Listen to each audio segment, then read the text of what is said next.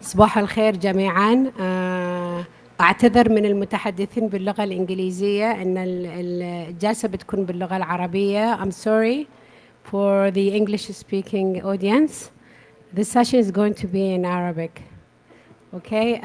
الموضوع اليوم بيكون موضوع شيق ومتميز. أعتقد ما انطرح من خلال الأيام اللي شاهدته في أثناء جلسات الكوب. بيكون عن تأثير الفطريات والميكروبات الميكروبايومز على يعني حلفاء الأرض، أصغر حلفاء الميكروبات. الجلسة بتكون حوارية، بتكون تفاعلية، وبتكون نوع الإضافات من الجمهور أسئلة، وما بيكون في سرد أو تفصيل ممل أو طويل. فإن شاء الله أنتم تشاركون الأودينس إذا عندكم أسئلة، عندكم إضافات، عندكم. بنبدأ إحنا بالتعريف بضيوفنا الكرام. دكتورة مينا الكاظمي. أولاً هي عضوة قديمة في الاتحاد العالمي لصون الطبيعة من 2005. تركت العضوية وعطت زميلتها أستاذة مهناز كاظمي. هي صاحبة مركز لاكتوبروز للتدريب والاستشارات. عندها متخصصة بالأغذية المخمرة الطبيعية. لديها شهادة كوتش اللي بالإنجليزي يسمونها Integrated Health Coach. زين، وهي عضوة مجلس إدارة جمعية البحرين النسائية للتنمية الإنسانية، وصاحبة مركز لاكتوبرو للتدريب والاستشارات. أعرف بالأستاذ محمد ولا لما يجي دورك تتكلم أعرف عنك الحين؟ أوكي. ما إحنا قلنا هي جلسة حوارية فما في يعني ترتيب مسبق. زين،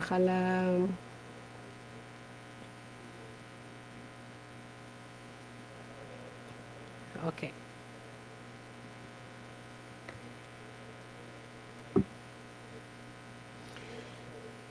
This is gonna be in English.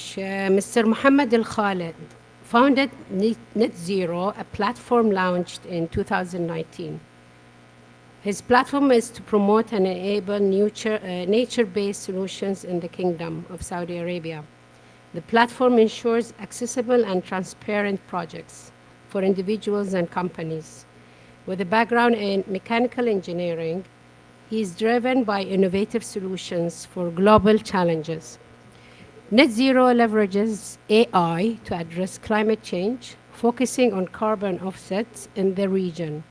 Recognized as a young leader, Mohammed was a finalist for the UNEP Young Champion of the Earth Award and won the top Tech Innovation Award by KPMG for his work, combining technology with nature-based climate solutions. Welcome, Mohammed, and thank you for accepting our invitation in a very short notice. Thank you أستاذ مهناز على هذه الدعوة، ودكتورة مينا. يعني سعيد جدا بوجودي معكم اليوم، وأتطلع للنقاش والحوار والتفاعل معاكم جميعا. زي ما ذكرت الأستاذ مهناز أن هذا بيكون حوار أكثر ما هو يعني سرد، فأتطلع للتفاعل معكم. إذا أي أحد عنده أسئلة.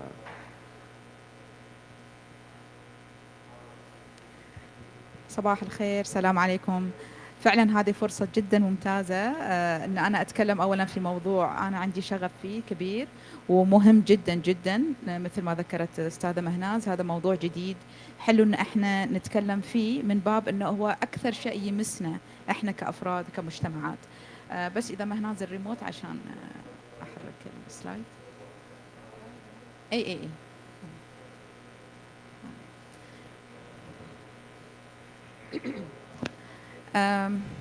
في أحد منكم سمع عن التأريض؟ مر عليكم كلمة التأريض أو الجراوندينج؟ جراوندينج لا؟ أنا أعرف التعريض هذا حق الكهرباء. إي نعم. صحيح؟ إي شنو عبارة عن شنو؟ التعريض عبارة عن يعني تفريغ شحنات الكهرباء في الأرض، علشان إذا نزل برق ولا شيء ما يخرب أوكي. السيستم هذا كامل، فيسوون تعريض علشان تخف الشحنات. إي نعم. زين، على مستوى الأفراد احنا نسميه جراوندينج ايضا، تأريض. حتى الافراد كان سمعتوا دائما يقولون الواحد في نهايه اليوم وهو تعبان عقب ما راح المكتب وتعرض الى الكثير من هذه الاجهزه وتعرض الى الموجات، حلو انه يروح البيت يمشي ارض على ارض وتكون اقدامه عاريه، على اساس يتخلص من الشحنات السلبيه الكهربائيه ويشعر بالراحه، فبالتالي ينام مرتاح. وحاليا يعني صمموا فرش. ليش؟ لأن أنا واحدة ساكنة بشقة، أكون تعبانة أبي أمشي على الأرض، ما عندي أرض، شقة مفروشة وكلها سيراميك، ما عندي حديقة، زي وين أروح أتخلص من هذه الشحنات؟ صمموا مفارش يفرشونها على الأسرة أو على الكراسي مع الكهرباء، فبالتالي الواحد لما يقعد عليه شحناته تتخلص. زين، ولكن في فائدة أخرى من التأريض يدعو الإنسان إلى أنه هو يصير في تلاحم مع الأرض، وهذا الهدف الثاني، أن الأرض أو التربة مليانة أخ محمد بالميكروبات النافعة الحية اللي تعطي الحيوية للإنسان. طيب أنا الإنسانة اللي أنهكت وتعبت وطاقتي راحت، أنا لما أمشي على الأرض وألمس التربة راح تعطيني من حياتها. إذن في حياة أنا أخذها، وأيضا أنا فيني حياة، أنا فيني بكتيريا نافعة كثيرة. الإنسان أكثر كائن محمل بالبكتيريا النافعة، أكثر كائن في الكون، لأن هذه البكتيريا النافعة اللي موجودة اللي الله سبحانه وتعالى شحن أجسامنا بها، هي اللي تقوم بأدوار كبيرة جدا ما بالإمكان أي شيء آخر يقوم فيه. إذن أنا قاعدة أثري التربة أيضا من البكتيريا اللي عندي، فهو قانون أو قاعدة أخذ وعطاء. هذا المهم بالموضوع، اللي احنا نحرص من خلال هذا العرض نبني هذه العلاقة الوطيدة بين احنا اجسامنا باللي الله عطانا اياه من البكتيريا وشلون نحافظ عليها، وايضا احنا نكون في تلاحم مع البيئة، لان البيئة هي اللي تعطينا هذا التنوع اللي احنا نحتاجه. حاليا الكون في خطر ان البكتيريا النافعة قاعدة تقل من انواعها، وكل ما قلت الانواع كل ما تدهورت الحياة. شنو تحب تضيف اخ محمد؟ والله انا وانت يعني تشرحين موضوع المشي على الأرض، قاعد أحاول أتذكر متى آخر مرة مشيت على الأرض. يعني ما يحضرني في الذاكرة متى كانت، لأن زي ما ذكرتي وين ما نمشي وين ما نروح عندك إما بلاط ولا أسفلت ولا ما في حديقة أو أرض. وفعلا لما أتذكر الآن كيف كنت إذا مشيت على الأرض حافي كيف كان يأثر على النفسية. كلنا سمعنا عن الأطباء النفسانيين شنو يقولون؟ الواحد اللي تعبان نفسيا شنو يسوي؟ يخلي له حوض في رمل ويروح يلعب يلعب بالرمل، نفسيته تتحسن. طيب شنو تفسير هذا الشيء؟ لأن الرمل التربة فيها حياة. أنا لما ألمس التربة ولا ألمس أروح عند ساحل البحر وألعب بالتربة وأسوي القلعة وألعب مع أطفالي وأحفادي، زين لما أحط إيدي بالسماد وأحاول أزرع، إحنا نقول بتعابيرنا والله صراحة انشرحت، حسيت بالانشراح، حسيت بالراحة. هو في الأساس لأن هذه البكتيريا قاعدة تغذيني وقاعدة تعطيني الروح اللي أنا أحتاجها. فشعارنا للقاء منظور أرضنا مستقبلنا، هذا شعار الكوب، لكن منظور ميكروبي، هذا الكائن الصغير المتجاهل اللي ما ندري عنه وهو موجود وحاضر بقوة في حياتنا. هنا الميكروبات النافعة وصحة الإنسان، يمكن أنا دخلت في هذا الموضوع يعني حاليا من خلال تخصصي أو مجالي، بأن أنا أحاول أزرع الوعي أحبب الناس بالبكتيريا النافعة. فأكثر شيء عندي أو أقرب شيء عندي ملموس الخبز. من ما يحب الخبز؟ الخبز يعني جزء أساسي في يعني برنامجنا، ولو أن حاليا أخصائيين التغذية طايحين لنا طيح أن تركوا المخبوزات وتركوا المعجنات. فإحنا قاعدين إن نوعي الناس أن الخبز المخمر طبيعيا باستخدام البكتيريا النافعة هذه يعني تغذي البكتيريا النافعة اللي في أجسامنا اللي بحاجة إلى غذاء صحي. فأنا أمشي بهاي الخميرة الطبيعية اللي مليانة بكتيريا، أمشي وين ما أروح. وأنا حاليا عندي بعد بالشنطة مهناص نسيت أطلع، أمشي وأروح وين ما أروح أنا عندي هذه الخميرة الطبيعية. وأيضا نساهم على الشرب خصوصا مع المقاطعة، وكلنا قمنا نقاطع البيبسي والهذا والكل.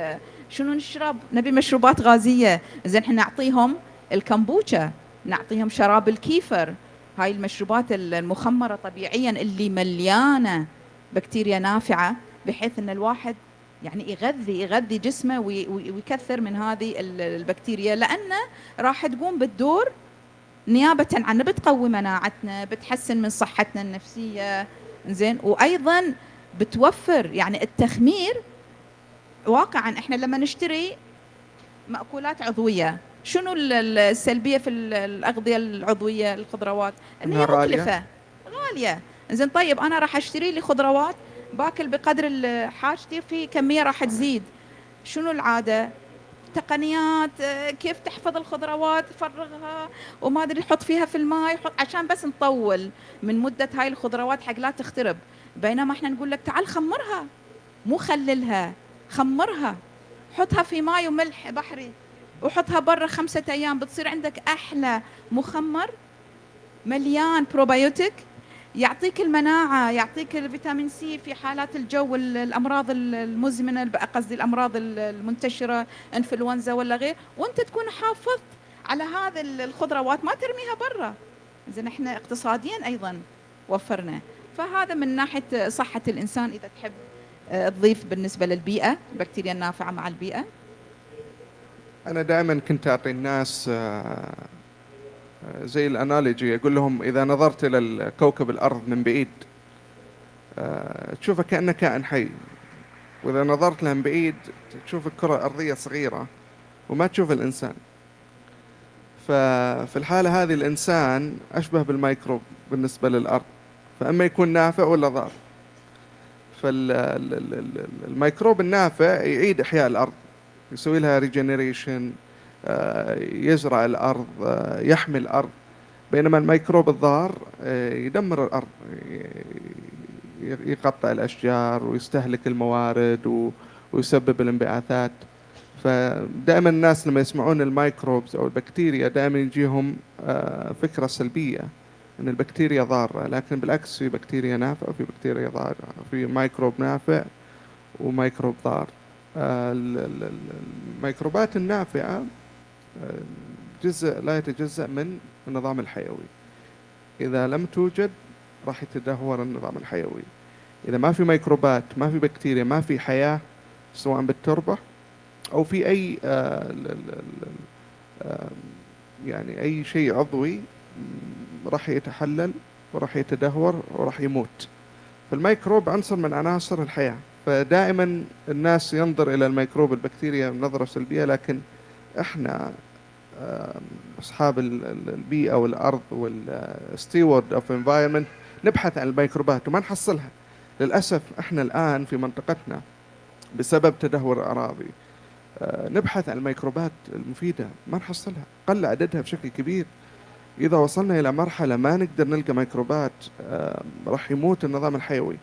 فلذلك كلامك جدا مهم، وللأسف كثير من الناس ما يستوعب أهمية هذا الشيء ويراه كأنه شيء جانبي، بينما بالأساس هو من أهم عناصر الحياة اللي لو ذهب اختل النظام وتدهور. احنا لو اضيف على كلام الاستاذ محمد، احنا لو نلاحظ الانسان الطفل لما ينولد ما هو اول شيء يتعرض له قبل لا يطلع الى هذه الحياه، للكفاح وللكد وللتعب ولمواجهه كل التحديات. الله سبحانه وتعالى يخليه يتعرض الى الفلورا، الميكروبات النافعه تبع الام عبر الولاده الطبيعيه وليست القيصريه للاسف. فالإنسان الطفل هذا الكائن الصغير بحاجة إلى حماية ومناعة، فهذه البكتيريا اللي تعطيه. طيب صارت عمليات قيصرية وصار دارج، طيب شنو البديل؟ التصاق الطفل بالأم يبدأ ياخذ من الميكروبات النافعة تبع الأم، عشان كذي يصير الاتاتشمنت، الالتصاق الطفل مع الأم. طيب مثل ما الأطفال كل ما انفصلوا عن الوالدين كان هذا في مضرتهم سواء صحيا ونفسيا إلى آخره، أيضا فصل الإنسان عن البكتيريا النافعة اللي موجودة في الطبيعة ويكتفي بالبكتيريا النافعة اللي موجودة في داخله، هذا مع الوقت راح يندثر. احنا عندنا خطر كبير أخ محمد. الجيوش تعرف تحارب نفسها، يعني أقصد تواجه نفسها، لازم تكون بالند. احنا عندنا خطر مواجهة الكائنات أو الميكروبات الضارة اللي كانت موجودة عبر التاريخ السحيق، واللي صارت تحولت إلى مثل الفصل بالجليد مع ملايين السنين. طيب ما كان في تغير مناخ وذوبان الجليد، فهذه كانت موجودة وبعيدة عنا. الحين بسبب تغير المناخ وذوبان الجليد صارت هذه الكائنات اللي بعضها كائنات ضارة بدأت تحيا وتطلع. طيب من بيواجهها؟ لازم اللي بيواجهها لازم البكتيريا النافعة القوية الموجودة الثرية، انزين، اللي في إثراء علشان تواجه. احنا صار حاليا عندنا نقص مثل ما تفضلت، فاحنا عندنا في خطر محدق ان هذه الكائنات ممكن تغزونا، وممكن يعني وعندنا مثال واضح اللي صار.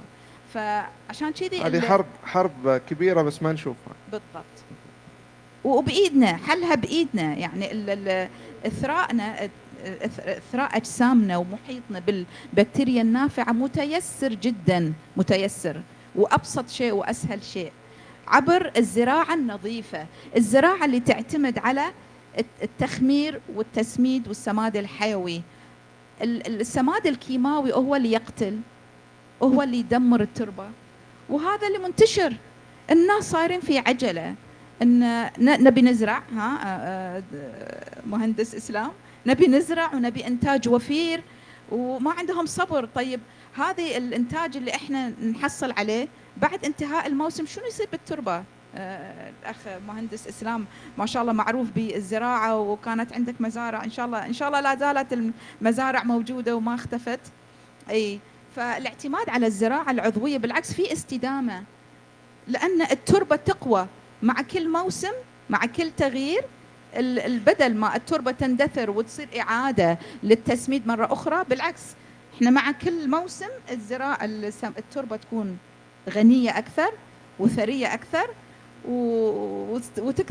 والحياة أصلا تدب فيها، فممكن بسهولة زرع أي شيء ممكن واحد يحب يزرعه. إذا ممكن تذكر لنا المثال اللي بالشرقية. طبعا احنا عملنا دراسة على المملكة العربية السعودية، عملنا تحليل لجودة التربة، وللأسف وجدنا أن جزء كبير منها متدهور وقلة العناصر المفيدة في التربة. وهذا الشيء قد يصعب علينا عملية إعادة إحياء الأرض، لأن إذا بتحيي الأرض أول شيء لازم تحيي التربة. والنظام الحيوي يتكون من عناصر كثيرة، والتربة واحدة منهم. التربة والمياه، النبات، التنوع الحيوي، والهواء، والمجتمع. فإذا اكتملت العناصر أو صارت صحية، الأرض راح تعيد إحياء نفسها بنفسها. فحنا ركزنا أول شيء على عنصر التربة، وعملنا مسح على المملكة العربية السعودية، وجدنا أن في تدهور كبير وقلة النيوتريشنز وقلة الميكروبات. فقمنا نسوي تجارب في إحدى المدن عندنا في المنطقة الشرقية، مدينة الدمام. قلنا نسوي نموذج الغابات المصغرة داخل النطاق الحضري. فأخذنا منطقة صغيرة أو أرض تقريبا نفس مساحة البافليون هذا، وبدأنا في التربة. فاستخدمنا العناصر اللي ذكرتيها دكتورة، اللي هو الميكروبات النافعة، وأخذناها من تربة قريبة من المنطقة. وجدنا شجرة كبيرة معمرة، وأخذنا يعني كمية كثيرة من التربة اللي عند الشجرة هذه، لأن كثير يقولون أن الميكروبات النافعة تلقاها في البيس حقة الأشجار المعمرة. فأخذنا كمية منها، بعدين عملنا ميكس وسوينا تخمير، استخدمنا الرايب فروت، واستخدمنا حتى السكر البني، أو استخدمنا حتى التمر، وعملنا خليط وسوينا تخمير، وحضفنا التربة هذه وحطيناها مع السماد الحيواني العضوي، وجربناه أيضا على الفحم العضوي اللي يسمونه بايوشار. فعملنا أكثر من ميكس، واكتشفنا أن النتيجة كانت مبهرة، لأن ركزنا على التربة اللي هو أحد عناصر الحياة، وجبنا الحياة لها، وهي عادة إحياء نفسها. فحتى لو تركناها من غير ما نزرع ولا شجرة راح تنمو من نفسها، وراح تصير خضراء، وراح تكبر، لأن أعطينا النظام الحيوي هذا الصغير، أعطيناه العنصر اللي كان يحتاجه. هو كان يحتاج الميكروبات، كان يحتاج النتريشن، وكان يحتاج الرطوبة في التربة، والباقي هو شال نفسه بنفسه. أي هو صلح نفسه بنفسه، حتى ما زرعنا ولا شجرة. كنا ناويين نزرع أشجار، خليناها يعني فترة بسيطة، وبدأت تصير الأرض خضراء، يعني شيء مبهج. فهذه تجربتنا، وودنا نعممها يعني على جميع مناطق المملكة. طبعا نواجه تحدي إلى حد ما، اللي هو قلة العناصر العضوية. يعني من وين نجيب السماد الحيواني؟ ما عندنا ذاك الوفرة في المنطقة. وحنا دائما نحب إذا نستخدم أسمدة حيوانية نستخدم الأسمدة المحلية أو حيوانات محلية، ما نجيب أشياء من برا. وهذا الشيء قليل، والطلب عليه أيضا كثير. فنحاول قدر الإمكان يعني نجد بدائل عضوية ونستفيد من المخلفات العضوية. مثلا عندنا النخيل أو سقف النخيل، هذه مخلفات عضوية قد يستفاد منها. عندنا حتى ما يسمى بالملش، سواء النشارة أو يعني مخلفات الأشجار وغيرها، تساعد في إحياء الأرض. ليه؟ لأنه يسوي طبقة من الرطوبة، ويخلي الميكروبات تنمو تحتها، يعني في التوب سويل. فهذه الممارسات دائما نستخدمها علشان نرجع الميكروبات في التربة، ونرجع النتريشن، ونخلي البيئة تعيد إحياء نفسها بنفسها. فلذلك أنا يعني أثمن كلامك بشكل كبير، لأن هذا العلم أو هذه المعلومات غائبة على ناس كثير، إلا الخبراء طبعا مثلكم جميعا. أنتم تعلمون وأنا أعلمكم. أنا مهندس ميكانيكي، لكن أنا أحب الطبيعة وأحب الأشجار من عمر صغير. فتعمقت جدا لأن أجد حل لمشكلة كبيرة. كوني مهندس، دائما المهندسين يحبون المشاكل عشان يدورون حلول. فكنت أنظر إلى مشكلة تصحر، وقلت أنا ودي يكون لي دور في حل هذه المشكلة. فتعمقت، صرت مجنون يعني فترة طويلة.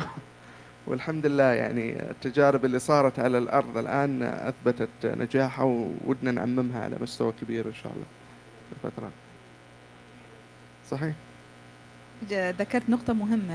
الخبراء، العلم جدا مهم، ولكن إذا القناعات ما تتغير عند الأفراد بظل علم، فهني يصير دور المجتمع المدني، اللي هو دائما المجتمع المدني هو اللصيق أو هو حلقة الوصل بين الأفراد والمجتمعات وبين أصحاب السياسات أو حتى العقول أو العلم. فيعني مثل ما تفضلت أنت، ذكرت نموذج شلون استفادة من الطرق التقليدية اللي موجودة. القدامى عندهم كانت هذه الفكرة أن الكلمة المكونات والعناصر كانت قريبة، كلمة كانت أفضل، لأن البكتيريا متعرفة. إحنا نعرف أن البكتيريا أو الميكروبات اللي موجودة في كل منطقة تختلف، فأنت صعب تروح تجيب بكتيريا أو ميكروبات من منطقة وتجيبها في منطقة ثانية إلا إذا تأخذ لها وقت على ما تتأقلم. يعني على سبيل المثال هذه الخميرة أنا أخذها وأوديها أوروبا، يمكن ما تنشط، يبي لها وقت لما تستعمر الميكروبات اللي موجودة في الأجواء في ذيك المنطقة علشان تنشط. بينما أنا هني بين البحرين والسعودية والكويت لا، الأجواء تقريبا نفس الشيء. فهني نماذج أو أمثلة على الطرق التقليدية أو المعرفة اللي كانت سائدة، مثل زراعة النخيل. ليش كانوا في السابق يعتمدون على النخيل في الزراعة؟ لأن فيها مميزات كثيرة أكيد أغلبكم تعرفونها. نظم الواحات، الواحد لو يدرسها طبعا كانت نظم ذكية جدا، ولكن اندثرت بسبب العوامل الأخيرة. بالإمكان إحيائها أو تم إحيائها من خلال العلم. نظام الفلج، ما أدري إذا سمعتوا عن هذا النظام، إذا أخ محمد أو منيف تحب تقول لنا. في عمان، إيه، اللي هي عبارة عن تحت الأرض. إيه، طيب ليش تحت الأرض؟ أيوة، عشان المياه هذه ما تتبخر، فيحافظون عليها أيضا من التبخر. لكن هذه النظم تضررت بسبب اندثار المياه الجوفية، لأن تعتمد على المياه الجوفية وأيضا الملوحة. ولكن بالإمكان حلها من خلال أنواع معينة من البكتيريا تحب الملوحة، فتقوم تمتص الملوحة من المياه، فبالتالي المياه تصير صالحة للزراعة. فأكيد يعني دمج العلم مع المعرفة التقليدية فيها فوائد كثيرة. هنا حلول تعاونية من التربة إلى المجتمع. لا نغفل دور المجتمع، عشان كذا احنا كان وايد مهم عندنا ان هذا اللقاء يكون لقاء من القلب الى القلب، من الفرد الى الفرد، وليس المعلومات التقنية، زين، لان هذه ما راح نفهمها وما راح نستوعبها. لابد من وجود اشخاص يقربون المعلومة ويخلونها جزء من حياتنا. تشجيع الزراعة التقليدية، مثلا لو تشوفون صورة هذا الشايب كبير السن، هذا مزارع بالبحرين اسمه حاج أحمد حسن القدم. عندنا في قرية بالبحرين قرية القدم، قرية قديمة. هذا الرجل الكبير في السن من يوم وهو صغير وهو يزرع، حياته زراعة من الصبح إلى الليل كله بالمزرعة. زراعة عضوية، الحيوانات اللي عنده ما في لا مضادات ولا هم يحزنون، الدجاج اللي عنده كله أكل طبيعي، الخضروات اللي يزرعها، زين. طبعا هاي بالنسبة لي لما أكون بالبحرين هاي مصدري للحليب والبيض وكذي. ولكن هذا الشايب مسكين خذوا منه الأرض، وكان في أرض اللي يوزعون أراضي للاستثمار، فمن ضمن الأراضي أن تكون مخصصة للزراعة. فكان هذا الرجل مستثمر، يعني أخذ هذه الأرض عشان يزرعها. الحين قالوا له نبي نسترجع الأرض بنبني فيها بيوت. مسكين الرجل مريض الحين في بيته لأنه ما كان عنده شيء آخر. أنت طيب هذا العقلية اللي عنده، العلوم اللي عنده، الخبرات اللي عنده، خبرات القدامى، وين بتروح؟ وين بتروح؟ أولاده كلهم يشتغلون، ما في أحد وياه في المزرعة أصلا. فهذا كنز ممكن نفقده. طبعا عندنا مقترح أنا أن توفير حاويات خاصة لتدوير النفايات العضوية. أنا واحدة عندي حديقة على السطح، لأن مثل ما قلت لكم ما عندي إنزين حديقة على السطح وسعيدة جدا بهذه الحديقة. أبي أعمل كومبوست، عندي عقدة عمل الكومبوست. لأنه خايفة من الريحة من البعوض وغيره. طبعا زين يعني عندي عقدة من الكومبوست على كثر ما أشوف اليوتيوبز والبرامج. أتمنى لو أحد يوفر لي حاوية، يقول لي والله اخذي هذه الحاوية اعملي فيها 1 2 3 وحصلي لك على الكومبوست. طيب هنا إذا يصير توزيع لهذه الحاويات على المواطنين بالضبط مثل ما يوزعون بعض التقنيات لتقليل استهلاك الماء والكهرباء بالبيوت. طيب وزارة الكهرباء والماء هم اللي يوزعون علشان يشجعون المواطنين. ليش الجهات اللي معنية بالزراعة ما يوزعون هذه الحاويات؟ وأيضا السماد العضوي علشان يشجعون الناس تزرع بالزراعة العضوية ولا تستخدم الأسمدة الكيماوية السامة صراحة. اي دعم مشاريع الزراعة العضوية. هذا أستاذ محمد مشروعكم. طبعا احنا حريصين على دعم المشاريع سواء في الزراعة أو إعادة إحياء الأرض أو مشاريع التشجير. فأطلقنا منصة سميناها ريميدي from remediation، يعني اللي هو العلاج. المنصة هذه تقوم على تشجيع الشركات في القطاع الخاص الاستثمار في المشاريع الخاصة بإعادة إحياء البيئة. الشركات الآن في القطاع الخاص عندهم من المبالغ اللي ودهم يستثمرون فيها في الطبيعة أو في البيئة، سواء كجزء من التزامهم في المسؤولية المجتمعية أو كجزء من التزامهم في الالتزام في الESG أو الكاربون أوفستنج، لكن ما يعرفون وين. خصوصا في منطقتنا موضوع الكاربون أوفست وموضوع الشفافية وموضوع قياس الأثر غائب بشكل كبير. الشركات ما تتوجه للاستثمار البيئي وتتوجه أكثر للاستثمار المجتمعي. فحنا في رمدي طورنا تقنية تمكن الشركات من الاستثمار في المشاريع اللي تتعلق في إعادة إحياء البيئة. ففكرة المنصة أنك تحدد على مكان معين اللي هي أرض، تحدد على الأرض وتضغط على زر واحد يعمل لك تحليل كامل أو تشخيص كامل لصحة الأرض. فينظر إلى الست عناصر اللي ذكرتها: المياه والتربة والتنوع الحيوي والغطاء النباتي والهواء والمجتمع. فضغطة زر وخلال ثواني يعطيك تحليل كامل على صحة الأرض. وهذه الدراسة قد تأخذ أشهر من علماء البيئة أو الإيكولوجيست، وحنا بسطناها خليناها تأخذ ثواني وأي أحد يقدر يسويها. ففكرة المنصة هذه إن نبي نخلي كل الناس يصيرون إيكولوجيست، نبغى نخلي كل الناس يصير يفهمون الأرض بطريقة مبسطة. حتى البيانات اللي نستعرضها بيانات سهل فهمها. يعني أعطيكم مثال لما تروحون بإيد الشر عنكم للدكتور وتشكو من مشكلة، تحس إن عندك يعني تعبان، إيش أول شيء يسوي لك يا الدكتور؟ يسأل عن الهيستوري حقك، وبعدين يعمل لك تشخيص، يحط عليك سنسرز، يشوف الضغط، دقات القلب، التمبرتشر، يجمع بيانات عن جسمك. وإذا ما اكتشف إيش المشكلة يعمل in depth analysis، يستخدم اكس راي MRI وغيرها إلى أن يجد المشكلة، وبعدين يوصف لك العلاج، وبعدين يتابع معاك مرحلة العلاج. احنا في رمدي نسوي نفس الشيء بالضبط على الأرض. أول شيء نعمل تحليل، نعرف إيش الدايجنوستيك على الأرض، ونعرف إيش المشكلة وإيش العلاج، ونتابع مرحلة العلاج، ونجيب الاستثمار لعلاج هذه الأرض. مشكلة الشركات أنهم ما يفهمون في البيئة. لما أنت تعمل تحليل دم ويعطيك الدكتور ريبورت، أغلب الناس ما يفهم نص اللي موجود، يشوف هو بس within the range ولا outside of the range. if he's within يقول خلاص أنا أموري طيبة. if outside the range it gives him an alarm.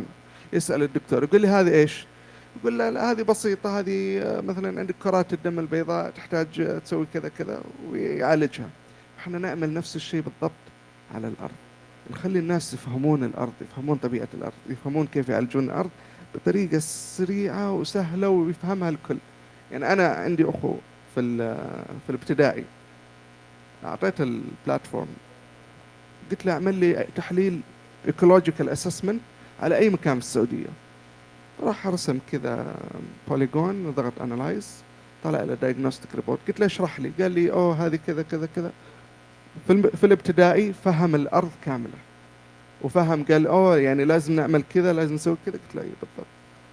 فانا اعتقد ان بسطنا هذه العمليه واطلقنا طبعا المنصه امس في ريستوريشن بافيليون.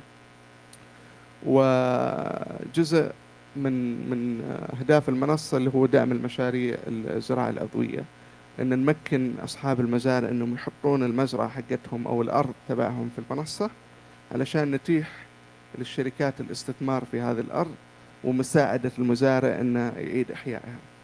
فهذا باختصار اللي اشتغلنا عليه. تفضل يا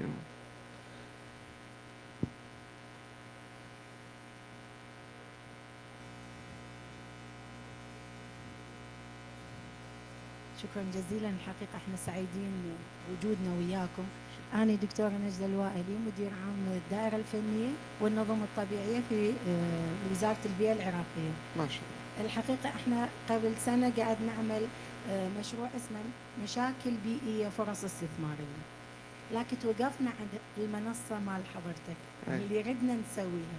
هل هذه المنصة مبارك طبعا على هذا الإنجاز كبير، هل هذا يعمل في الدول أيضا لو فقط للسعودية؟ احنا للأمانة بدينا في السعودية لعدة أسباب. أولا لأن أنا من السعودية أعرف أرضي، وقلنا أول شيء نجرب نشوف نجمع، لأن كل ما جمعنا بيانات أكثر كل ما النظام صار يفهم وعنده دقة أكثر وأكثر. فبدأنا في السعودية لأن نفهم الأرض وعملنا تجارب وعندنا بيانات كثيرة عن السعودية. لكن المنصة فكرتها أنها تتاح لجميع الدول. يعني احنا هدفنا أن هذه المنصة تكون للبحرين، للعراق، لعمان، لقطر، للكويت، لكل الدول الخليجية والشرق الأوسط. ودنا نكون احنا المنطقة، احنا جزء من حل المشكلة العالمية باستخدام التقنيات، باستخدام يعني الانوفيشن او الابتكار. نكون رول موديل للعالم بكيف احنا نعيد احياء اصعب ارض او اصعب بيئة على مستوى العالم اللي هو الارد انفايرمنت. اذا احنا قدرنا نثبت للعالم ان هذه الارض الصعبة قدرنا نعيد احيائها باستخدام التقنيات، فحنا كنا جزء من حل مشكلة عالمية. الحقيقة بس أضيف المنصة اللي إحنا نريدها كنا ناويين يعني نعملها ولقيناها حاليا قدامنا، ليس فقط لإحياء الأشجار والتخلص أو مكافحة التصحر، للحفاظ على صحة البشر. ربط مع الدكتورة إنه السلامة الإحيائية. تعرفون إحنا الدول العربية حاليا فرحين تأتينا فواكه وخضروات من خارج بلداننا، هذه بها نسب تحور عالية. نسبة التحوير والسلامة الإحيائية بالغذاء. لهذا احنا بالعراق عندنا نوع من الفاكهات، يعني فمثال اللالنجي نسميه احنا، حجمه صغير لكن جدا لذيذ، بدأ يوصل لنا حجم غير طبيعي. الناس تسعد انه باعوا الحجم، لكن ما هي نسبة التحوير الوراثي به بأنه خلاه يكبر مثل بالضبط. أنا أقولهم مثل واحد ياخذ مال أجسام وصار جسمه كلش بعدين من ناكله يبدي مرة مرتين سنة تقاوم، وراح تفقد البكتيريا النافعة بالجسم، فيبدي مقاومة بعدها، يبدأ العمل على العامل الجيني، لهذا تظهر أمراض. هذا وين حللناه؟ بالحنطة.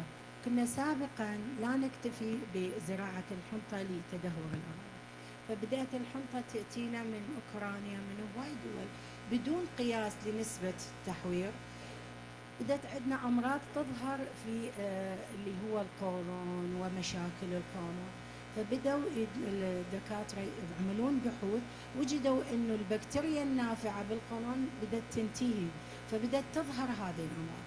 إذا العودة إلى السماد العضوي والزراعة اللي الحمد لله احنا سوينا يعني 75% اكتفاء العام، بس بجهود كبيرة.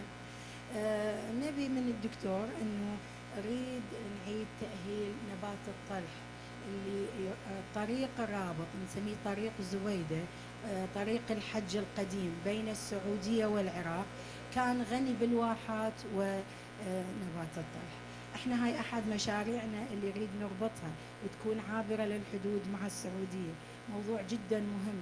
اول شيء غطاء نباتي بين الانبار والنجف، مكان جدا مهم للحجاج. بعض الأحيان ينزلون والكثبان الرملية والواحات فقدت، فإن الحقيقة نطلب هذا المشروع للحجاج، يعني لله تعالى. شكرا جزيلا. الحجاج وغير الحجاج لكم طبعا. يعني المنصة هذه أولا وأخيرا صح أنها بدأت من السعودية، بس هي لجميع الأوطان، يعني المنطقة وللعالم بإذن الله في المستقبل. ونتعلم منكم. ترى أنا ما أقول لكم حنا نفرض عليكم أن هذه الطريقة الصح، لا، حنا شباب في الأخير مبتكرين.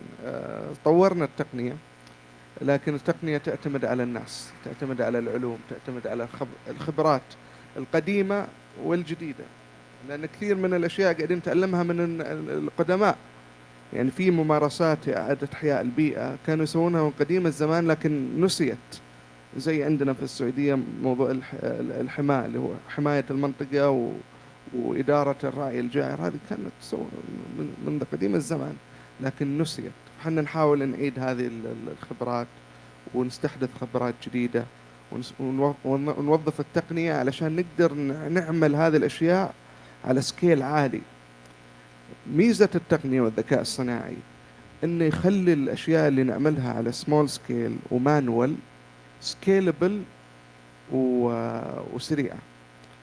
والسرعة مش دائما يعني مضرة، إذا عملت بالطريقة الصحيحة السرعة أحيانا تكون مفيدة، لكن السكيلابيليتي هو المهم. فالمنصة هذه فكرتها أن تخلي العلوم كلها في مكان واحد، وتخلي الشركات يستثمرون ويشوفون الأثر حق الاستثمار حقهم واضح قدامهم. يعني كل شجرة تنمو بسبب الاستثمار راح يشوفونها، كل يونت اوف امبروفمنت في السويل راح يشوفونها، كل قطرة ماء تدخل الأرض هذه وتطلع منها راح يشوفونها. فموضوع الشفافية والسكيلابيليتي هذه كلها لكم، يعني احنا سويناها للأرض.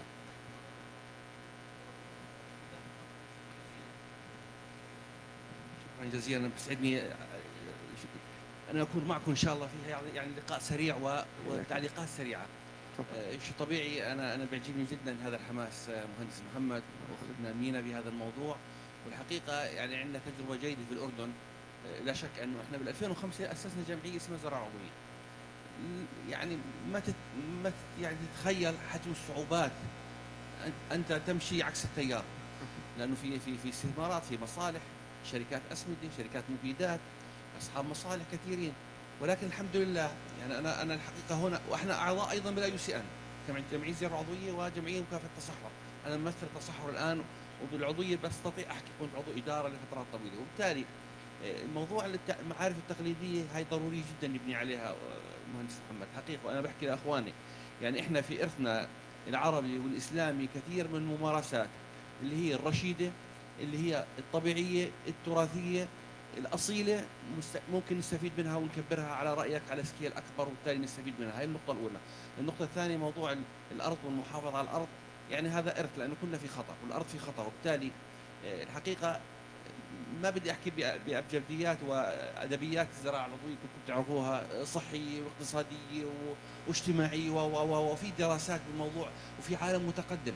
يعني الحمد لله احنا بجوز بال 2012 انتزعنا نظام رسمي للزراعة العضوية في الأردن. كان في تشجيع ورعاية على أعلى مستويات للزراعة العضوية. هذا بيعطيك دافع. وأتصور يعني تجربة إخواننا في الخليج العربي في السعودية تحديدا، إذا القدوة يعني اقتنعت بهذا المجال ومشت فيه، راح تحقق مكاسب كبيرة للزراعة العضوية ولا أنصار الزراعة العضوية ولا أرضنا اللي بنعيش عليها. من ناحية أخرى أنا بدي أحكي عن فعلا يعني أختنا مينا، شكرا جزيلا للدعوة. موضوع الزراعة العضوية، يعني إحنا بالتصحر كان عندنا مشروعين مثلا في الزراعة العضوية. موضوع أولا هو إنتاج كومبوست، وسوينا دراسة على سيدات المجتمع الريفي وسيدات المدن من يملكون الحدائق، على رأيك الريحة وما الريحة. فكان عندنا يعني مشروع صغير، وكان عندنا 20 موديل البرميل للزراعة للكومبوست. كانت النتائج كثير مبهرة، وخاصة مع السيدات، لأن هي أولا تأخذ أهداف أخرى. أولا تتخلص من جزء من النفايات، وهذا بيرفع حمل عن البلديات وعن غيره. نستفيد من هذه المخلفات العضوية، القش، بواقي الخضار، بواقي الفواكه، بعيدا عن المواد اللي فيها بروتينات عالية. وبالتالي الحقيقة كانت التجربة في نسبة كبيرة من السيدات على مستوى عالي من النجاح. وكنا الحقيقة قدمنا لمشروع آخر نساوي 400 وحدة على مستوى الأردن، احنا بدينا ب50 وحدة، يعني هيك الديمونستريشن الأولاني، فعلى 400 وحدة. ولكن للأسف ما وجدنا جهة تدعم هذا الموضوع لأنه في توجهات أخرى. الموضوع الثاني، الموضوع اللي هو بتعلق في موضوع الريسايكل أو الريوز أو للمخلفات إن كانت عضوية أو غيرها، حتى في موضوع الأقمشة، حتى في موضوع التن، حتى في موضوع كثير.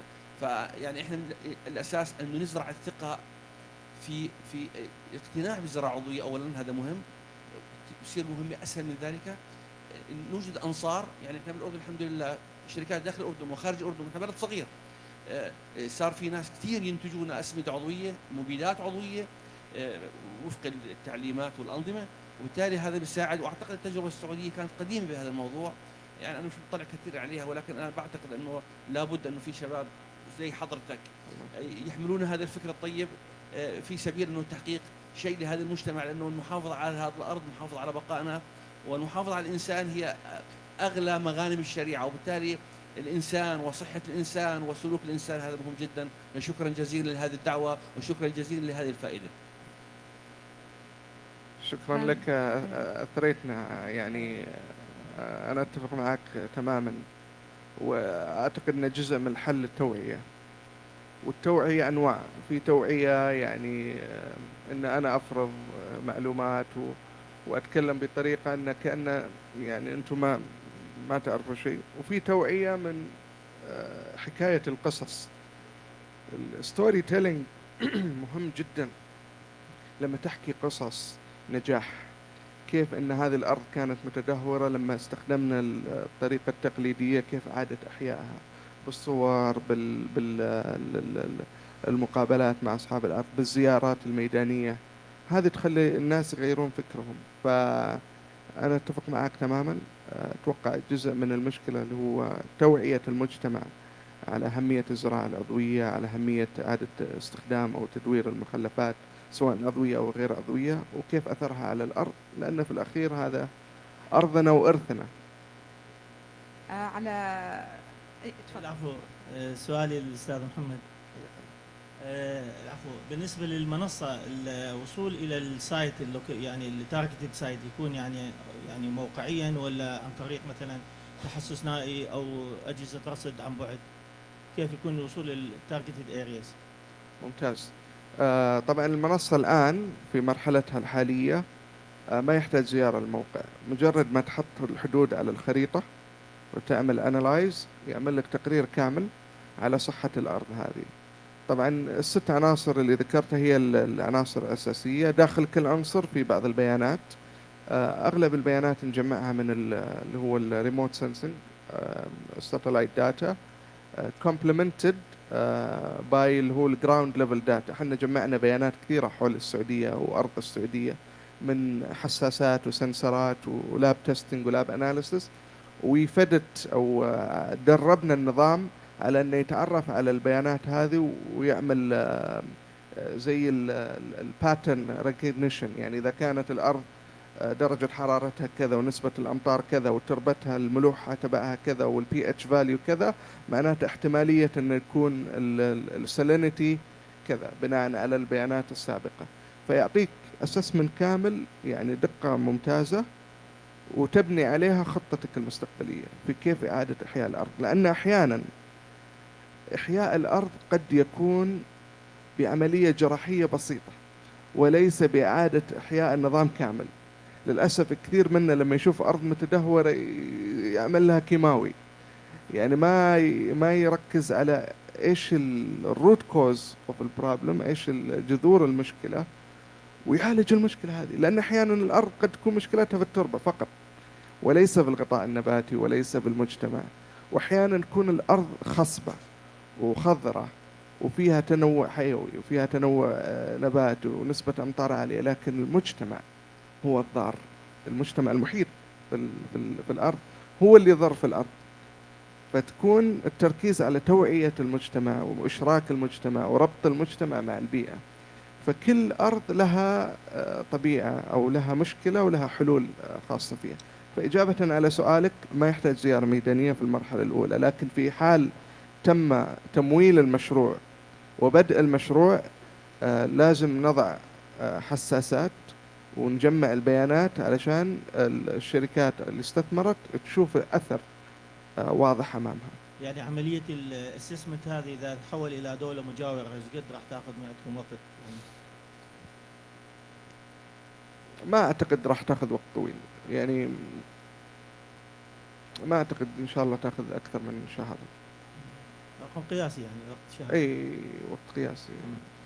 أستاذ محمد، سؤال آخر فيما يتعلق ذكرت أكو شحة في موضوع تجهيز المواد العضوية في تهجئة الكومبوست. يعني مثلا عندكم مثل شركة المراعي، يعني الفضلات الحيوانية كثيرة جدا، فممكن تستخدموها كمصدر من مصادر المادة العضوية، أم هم عندهم يجوز فد مشروعهم الخاص ما أعرف يعني، فبس استفسر عن سبب قلة الموارد العضوية. يعني هو قلة الموارد العضوية بسبب طبيعة أرضنا، يعني موضوع المواشي، موضوع الله يعزكم الحيوانات، ما نقدر نوصل إلى حد عالي جدا مقارنة ببعض الدول، لأن استهلاك المواشي أو الله يعزكم هذه الحيوانات للموارد الطبيعية عالي جدا، فإحنا ما عندنا هذه الموارد، فدائما نستورد أو يكون المواشي بالخارج.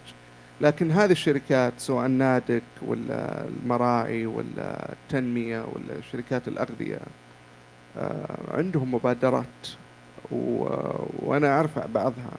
نادك مثلا هي أشبه بالمراعي، عندهم مبادرة إعادة تدوير المخلفات العضوية وصناعة الفحم الحيوي أو ما يسمى البايوتشار، وتعاد استخدام في الزراعة. فأطلقوا مبادرة في المملكة العربية السعودية.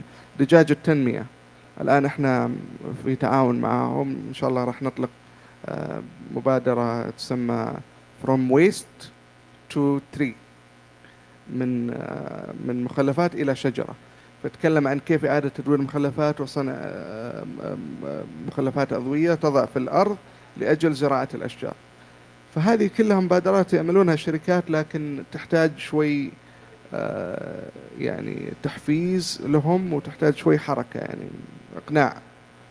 والله اللي ذكرته أستاذ محمد أن مثل ما حملات المقاطعة منتشرة، مفروض بعد مثل هذه المبادرات تنتشر علشان الناس تدعم هذه الشركات وتتعامل معها بشكل أكثر، صحيح. لأن لها دور آخر كبير جدا. صحيح صحيح.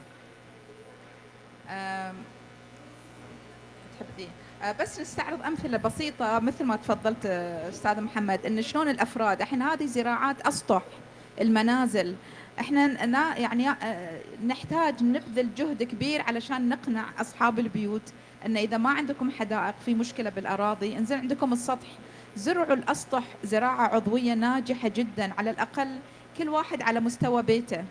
أنا لما جاء المتعهد عشان يزرع الحديقة عندي قال لي بزرع لك الحديقة ان انت تقدرين تغذين كل الجيران. شنو كان قصده؟ بيجيب لي الأسمدة الكيماوية فبيكون الإنتاج غزير. لما عرفت سره قلت له شكرا، أنا مو مسؤول عن الجيران، استخدم لي الطريقة العضوية، أنا مسؤول عن تغذية أسرتي.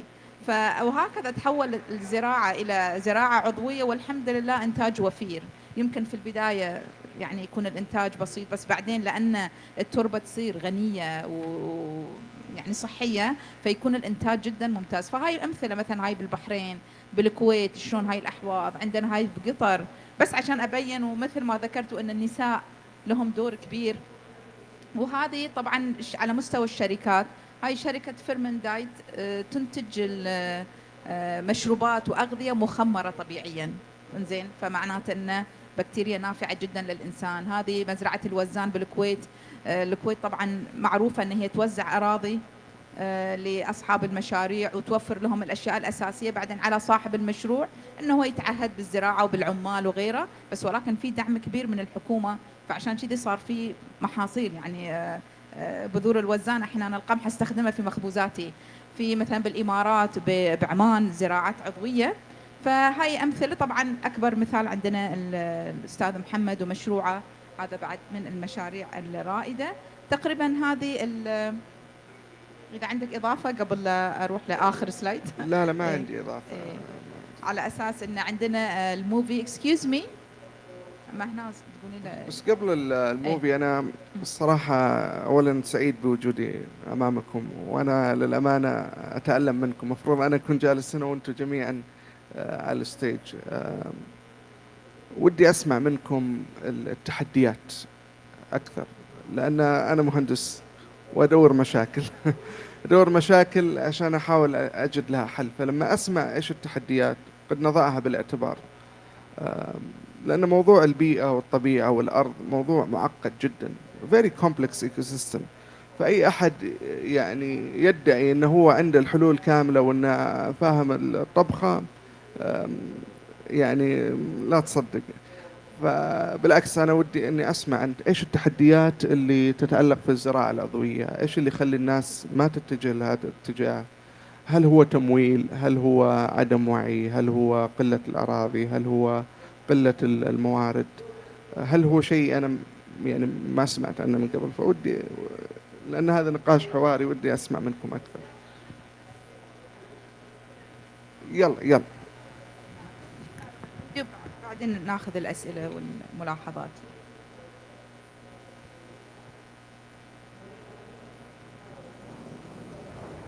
This is our land, our dreams,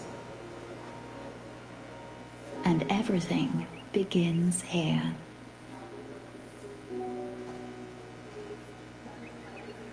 Imagine the earth as a living being, breathing, with every heartbeat coming from this soil.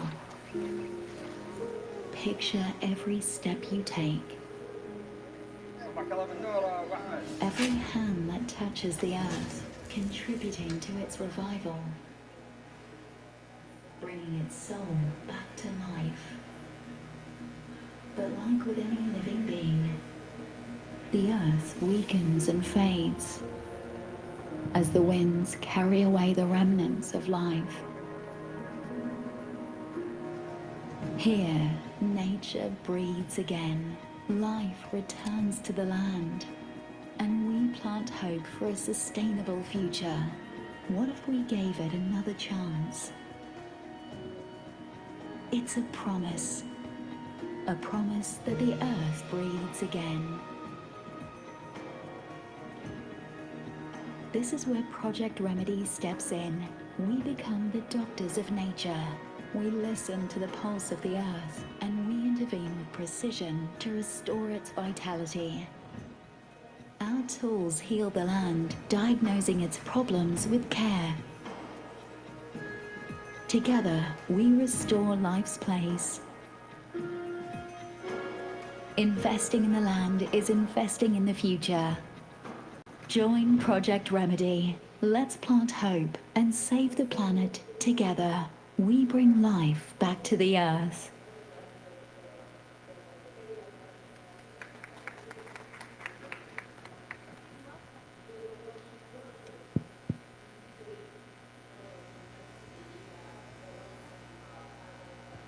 طبعا هذا بروجكت ريميدي اللي ذكرته لكم. ريميدي from remediation.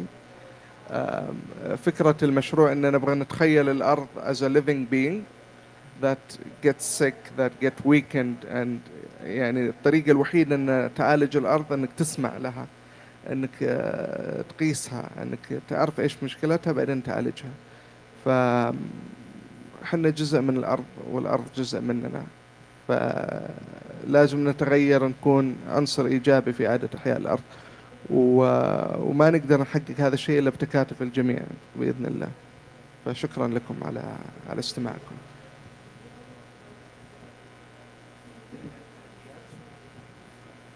شكرا جزيلا مهندس. يعني الحقيقة التحدي الأول يجب أن نصنع في المجتمع اتجاهات وفئات وقادة يناصروا فكرة الزراعة العضوية. هذا أهم شيء بالموضوع، لأنه إحنا شعرنا في فترة ما كان 7-8 شركات ومؤسسات تنتج زراعة عضوية. مش طبيعي الجانب الآخر إحنا ما بننكره، مش طبيعي لأنه في حاجات للناس ولكن في مصالح، أنه إحنا نركز على هذول الناس. يعني كانوا معظمهم مثلا السفارات الأجنبية يجوا على هذا السوق يشتروا كل المنتجات، والأردنيين والعرب يعني يتفرجوا شنو زراعة عضوية يعني بهالمعنى هذا. فبدنا نخاطبهم ضمن برنامج توعية بأهمية الزراعة العضوية، بقائنا، صحة أبنائنا، صحتنا، مصالحنا الاقتصادية أيضا. يعني نخاطب من هذا الجانب، وبالتالي نركز على هذا الموضوع. الموضوع الثاني اللي هو موضوع الحقيقة التشبيك والتعاون. يعني احنا عندنا تجربة ممتازة أعتقد بالأردن، وممكن نسوي كونكشن معها من خلال من يرغب. أنا بجوز بعيد شوي عن الجمعية الآن، ولكن يعني الحمد لله يعني أنا مؤمن فيها واشتغلها في أرضي أنا، وبالتالي ما عندي مشكلة. والنقطة الثالثة هو موضوع التمويل. يعني موضوع رمدي هذا شيء كثير رائع، وانا اعتقد ان كان بالمملكه العربيه السعوديه او الرياض او حتى بالعراق. يعني احنا من السبعينات كان عندنا برنامج لتحليل 40,000 نقطه في الاردن. الاردن صغيره قياسا بالمملكه العربيه السعوديه، وبالتالي الان هاي الداتا اذا بتربط على هذا التطبيق اعتقد انه راح يعطينا مؤشرات كثير ممتازه. والحقيقه يعني حسب الدراسات عندنا بالاردن لما ادخلت الزراعات الكثيفه الكيماويه وغيرها، الحقيقه قياسا بالزراعه العضويه كان نسبه الضرر والتراجع بالانتاج حوالي، على ما اظن حسب القراءات، من 60 الى 65%. شوف تراجع يعني اكثر من النص. وبالتالي لديمومه ولمحافظه على هذا الارث اعتقد انه 3 تحديات رئيسيه المفروض نفكر فيهم. شكرا جزيلا. شكرا لك، يعطيك العافية.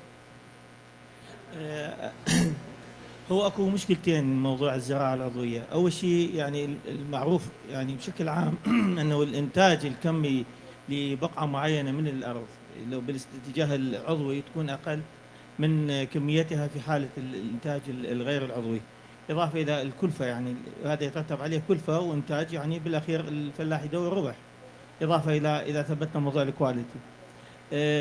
المشكله الاخرى اللي تعتبر اساسيه هو قلة المصادر المادة العضوية. وقلة المصادر تنطوي على سبب اللي هو التمويل.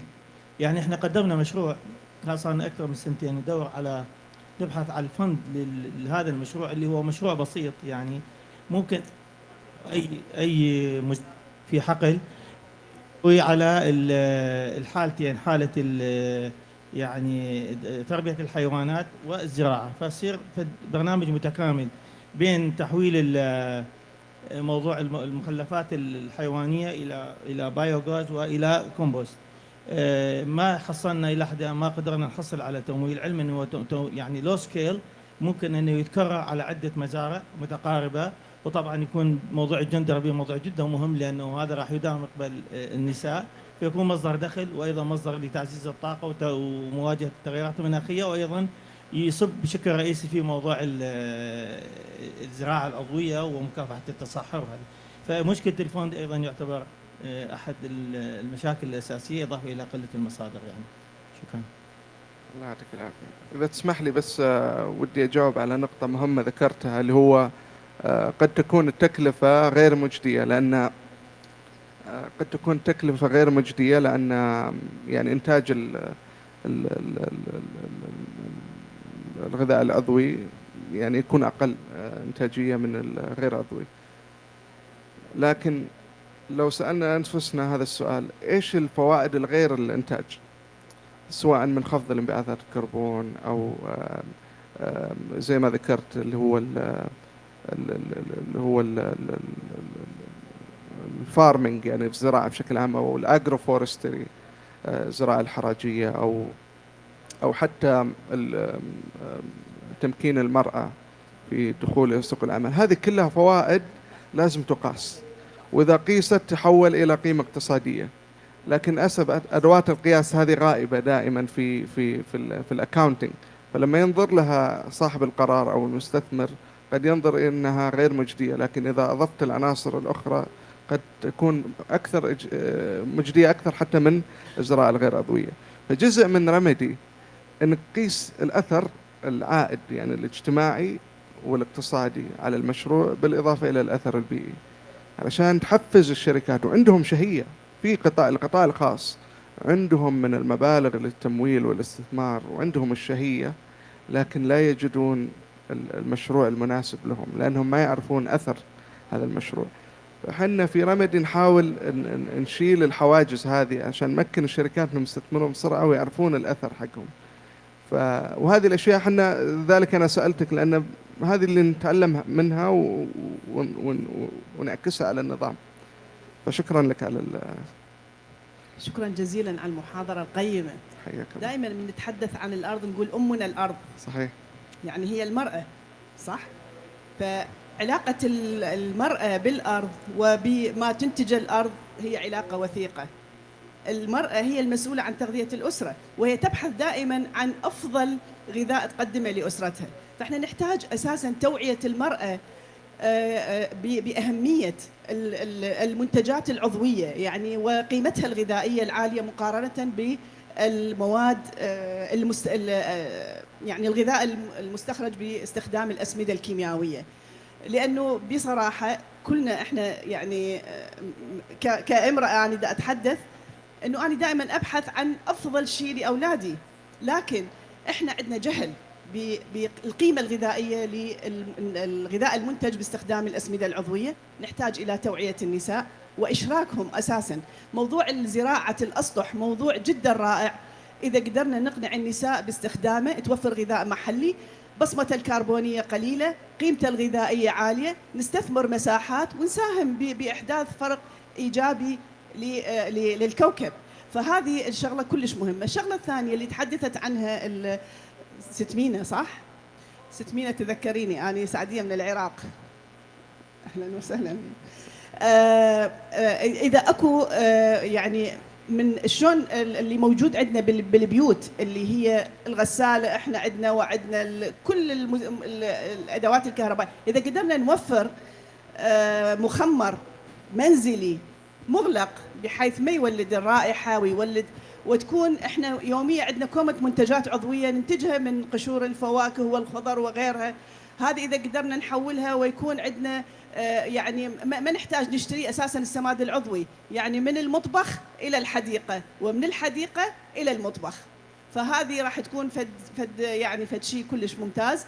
والتحديات احنا قلنا دائما يعني موضوع التمويل هذا كلنا احنا متفقين عليه، لكن احنا ايضا مثل ما قال الاستاذ اذا قدرنا نقنع القطاع الخاص بالاستثمار في هذا الجانب، وكان عندنا الامكانيه وعندنا الارقام والداتا وهذه المعلومات اللي احنا ناخذها من المبادرات اللي على المستوى الوطني العربي وعلى مستوى العالم، فاعتقد اكو فرص بالقطاع الخاص. شكرا.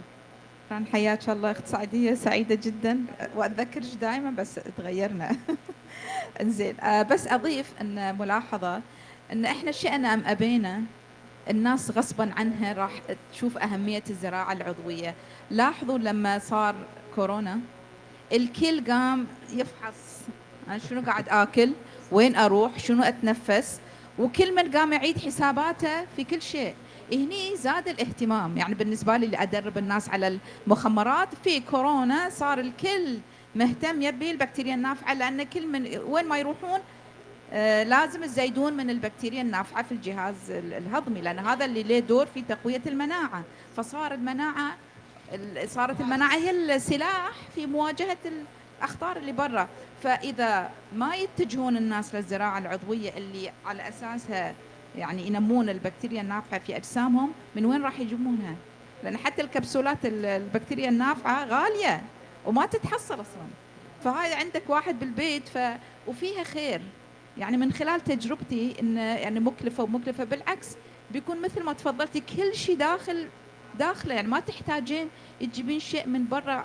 في الأخير كل العناصر راح تكون متوفرة وموجودة، والنساء هم الأشطر في أنهم يديرون هذه العملية، ولهم طولة بال ويصبرون وعندهم مساكين الطاقة بعد. مو بس هاي، احنا الزراعة هي راحة نفسية، يعني حتى علاج نفسي لشغل وقت الفراغ، خصوصا النساء اللي ما عندهم عمل خارج البيت. صحيح. الشغلة الأخرى بس يعني إذا تسمحوا لي، فضل. بالنسبة للمنتجات العضوية اللي تباع بالأسواق يحتاج إلى مراكز أكريديتيشن حتى نقدر، حتى لا يصير عندنا تضليل بأنه نضع علامة هذا منتج عضوي يباع بأسعار أعلى من الأسعار الاعتيادية وهو منتج يعني بالسماد، يعني المواطن الاعتيادي وين راح يفحصه؟ يعني هو راح ياخذه على انه منتج عضوي ويدفع به ثمن اعلى، ولكن الليبل قد يكون يعني تعرفون صحيح. قضايا الفساد ممكن صحيح. والتزوير وغيرها. شكرا. أنا عجبتني الفكرة من المطبخ إلى السطح، من السطح إلى المطبخ. هذه يعني مثال حي على إعادة التدوير أو السيركلر ايكونومي. حتى المياه، المنازل فيها كميات من المياه وتهدر في كثير من الأحيان. لو استفاد من المياه هذه وإعادة تدويرها. في معلومة أنا متأكد إن كثير عارفها، أن إذا زرعت إذا كان عندك مزرعة بالسطح، فأنت بالتالي تقلل درجة الحرارة المحيطة في المنزل، وهذا ينعكس على استهلاك الطاقة في التكييف.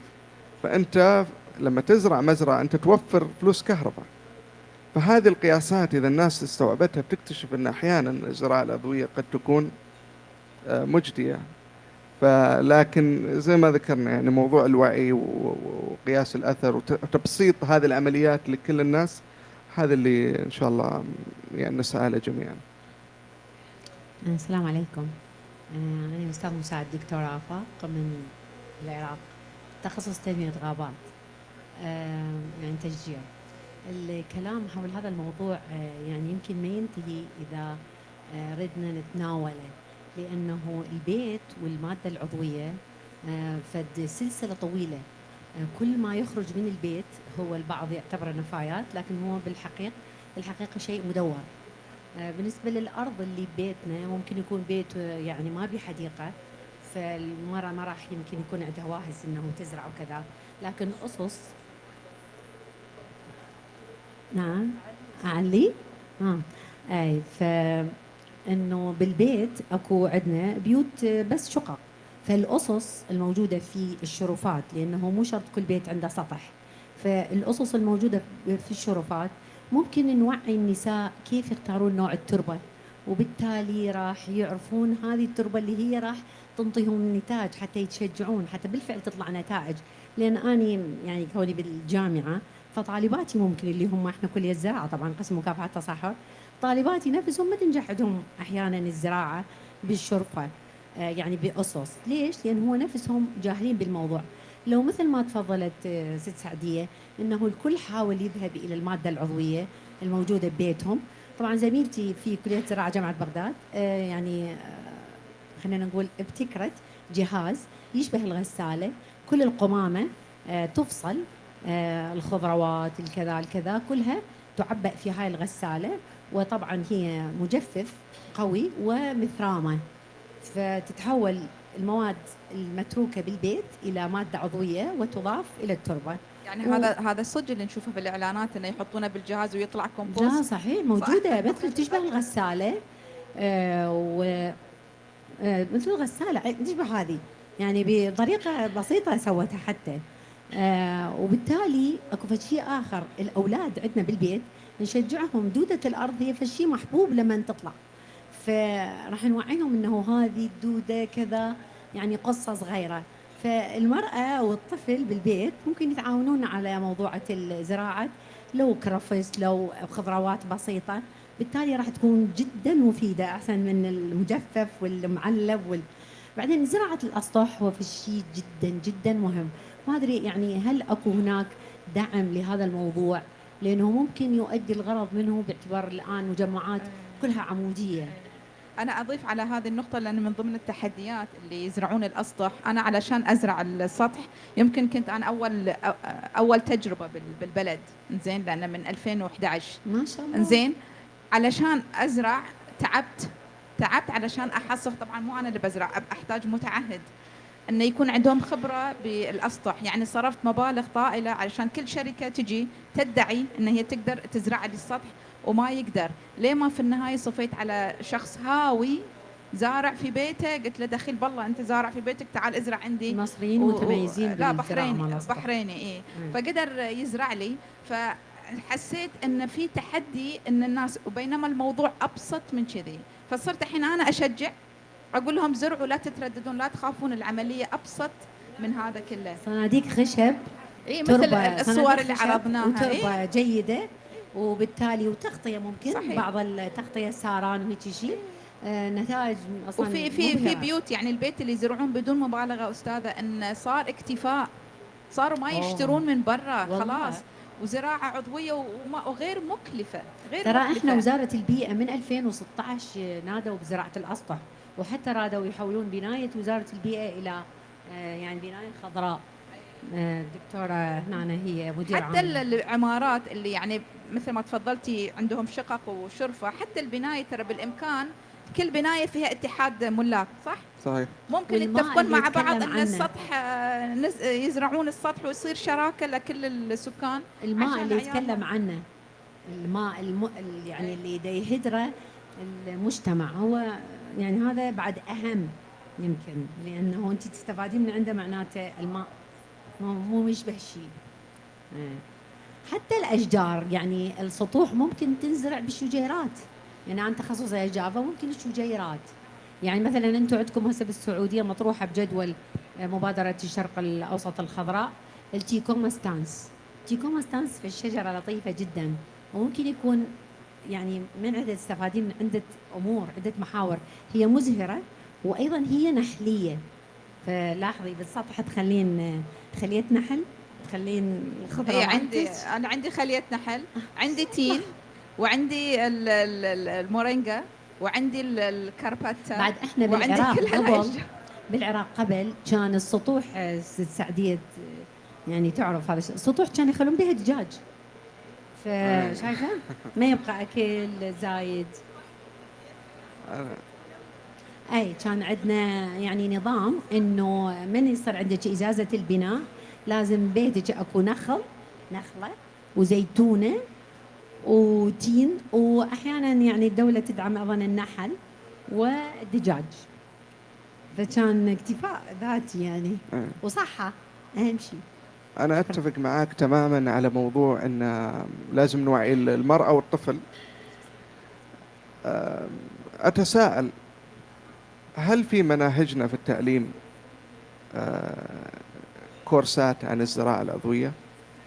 يعني هاندز اون يعني إيه، انا على اساس ان نرجع لدور الجمعيات، جمعيه البحرين النسائيه، انا كنت طالبه مونتسوري، ادرس مونتسوري، منهج مونتسوري، فكان مطلوب بروجكت للتخرج، فكان البروجكت التخرج مالي بيئتي، ماي انفايرمنت. سويت وحده متكامله عن البيئه باللغه العربيه، سويتها بالانجليزي للتخرج، بس بعدين سويتها بالعربي، وكنت ايامها ادير رياض الاطفال. وطبقت هذا المنهج على رياض الاطفال، على اعتبار ان الاطفال هم الاساس. طبعا. فكان علمناهم على الزراعه والحفاظ على البيئه، كان يعني مردود جدا ممتاز. طبعا. انا لي تجربه في هذه الناحيه. انا لما كان عمري 7 سنوات، ابوي الله يرحمه كان دائما ياخذني نتمشى بالحي نسوي رياضه. في يوم من الايام طلعني برا وكان الجو حار وغبار وما ما هو جو حق مشي. فقلت لابوي ليش طالعين اليوم؟ قال لي امشوا ما عليك، يعني امشي وراي وبوريك. وانا امشي معاه، كانت بيده شتله صغيره، ومرينا على ارض فاضيه صحراء، ومشينا الى وسط الارض هذه ولقينا حفره صغيره فيها ماي صايره كانها واحه صغيره في نص الصحراء. فحفرنا حفره جنبها وحطيت الشتله وسكرناها. عمري 7 سنين. انا توقعت ان اول ما تزرع الشتله تصير شجره، فاخذت خطوات لورا انتظر. فقال لي ابوي وقتها كلمه ما انساها، قال لي ازرع الخير وانساها، ازرع الخير وانساها. الى يومك هذه الكلمه صدى في راسي. ونسيت الشتله. درست ابتدائي ومتوسط وثانوي وتخرجت وحصلت على اول وظيفه وجاني ولد، كبرت. ويوم من الايام مريت على نفس الارض هذه وتذكرتها بعد اكثر من 23 سنه. قلت خلني ادخل اشوف الشتله حق. كانت كذا. يوم وصلت الى وسط الارض ولا اشوف شجره كبيره لحالها، انصدمت، وعلى طول شعرت بعلاقه مع الشجره وتقشعر جسمي، وحسيت نفسي محتمي في ظلها، واسمع اصوات العصافير، وحسيت الجو تحسن. تاثرت يعني كان أجمل شعور حسيت فيه في حياتي، إنه سويت شيء قبل 20 سنة صغير جدا والآن هو أكبر مني بمراحل. فوقتها جت السبارك، الشرارة. لو كل أحد بالسعودية ولا بالخليج، لو في العالم زرع شجرة، في العالم لو كل إنسان زرع شجرة قبل 20 سنة، كيف بيكون شكل العالم اليوم؟ فوقتها قلت خليني أبني المنصة أو الشركة اللي تخلي الناس كلهم يزرعون أشجار، خلي الناس كلهم يحمون البيئة. فكان هذا شغف الموضوع. أنا مهندس ميكانيكي وليس بيئي، بس لما شفت الشجرة هذه عرفت أهمية الأثر الإيجابي، عرفت أهمية أنك تزرع الخير وتنساه. الوالد الله يرحمه زرع البذرة فيني وأنا صغير، وأثرها الآن. احنا الحمد لله ترى اليوم أتكلم عن زرعنا أكثر من 1,000,000 شجرة حول السعودية. هو زرع بذرة والآن تحولت إلى 1,000,000 شجرة، وإن شاء الله في الأيام القادمة تحول إلى إحياء أراضي حول العالم. فزرع البذرة من عمر صغير أنا أشوف، أتفق معك، من بارك أهم الله الأشياء فيك. فيه. مع إضافة أن هذا ما راح تنساه، لأن راح تشوفه قدام عيونك. أكيد. أشجار جميلة أكيد. تذكرك. إيه. ففي الختام أشكركم جدا على الحضور، واستمتعنا بهذا اللقاء وهذه الاستفادات والتجارب، وإن شاء الله يا رب الله يعني يوفقنا كلنا في أن احنا فعلا نحافظ على هذه الأرض اللي هي أمنا. وشكرا جزيلا، في أمان شكرا الله. لك. شكرا لك.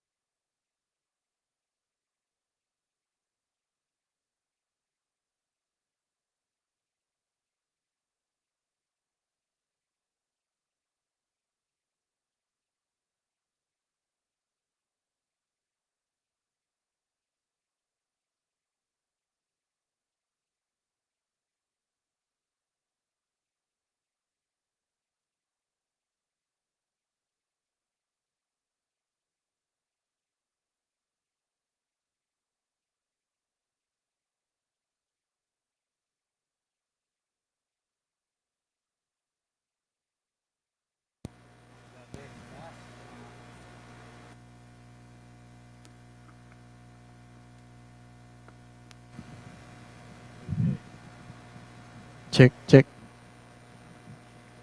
Check, naka-live na ako. Check, check. Hey, hey. Check, check. Ah. Check, check. Wala. Check, check. Meron.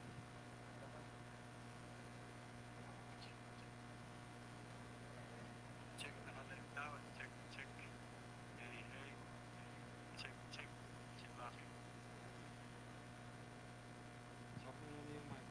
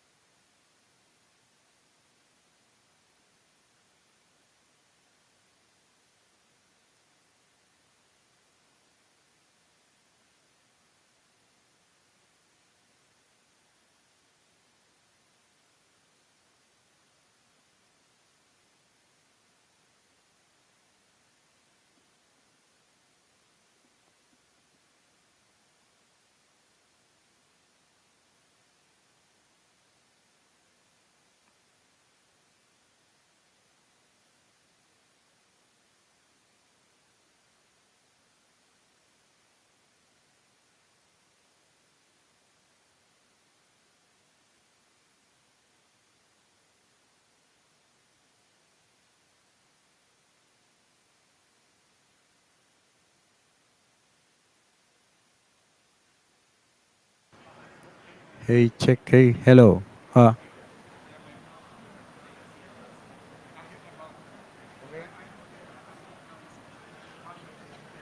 ka dun eh. Ano yan? Sa master.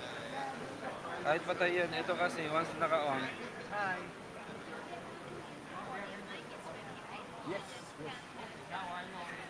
Yeah. Ito, mas maganda to.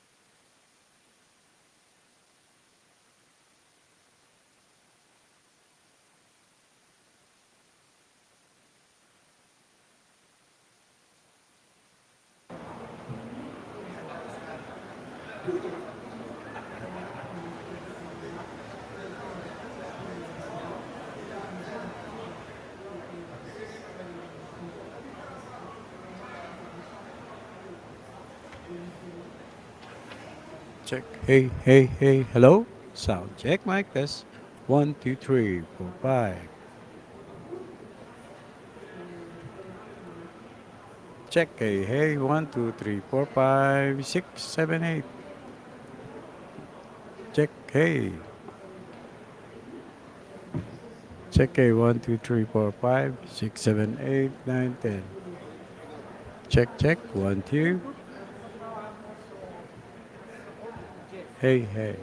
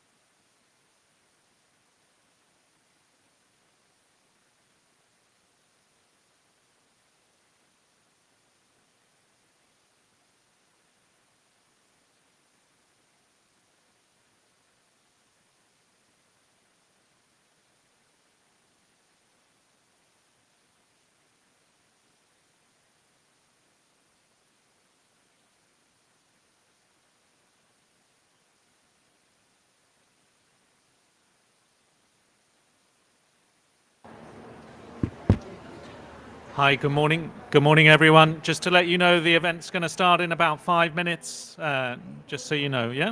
Okay? Yeah, so you can relax a little bit, but as long as you don't go, people don't go, just stay. It's going to start soon. Thank you.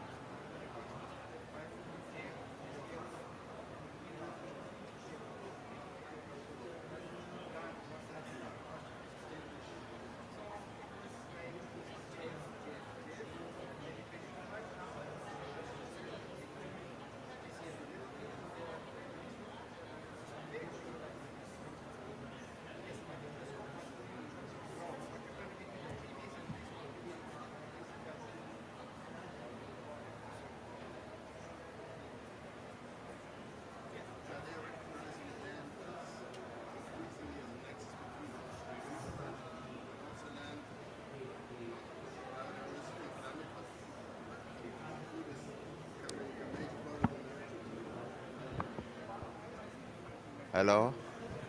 Hello? Hello, hello. Mhm. Yeah, so you're all welcome to this session on nature-based solutions for drought. And we want to advance ecosystem restoration to reduce drought risk. So welcome. I'm called Luther Anukuru, and I'm the Regional Director for IUCN in East and Southern Africa. And this morning we have a very interesting session that we are going to run. We have some keynote speeches, and then we will have we'll have a panel discussion. A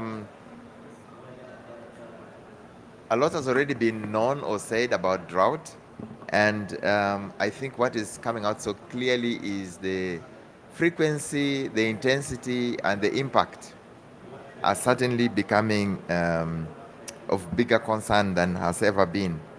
But also the increased knowledge of the interlinkages between drought and various sectors, disrupting various sectors such as energy, agriculture, water supply, and also livelihoods across and affecting a number of people. Actually, it is estimated about 3.2 billion people are affected by the impact of drought. And so most of the times drought is attributed to only climate change, but there is increasing evidence that ecosystem degradation driven by anthropogenic factors plays a significant role. And this event today is to link science knowledge and facts and the relationship between drought and ecosystem degradation, and how ecosystem restoration through nature-based solutions can actually reduce drought and build adaptive capacity for communities and for ecosystems. Remember, it's always for people and for nature. It will also provide policy options at national, regional, and global level, and how we can bridge the gap between policy and action. And so the discussions are going to center around that. And we have an opportunity today to also launch a report or a publication, Restoring Ecosystems to Reduce Drought Risk, Nature-Based Solutions for Drought. And at this point, I just want to start by welcoming Stuart Marginis, who is the Deputy Director General of IUCN, to give us some opening remarks. You're welcome, Stuart.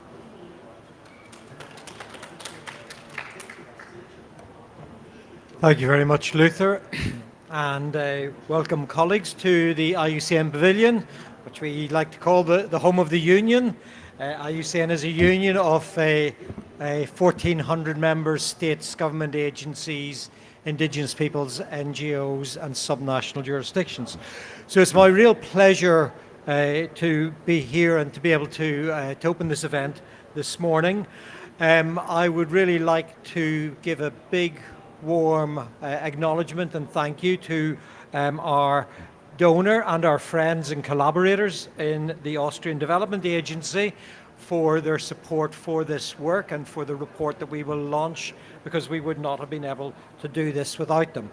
So as Luther, I don't want to build on what Luther said, drought reaches far beyond degraded lands. It stems from a complex interconnected drivers like climate change, unsustainable use of water and water resources, deforestation, poor land management, inequities in land tenure, and it really exposes the systematic vulnerabilities that we have in our current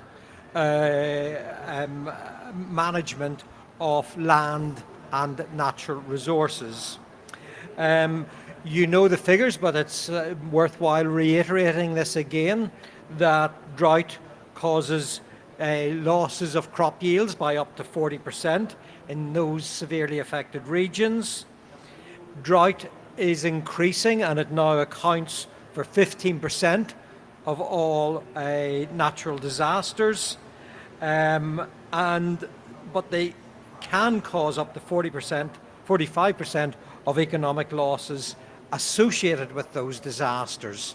So not only are we seeing the frequency increase, but as a disaster, it is particularly consequential. And obviously that disproportionately impacts agricultural economies and causing, in some estimate, losses of over $250 billion a year.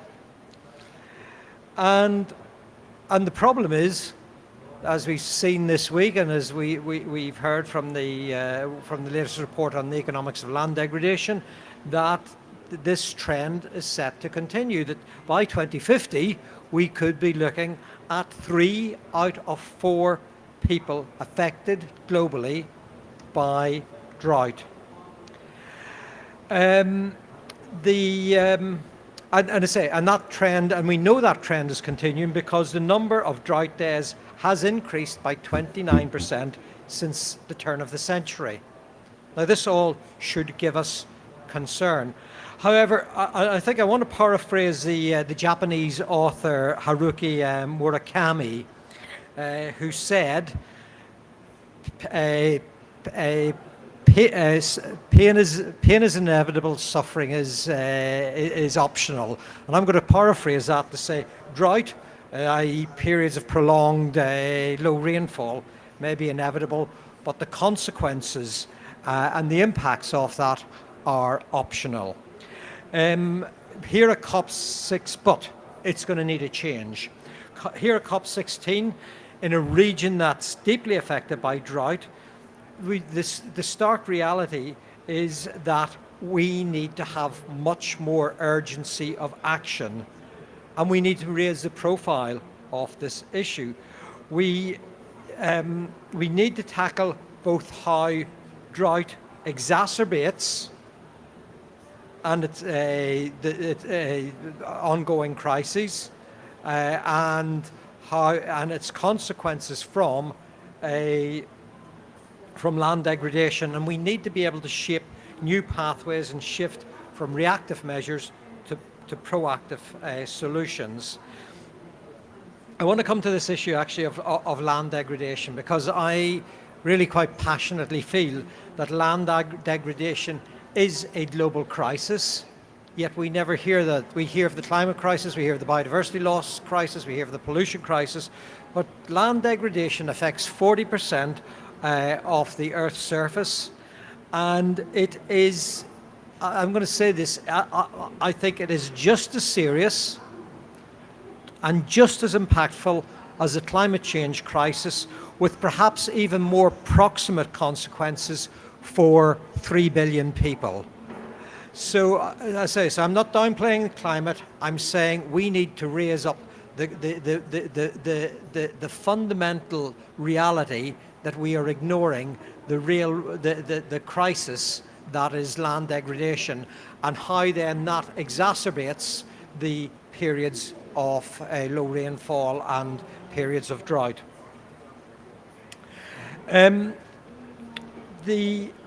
One way that we need solutions and we need new approaches, and I think one way that we can do that is a pathway that IUCN has been championing called nature-based solutions.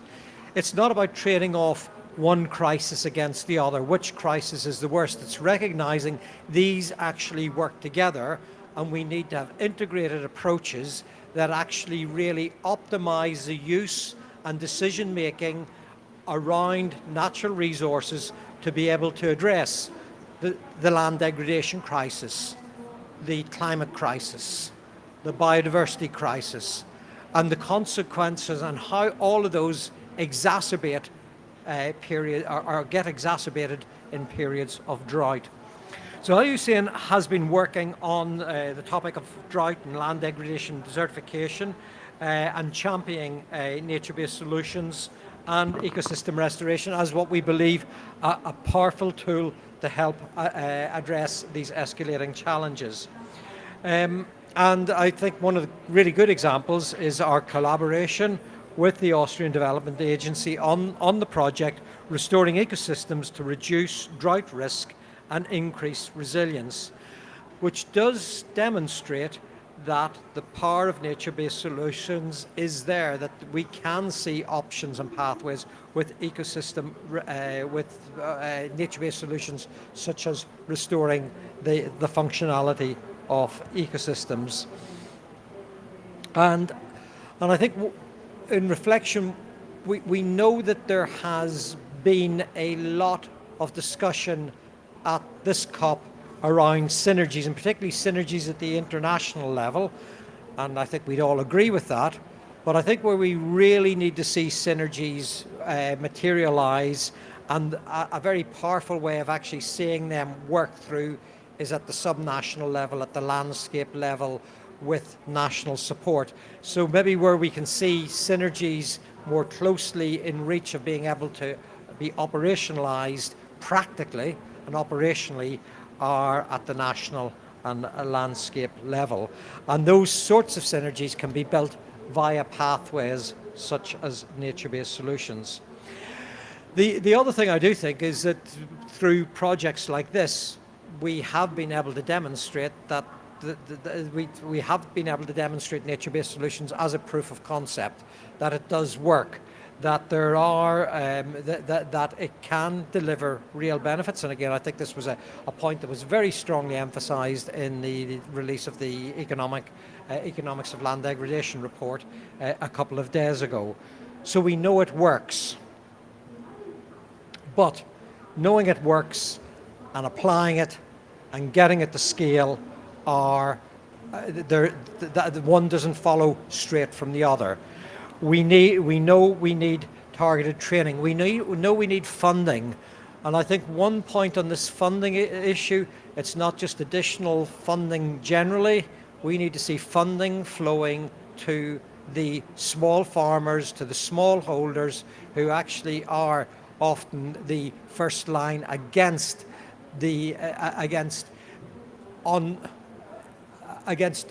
real impacts of drought. We need to be able to support that with technical backstopping. I do again, my own opinion. I've 40 years or 39 years ago, when I worked in Tanzania, I would work with agricultural extension agents.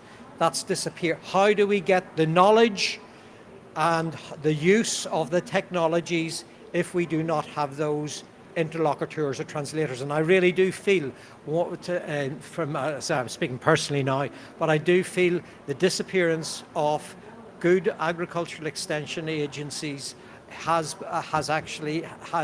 been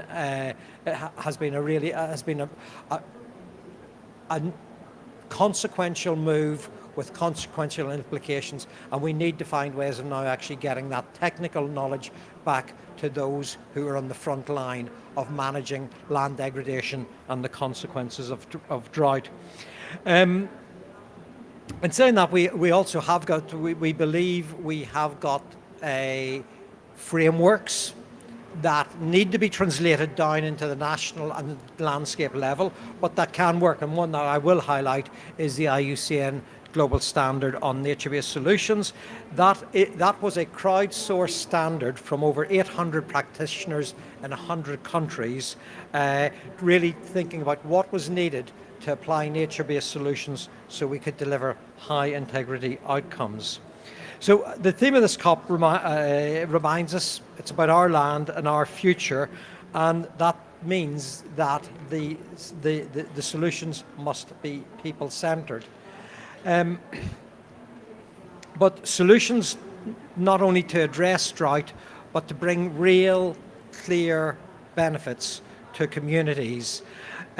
We do know, and one issue I do want to flag up here, is that we do know from work other teams in IUCN have done, particularly our gender team, is where you see environmental stress, where you see greater competition over resources, you automatically see an increase in gender-based violence. So these issues and the gender perspectives on this really need to be integrated in this as well. To me, it just it reinforces why we need to start to recognize land degradation as a global crisis and really start to have a much more systematic approach to dealing with that, and obviously the follow-on consequences of drought. Therefore, I'm going to move to why you're really here, not to listen to me, but to hear about what's in this report. So IUCN's really proud to launch this report, Restoring Ecosystems to Reduce Drought Risk, Nature-Based Solutions for Drought. And I say, I want to again acknowledge that this would not have been possible if we had not had the invaluable support and collaboration and advice of our friends and colleagues at the Austrian Development Agency. And I really hope that this report will help contribute to drive home this message that we are facing, that we need to profile and raise the profile of land degradation and the consequences of drought as another global crisis that we need coherent, unified action on.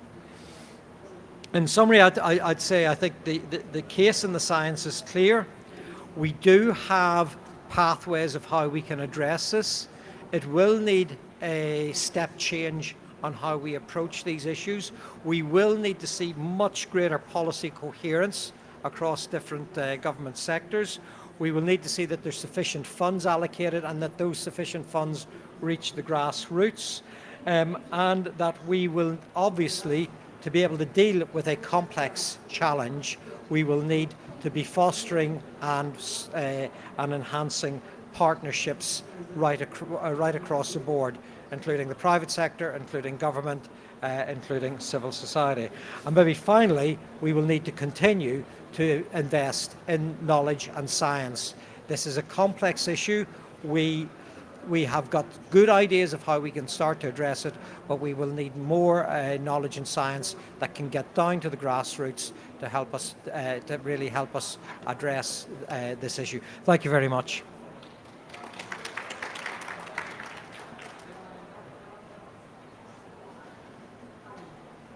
Thank you very much, Stewart, for those remarks. And I hope we all had the opportunity to download the report right there. The QR code is there. At this point, I would want to take the opportunity to invite Mr. Georg Loka, who is the head of the Unit for Environment and Sustainability, the Federal Ministry for European and International Affairs, Austria, who have been long-term partners for IUCN in the area of drought resilience for many years. Mr. Loka, welcome. Yeah.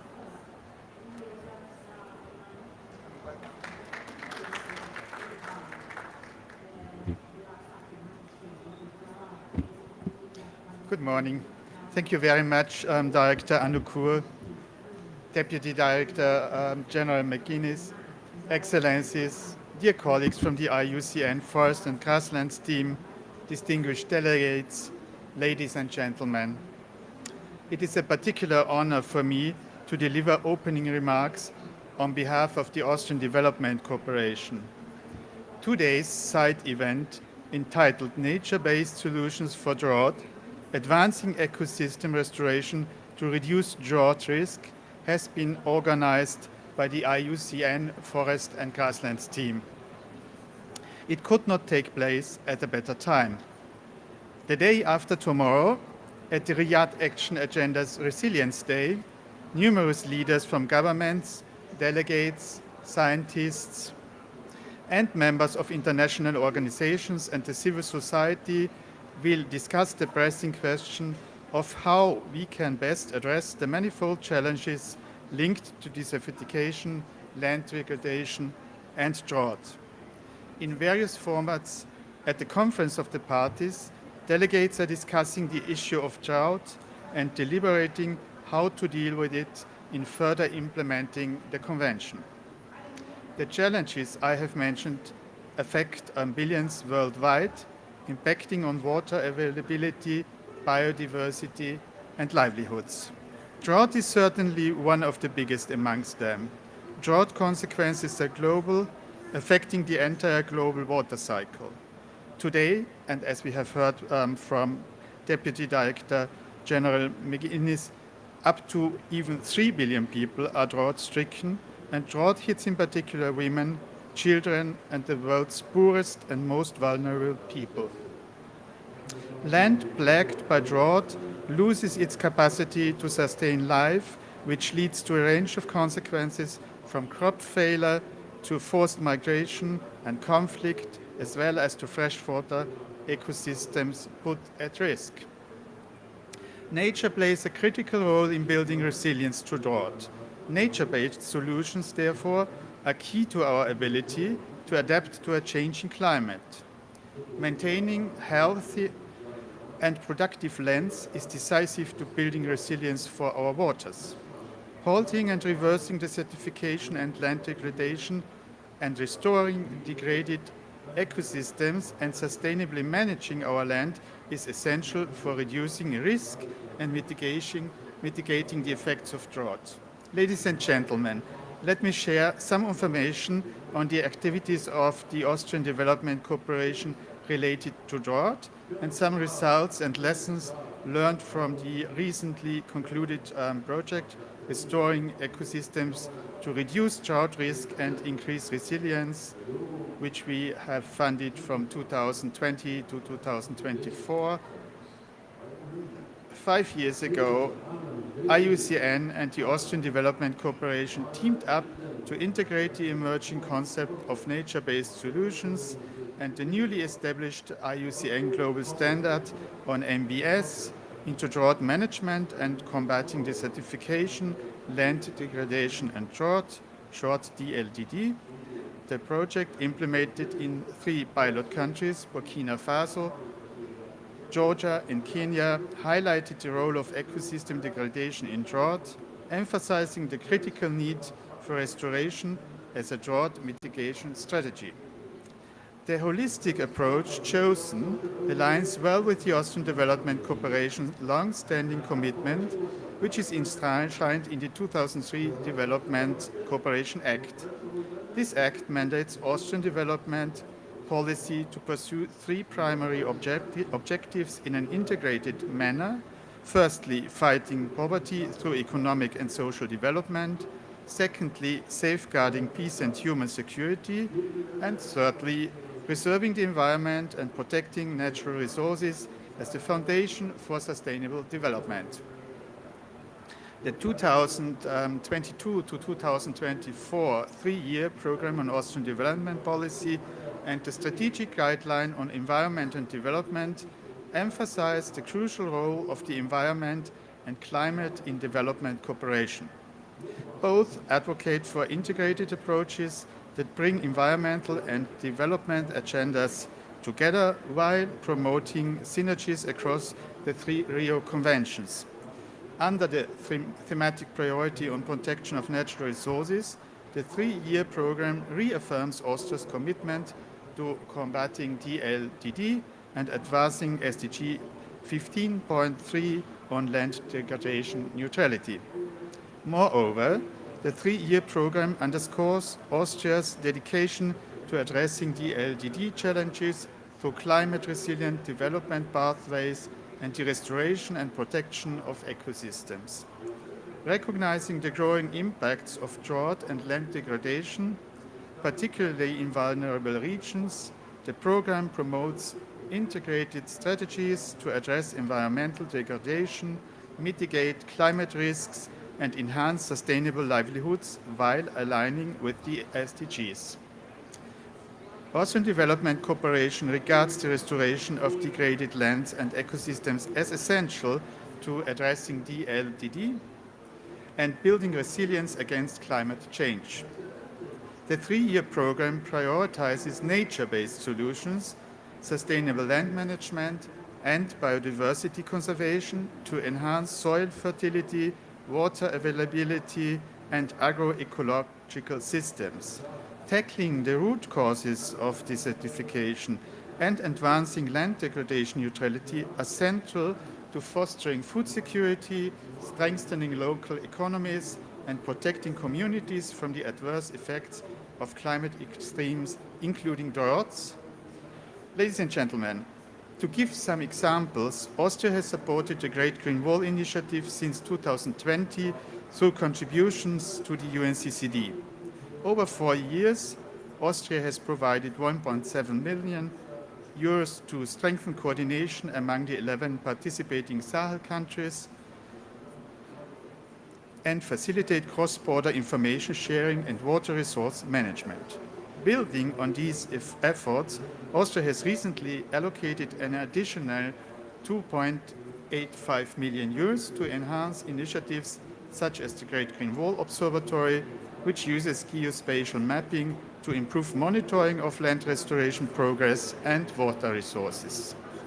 Austria focuses on empowering local communities to adapt to DLDD challenges by integrating traditional knowledge into innovative, cost-effective solutions. Participatory approaches ensure measures tailored to the needs of affected populations, with particular attention to the different roles and vulnerabilities of men and women. In Mozambique, Austria supports a project enhancing food security by improving drought early warning systems and agricultural efficiency. Led by the Technical University of Vienna, this initiative collaborates with local institutions and international organizations to develop satellite-based soil, moisture, and vegetation indicators benefiting 800,000 people, including smallholder farmers and policymakers. These examples demonstrate Austria's commitment to fostering inclusive and sustainable approaches to combating DLTD. Special emphasis is put on the empowerment of women, as in Mozambique's Women to Women mentoring program, which promotes women's participation in land and water management, science, and technology. Austria also actively supports initiatives like Early Warnings for All and regional adaptation strategies, enhancing disaster preparedness and reducing the adverse impacts of drought and land degradation. Building on all this, ladies and gentlemen, the Austrian Development Cooperation supported IUCN's Restoring Ecosystems to Reduce Drought Risk and Increase Resilience project in the years 2020 to 2024. This project aimed to enhance drought management by incorporating nature-based solutions into national and subnational policies in drought-prone regions of Kenya, Burkina Faso, and Georgia. It trained 120 government officials and 150 community representatives on sustainable land management practices, such as erosion control, forest restoration, and sustainable pasture management. The project also generated policy recommendations and influenced national planning, indirectly benefiting around 10,000 people in each of the 3 partner countries. Through IUCN's expertise and global collaborations, the project addressed both climate change and land degradation, positioning MBS as a key strategy for sustainable drought mitigation. Ladies and gentlemen, looking back after 5 years today, the project has delivered impressive results despite challenges such as the COVID-19 pandemic, political instability in Burkina Faso, staff turnover at IUCN, and the tragic loss of one expert in Georgia. Some of the key achievements are changes in local policy, new bylaws for drought management, large numbers of trees planted, and the afforestation and stabilization of riverbanks. The tangible results I have mentioned and their documentation are crucial for donors to justify the use of taxpayers' money for development cooperation. Equally important is the sharing of knowledge and lessons learned. So the publication Restoring Ecosystems to Reduce Drought Risk, Nature-Based Solutions for Drought, which is launched today, consolidates the insights and outcomes from this project into practical guidance for policymakers and decision makers. It equips authorities with the tools to integrate MBS into drought management, focusing on proactive strategies to enhance resilience against the escalating drought risks caused by climate change. By restoring services like forests, wetlands, and grasslands, MBS, improve ecosystem services and address the root causes of drought. Given the significant global impact of drought, MBS offer a cost-effective and sustainable alternative to reactive measures, providing co-benefits such as improved agricultural productivity, carbon sequestration, and enhanced ecosystem services. I hope this guiding publication not only informs drought planning, but also encourages broader adoption of MBS across sectors and within our projects, fostering long-term resilience through inclusive, coordinated, and well-funded strategies.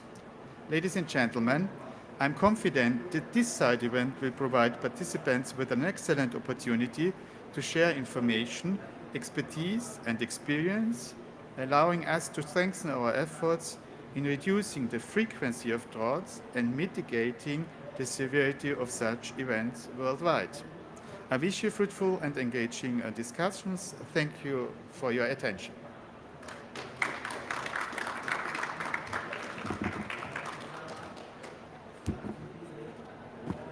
Thank you very much, Mr. Georg, for your remarks.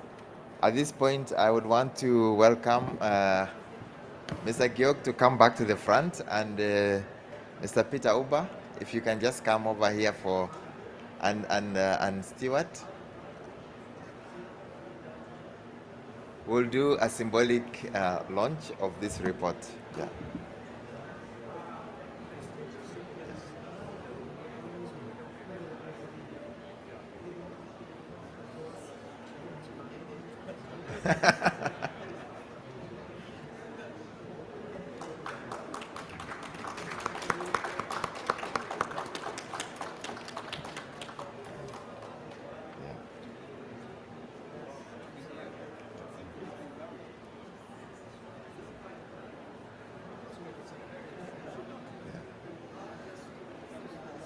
Yeah, so we have then the launch. There's no champagne. That will come later. Some juice. Okay. Yeah. Yeah. Yes, Mr. Uba, please come. Yeah. Take a seat there. Yeah, yeah. Yeah, good. Yeah, yeah.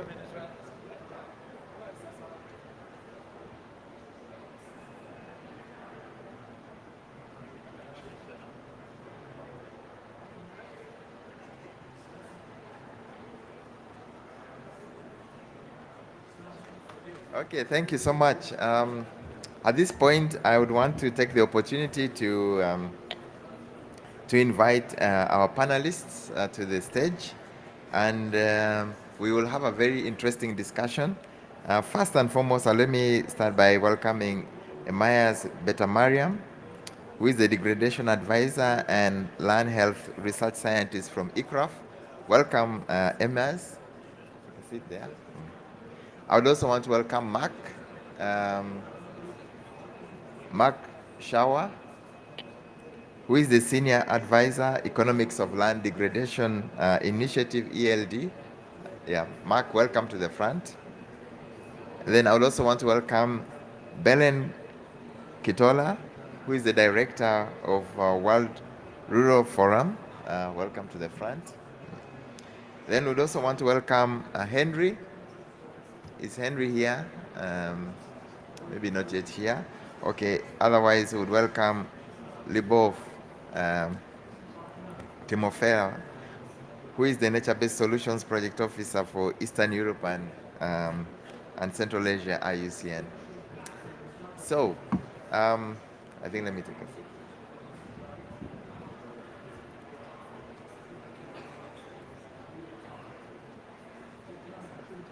If it is working. Yeah. So we'll start our discussion this morning with Emayas. Emayas, if you could tell us a little bit about from a technical standpoint, how can landscape restoration be leveraged to combat drought and land degradation? Yeah, Welcome. I mean, thank you for this opportunity. And then I would like to also greatly congratulate IUCN for launching this very timely and an interesting, product, nature-based solutions for droughts, because we have been using nature-based solution for land health, land degradation neutrality, but taking it to the drought perspective is also completely new. And then I would say it's not a repetition of all the things that we heard. Then I think that is really I would like to congratulate. And I'm also really being honored to be in this panel because there is something big is being launched and then really thank.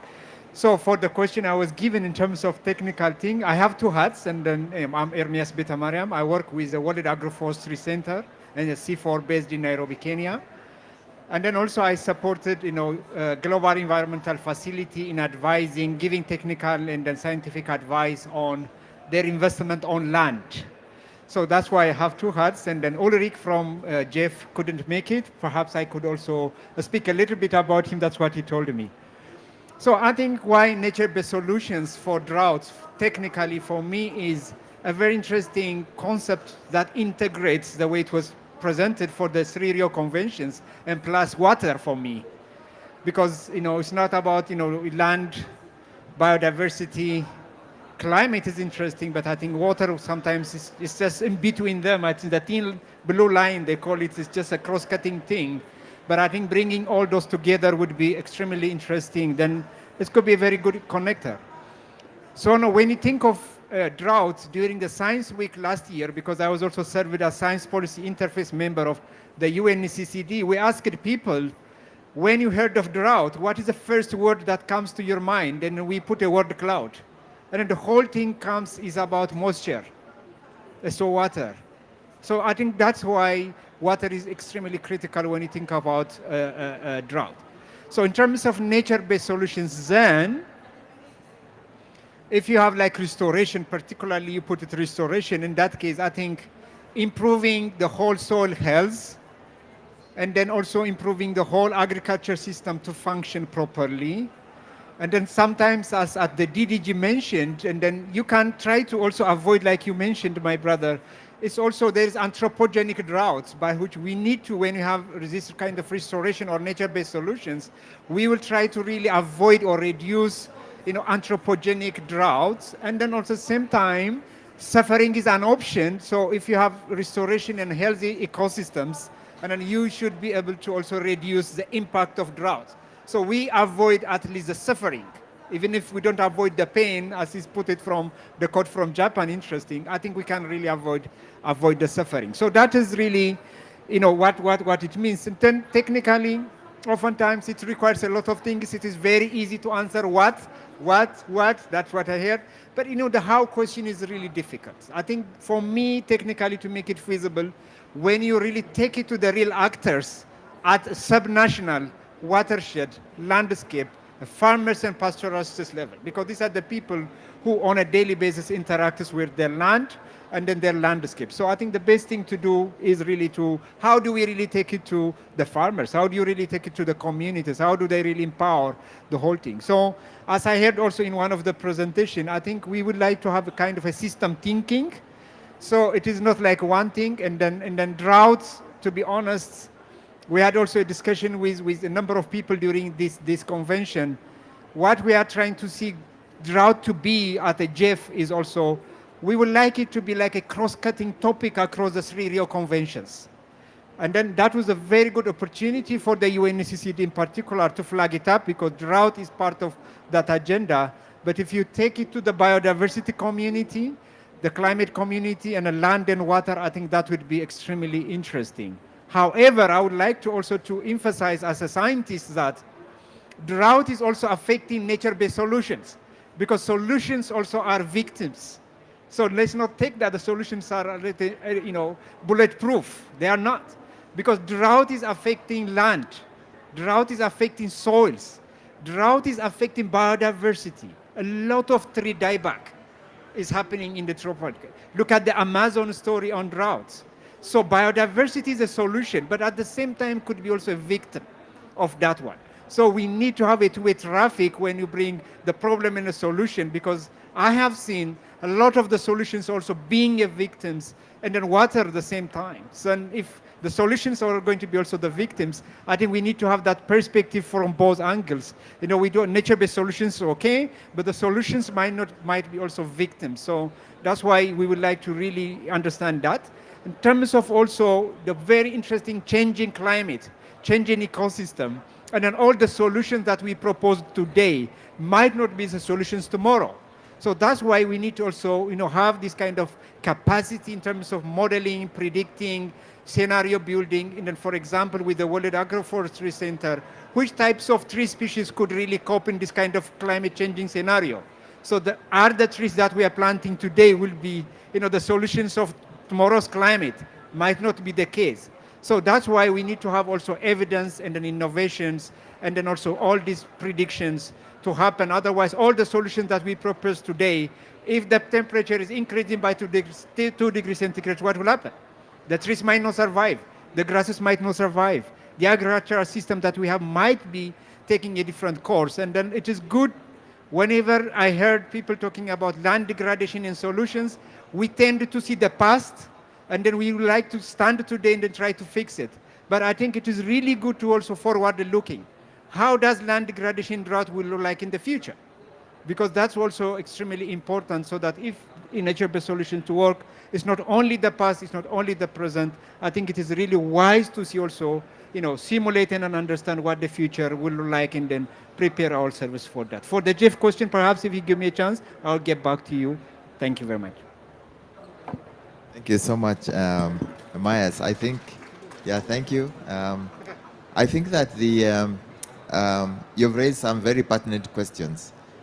Much as we are saying nature-based solutions is actually a solution to drought, I think you're raising the issue of the fact that the rate at which certain changes are happening, so nature-based solutions must take effect at a faster rate than the rate at which drought and the impacts of climate change are happening. Otherwise, we will not realize the solution, which I think is important. You also raised an issue about people. You talked about suffering, and that's about people. And now I'd want to invite Mark to tell us about how land degradation affects actually people's livelihoods and economic security of communities, and how examples of some specific projects like ARECA have been able to support sustainable livelihoods. Welcome, Mark. Thank you very much, Luta.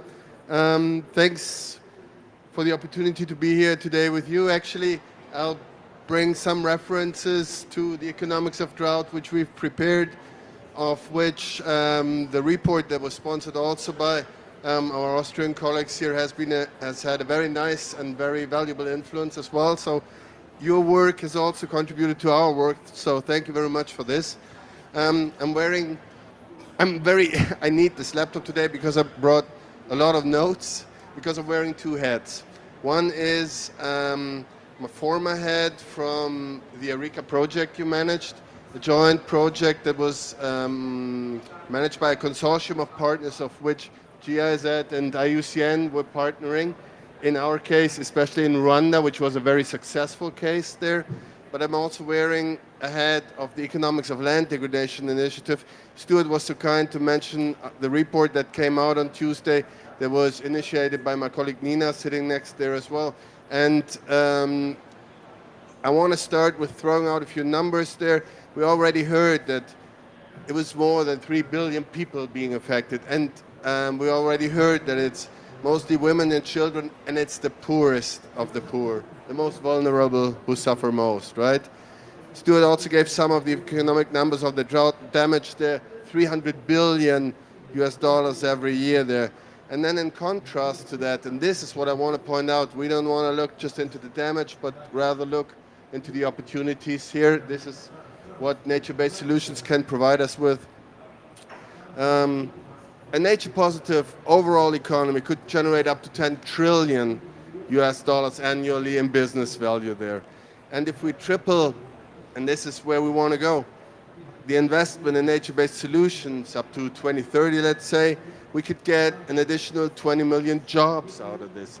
What I want to say is investment in nature-based solutions, and this would be the big headline there, pays off economically. It creates jobs, and jobs down on the ground for the stakeholders on the ground, and this is where Eremia said this has to go. In most cases, nature-based solutions will be implemented by land users at a local level. although this could be carried out also on a larger global scale, this is the opportunity for upscaling if we engage these people in an organized way there. So solutions include and maybe a necessary prerequisite for a solution is an empowered community. Let me put it this way, right? And I'll bring an example from Eureka there, because this is where IUCN, as the implementing partner, especially in Rwanda there, did a very good job in engaging the community down on the ground with a very good, strong supporting structure there. Stuart, you managed as well that this need for bringing the technical knowledge down to the ground to the individual farmer. This has been maybe forfeit or discarded on the way in some parts. I think Tanzania is not the only case. Other countries have taken that step as well. And I think many would love that they could turn that wheel back and put these people back on the ground there, because these technical multipliers in the field that they are, I mean, from an economic, you don't have invaluable, but these people have a very high value there to enable the partners, to put them in a position to use nature-based solutions in a useful way there. So for us, also coming out of that economics perspective there, we found out numerous studies contributing to this report or from the Economics of Land Degradation Initiative, with values up to between $1.5 and $27 for every dollar invested. Different implementation measures there under different conditions, but all of them give the same number. It pays off to invest. You get a positive return of investment out of this there. And this means we're following the UNCCD narrative, and what Stuart said as well, we need to turn drought from a disaster into something like a threat, something that we can proactively engage and counteract to. I'm changing my head here. I'm going to the Eureka project now. This is an example how this can be implemented on the ground with a network of partners and bringing in their specific expertise. So this is a project that was funded by the German Ministry for Environment under the ICI umbrella, and with a consortium including IUCN, AUDA, NEPAD, FAO, the World Bank, WRI, WWF, and GIZ. So this was an approach under the Bond Challenge to bring down a global initiative, the Bond Challenge, down to regional under AFR 100, down to national, and I said Rwanda, I mentioned Rwanda, but in Kenya, Cameroon, and Malawi as well, and they're down to local level. And so far, I think something like 77,000 hectares have been restored under this there. Restored in a way, something to add here maybe. I think initially the idea was to reforest 100,000 hectares or the areas there. This is not always practicable. And why? Because, for example, in Kenya, Luther, it's around the Amboseli National Park. These are rangelands. This is not a natural forest area there. And this is what I want to underline here. There is no silver bullet to restoration. All these restoration measures have to be designed with the stakeholders on the ground, taking economic and ecologic aspects into account there, designed so they will be sustainable on an economic and ecologic basis there. So this is one point there. This is what we learned on the way, and this is how we progress there. Working with the people on the ground, establishing so-called land restoration committees there. Most of these projects have this so far. There's still a little way to go, but the project is still ongoing. So work with the community on the ground there. How can we enable a upscaling of this? We talk to the land use planning agencies and enable them. So from these 100,000, we hope to scale up to 6 million, around 6 million hectares as well, based on the planning that's been done. And how can we engage decision makers to do this? You put this into a communication framework. You create communication means, communication outputs like videos, like some studies which you can then use for multiplying there, and also guidelines for future use there. This is being done under RICA as well. I think we heard this around the COP, and I've said this before sitting on this panel as well. It needs a joint effort. Stuart, I think, underlined this as well, that we have to combine our forces to combat drought. The Arica project with the contribution from IUCN is a very good example there, how a contribution can create synergies, echoing Stuart again. I do not deny that there are challenges when you put this consortium together. Of course, there is some resources necessary to coordinate your efforts there, but I think the benefits gained from that certainly outweigh the costs the resources you have to bring in there or so. And I've said this before here as well, 1 on 1 is more than 2, especially when it comes to combating degradation and drought. In Arica's case, actually it's 7 times 1 is more than 7. So this consortium can be a powerful consortium and an example on how this could be managed in the future as well. So thank you very much.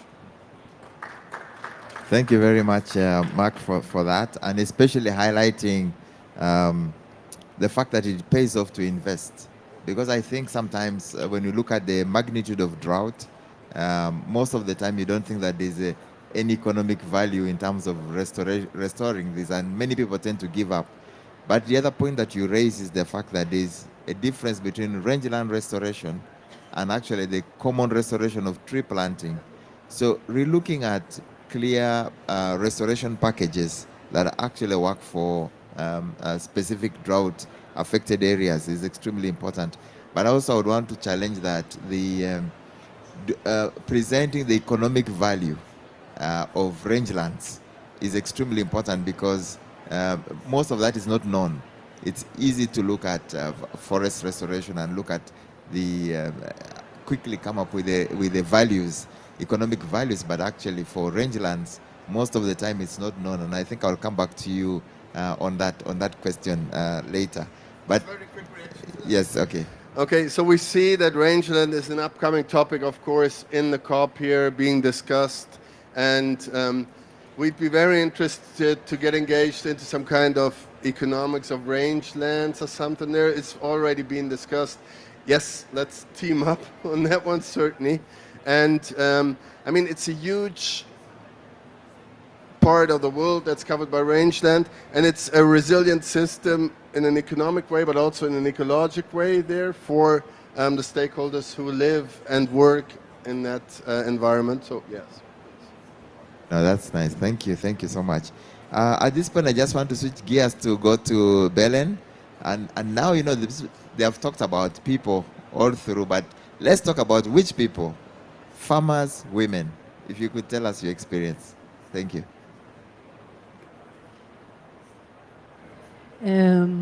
Thank you, Luther. Good morning, everyone, distinguished panelists and participants. I'm really happy to be here, and I would like to thank the organizers for counting on us to be in this panel. For those that perhaps might not know the World Rural Forum yet, we already had a bit the time to share, so I would like to share just a bit with you too.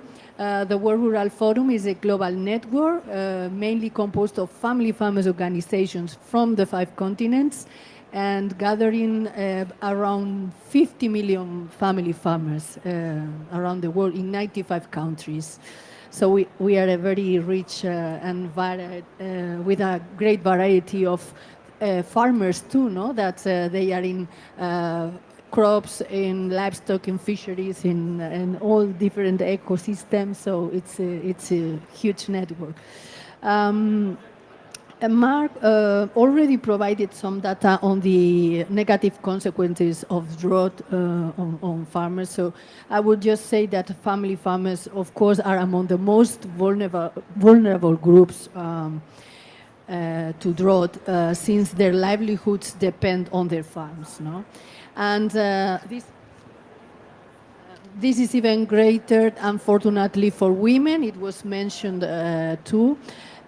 because they have fewer access to resources and many other constraints. And just to give you an example of these limits is that less than 15% of women farmers own land. So that's a really big constraint. But besides being among the most affected, I would like to put also the focus on the agency of family farmers. Family farmers are frontliners in most cases, and they are developing numerous sustainable practices like agroecology, regenerative practices, and others. So if we really want to scale up these practices and these positive impacts, we must act in 3 key areas, very much aligned with the experiences presented by the previous panelists. I would summarize in recognition, policies, and financing.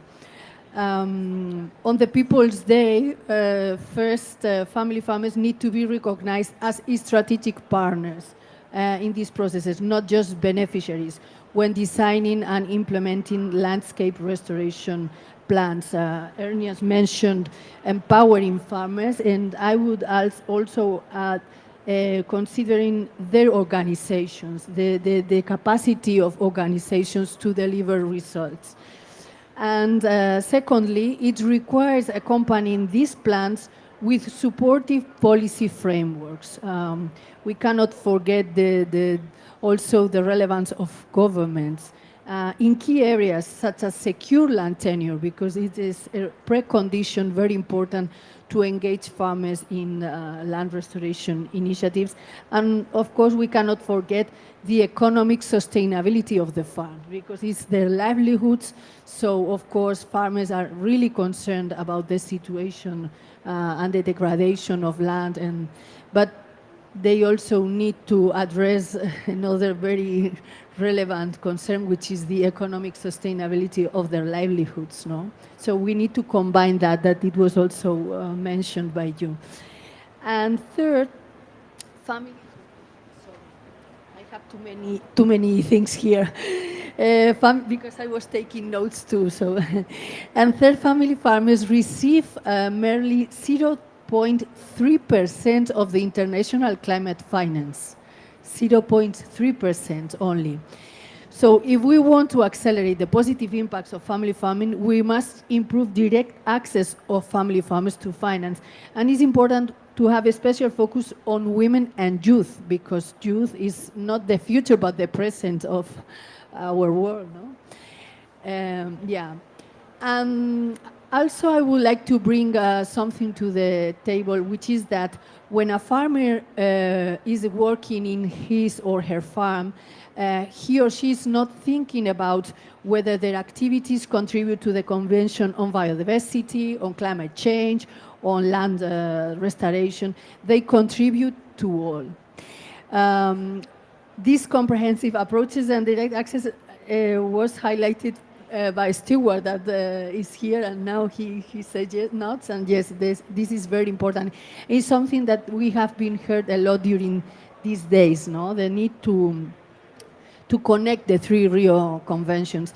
And family farmers, that's why family farmers are calling for the creation of a specific global fund for the resilience of family farming to work across the 3 Rio conventions. And we want to avoid increasing fragmentation and working in silos. And finally, I would like to say that food is a very, very powerful tool to change the world. We shape our world, our cities, our communities based on how we produce and consume food throughout all the history of human beings. There's a common agreement that we need to transform our food systems now. This is something that has come even stronger position in the 3 Rio conventions too. It's the first time that there's a food system, agri-food system day in this COP, so that's really welcome. And I would like to say that family farmers are strategic partners to do so. Thank you. Thank you very much, Belen, for that. and especially bringing in the fact that recognition is extremely important, especially bringing the voices of farmers. We were talking to a group the other day which was mobilizing farmers from Latin America, and actually it's extremely important that farmers represent themselves in these forums and that their voices are actually, that is space given for their voices. Yeah, I'm going to do what you did just very briefly. Well, I'm not a farmer myself, as you can see. I've been working 25 years with farmers because I really believe in that we need to work with family farmers. But constraint is the language. Well, many others, of course, but language is one. And we should try to promote that there's diversity of languages, because you mentioned Latin America and it's really difficult. I have to speak here because it's in English and perhaps another colleague or farmer leader cannot attend. So I think it's something that we should reflect on, and thank you for bringing that. Thank you so much about those are practicalities of things that actually divide or don't allow for equal participation. No, thanks for that. And also raising the issue about food systems in the drylands, which is extremely important, and linking it back to the economy. It's actually a massive, big economy that is being run from the drylands. Now let's switch gears and go to Libov. If you can tell us about drought preparedness and management in Eastern Europe and Asia, and how nature-based solutions is better integrated into policy and planning in those regions. Welcome. Thank you very much, Luther. Good morning, everybody. I'm just taking morning or afternoon. I guess it's already afternoon. I'd like to, I'm very proud to share with this distinguished audience our experience in working on NBS for drought in the region of Eastern Europe and Central Asia. So this year, IUCN celebrates its 20 years anniversary of presence in the region. And over the past 2 decades, we have accumulated a substantial knowledge and expertise in ecosystem management, including addressing the challenges of posed by droughts. Many countries in our region are located in a dry, arid areas, which make them especially vulnerable to droughts. A large portion of the population in the region depends on agriculture for their livelihoods. Therefore, droughts pose a serious threat both to economic and well-being of the majority of the region's population. Given these high risks, regional governments have been working on the droughts preparedness and management. In Central Asia, for instance, with the support of UNCCD convention and some international donors, the regional strategy for drought risk management and mitigation till 2030 have been developed. And it was adopted in 2021, but is like a regional recommendation rather than a national policy. So this regional strategy for Central Asia has emphasizes 2 major components. First is an importance of transboundary cooperation and regional exchange mechanism to address droughts, because droughts is a phenomenon that doesn't have a boundary, and drought is very linked to water. So this regional strategy also emphasizes the linkage between water and drought, especially in the context of the agricultural land, because in Central Asia, many countries depend on irrigation in their agricultural practices. And that is why considering this, using this integral approach while you discuss about drought, don't forget about water is really critical. And while this regional strategy was adopted, so one of the proposal on a solution side was to establish a regional cooperation mechanism, which will support the regional country from the region to further develop national strategy and implement some nature-based solutions as well to address droughts. And this strategy also calls for further support from international donors and community so that the country can actually implement all the action listed in the strategy on the ground. Moving from Central Asia to South Caucasus, I would like to also share an example from Georgia. So in Georgia, as was earlier mentioned, we had pilots. We had conducted a baseline study with the support of the ADA, Austrian Development Agency, and this baseline study identified several important elements related to the nature-based solutions for drought. First, similarly to the Central Asia, our study showed that the transboundary cooperation is important. So, and that is why we believe that currently taking step, trying to find another project that will support an NBS for drought at the regional scale, covering not only Georgia but also neighboring Armenia and Azerbaijan, and we believe it's critical. Second interesting finding, I guess it's not unique to Georgia, is that drought is often overseen by the national government. There is no single body responsible for droughts, and sometimes there is the coordination between all the different bodies: disaster risk managers, forestry agency, agriculture. So some countries do have these intersectoral bodies, but in Georgia, for instance, it didn't exist, and we believe that it needs to be strengthened. So also with the support of the project like ours. And probably another important finding of our project is that, well, we conducted a lot of capacity building activities and stakeholders consultation, and we identified so many opportunities for applying nature-based solutions on the ground in agriculture and water management and soil erosion. So, we believe truly through this project that nature-based solutions can actually be integrated in many policies, sectoral policies, so that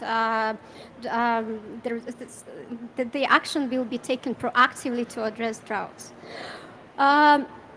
This is in a nutshell our major experience was in Georgia and Central Asia, and I mean, our current experience shows that these threats are big and challenges are huge, but we also see a positive side. We also truly believe that by joining forces, by investing in and promoting such approaches as nature-based solutions, we can solve the problem of droughts and help local communities to thrive. Thanks. Thank you. Thank you so much, Libov, for raising the issues around governance of drought management at country level, but also the strength of partnerships in creating these solutions. Just before I give to the floor for questions, I would want Mayas just to say something about the GEF funding.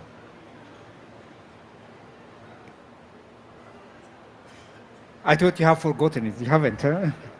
Yes, I mean, you know, on the global environmental facility, I think now drought becomes very interesting because it's a request coming from the UNCCD, because previously UNCCD is requesting we need the GEF support in terms of land degradation neutrality and working with the global mechanism and so.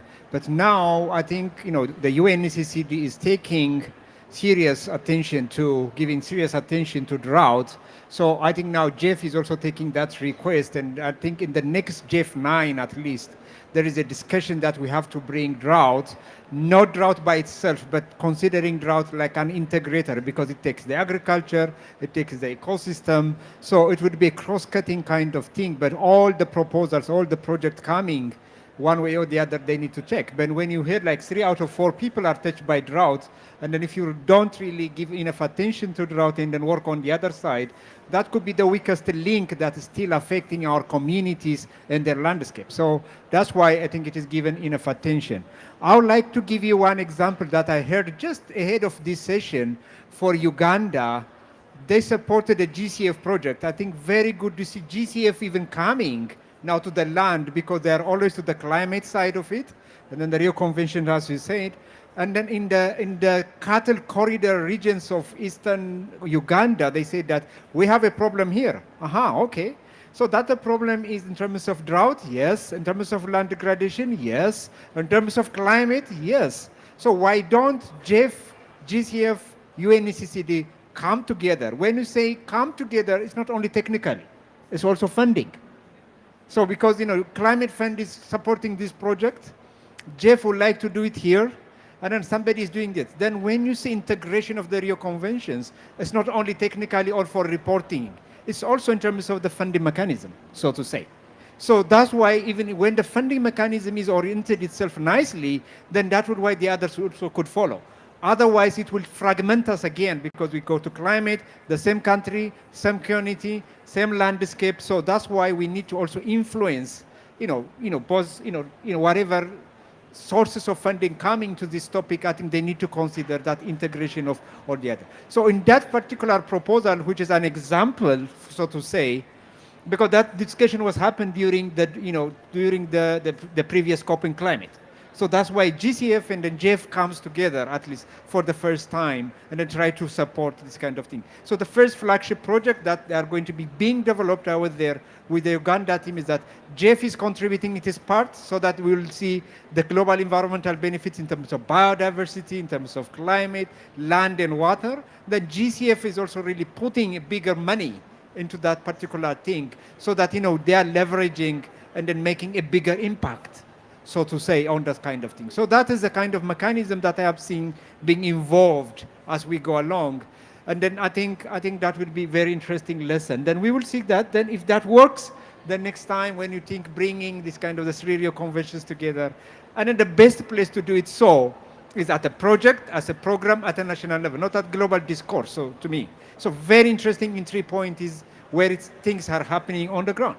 So that was a very good example. And then I think, Global Environmental Facility have been supporting a lot of, drought-related things, but not directly accounted.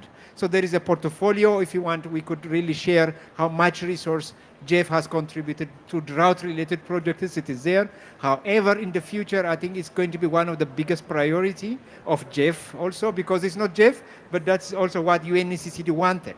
So my role, even as a Jeff staff person, is really try to capture and harvest what is really the demand in terms of bringing nature-based solutions for drought, for example, because that is the solution side of it. So what is the impact of drought on the other global environmental benefits that Jeff is so interested? So if Jeff is interested in biodiversity conservation, in land degradation neutrality, and climate, so what will happen? Drought is there. So all those global environmental benefits that Jeff has been investing a lot might be in trouble. So that's why drought is one of the interesting, tricky things that's really affecting all of these global environmental facilities, benefits, particularly 4 of them. So that's why I think nature-based solutions and this kind of things would be also a solution. So I think the way forward, that's, just to say, that's going to be really the priority of not only Jeff, but also GCF to some extent, because I have also a dialogue and discussion with them. So I think drought, and then particularly IUCN, congratulations for bringing this topic on board, very timely. And then it's going to be also part of the report that we are going to prepare. I personally have taken the responsibility to come up with, to justify for Jeff, what is the science is telling about it? What do we need to do about it? So in that case, I think this is the solution side of it. I'm really extremely happy to see that happening. And then my brother Mark, also the economics of drought. Yeah, yes, we are friends. So it's also very interesting to justify what does it mean to the economy? What does it mean to our farmers? What does it mean to our communities? I think if you bring all this together, I think we have a real beautiful case by which, why people need to invest on nature-based solutions for drought plus. Thank you. Thank you so much, and especially your enthusiasm around this. It does require that kind of energy, because anyone who has developed a GCF proposal knows that you really have to justify the climate rationale. And I know that developing a GCF proposal for a program for a drought-affected area can be very challenging, because you have to directly determine the impact of climate change on drought. I mean, it is very serious science. But I think that what you're really trying to say is that the link between climate, between biodiversity, and sustainable development needs to be made clear, so that at the funding level, so that actually we address all of this. Otherwise, the siloed approach at the funding level doesn't help at all. So thanks so much for that. I would want now to open up for some questions. Any remarks? Over to you. Yes, I think we have a hand right behind there. We can. Maybe you can tell us your name and then your question. Hello. Yes, I'm Trupti Jain. I'm coming from India. I'm working in western part of India, arid region. And we have the one community women-led solution, Bungru, which helps the farmers to get rid from the flood and drought situations and improve the land qualities.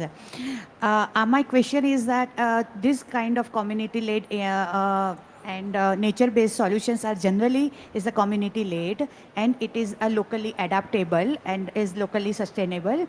But it has the challenges of constraint of various resources availability to those areas, especially in the drought, because this is the rural problems, it's not urban problems, and peoples are living in the very remote areas and remote things. So how the IUCN, GF and GCF is trying to connect with this directly, this kind of organizations, and providing the resources to them, or how do you make the link between the macro and micro?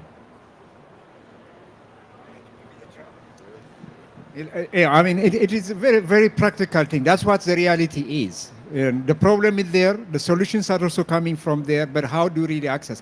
I think the best thing is, where I am seeing is, we discuss at the global scale here, but how much of that is really going to the national scale? And then particularly things are hanging at the national scale. I can never go to the sub-national watershed level. So that's also the responsibility of country parties. Honestly speaking, government of India, for example, they are here, they are the signatories, they discuss, they debate, they put their agenda, but when they go home, they have to take it also to the local level. So oftentimes my biggest problem is that it is maybe the focal point in the capital, it comes to these meetings, and then it will stay at the national capital level. So how does it really goes beyond? Because we can't bring all the communities to this kind of convention. So there should be a mechanism that it goes cascading down to that one. In terms of resources from Global Environmental Facility, by 2030, there is an idea to give at least 10% of the JEF funding to go to CSOs. That is a kind of a bold statement which comes from Carlos, from the CEO. That is very interesting. However, do the CSOs have the required capacity to implement this kind of projects? What do they need? I think that is the way forward. But gradually, the funds are going to be open up for this kind of CSOs. So I think it is clearly indicated in the vision that by 2030, at least 10% of that resource has to go to this kind of organization. At the same time, when the demand comes, I think you need to also show your capacity of handling this, not only doing things on the ground, also receiving the fund and then implementing carefully, because they all have also clear indicators, as you put it, to be achieved. So that's why oftentimes people say that, oh, we don't have a capacity. Ministry of Environment, you say that, oh, we don't have this capacity. But when you go to the local university there is a cutting edge science happening. Honestly speaking, I am Ethiopian, but I live in Kenya. So when you go to the Ministry of Agriculture or Ministry of Environment, oh, we don't have much capacity to include soil organic carbon in our NEDCs. Come on, why? We need support. But when you go to just 5 kilometers to University of Nairobi, they are doing cutting-edge artificial intelligence program. So I think that's why countries need to really think horizontally instead of vertically, so that how could we really learn among different institutions, tap those capacities, and then be able to do a lot of things. I think every country has huge potential of its own, honestly speaking, that in terms of capacities. And when I say capacity, always when it comes to African countries, Burkina Faso, if you say, oh, we don't have the capacity to do it, go to University of Ouagadougou. It's our friends, our colleagues. We studied together in the universities. They are there. There are a lot of CJR centers working in these countries. It's not about lack of knowledge and capacity.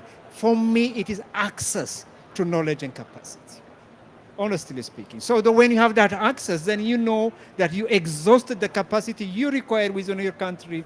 Then when you don't have, you go out. And then I think I was very happy to see Ibrahim mentioning in terms of land-based investment, about 72% of the money in each country is coming from the capital fund. So the international fund is just to catalyze few things. So where is that a national investment from the national capacity is going to your community? And then the government and then your representatives need to be also question this kind of things. Thank you very much. Sorry for taking a bit of longer time. So. No, thank you so much for that. Anyone else with any question or comment? Okay, I know that we just have 3 more minutes, so I'll just ask any panelists if you have one final thing you want to say. Okay, yeah, okay. Anyone else with one thing you want to end up with? Okay. Summing it up, from our point of view, I'll say it again, it pays off to invest into nature-based solutions. And it has to be implemented with the community on the ground. Most important for upscaling this is enabling the communities on there. I'm actually still having this Eureka thing here with me, coincidentally. So this is a good example how it works. Work in partnerships on the ground there, and you will see the benefits deriving from it. So. Yeah, thank you. Maybe I just want to share one takeaway that I have from this session. I was impressed with your figure when you shared the statistics that only 0.3% actually reach the people who are impacted by drought, who live on the ground. And I think what we need to think about more, and actually it's also linked to the question that you raised, is expanding our thinking about more innovative, some blended instrument for nature-based solution finance, because we do have support from international donors, but then there is a national governments who also have money, who has many subsidies, which is kind of contradict that thing that we are doing, so we need to revise that. But there is also private sector, so when you mix all the things together, you can actually raise more money first and then make it more accessible for those who works on the ground. So actually some sort of blended funds or other innovative nature-based solution finance instrument can be maybe something that we need to work on more and focus more. Thanks. Yes, Belen? Comment on that. I think it's important also to consider farmers as part of the design and the governance of the funds in a more meaningful way. To really listen to them and see what are the constraints also, no, to have direct access on the ground, and the dialogue, no, because white donors face also constraints to really reach to the ground. No, I think is a common dialogue, or private investors, no. So we need to continue that dialogue, and that's linked to being in the governance and the decision-making spaces for this type of funds. I think is a priority for family farmers too. Yes, thank you. Thank you so much. And I think that we have really discussed quite a number of things. One of the major things that comes out, or a number of major things that come out, one of them is implementing nature-based solutions requires to be dynamic, especially to the first point of the impact and the speed of desertification, plus the impact of climate change. All of this and land degradation, it does require that nature-based solutions implementation is dynamic to those trends. But also it pays to invest in drought. I think that making the case for that will be extremely important, because it then demonstrates how many people, how many livelihoods are actually chained with that, but also the direct link with the national economy and the global economy. And the other bit is about people.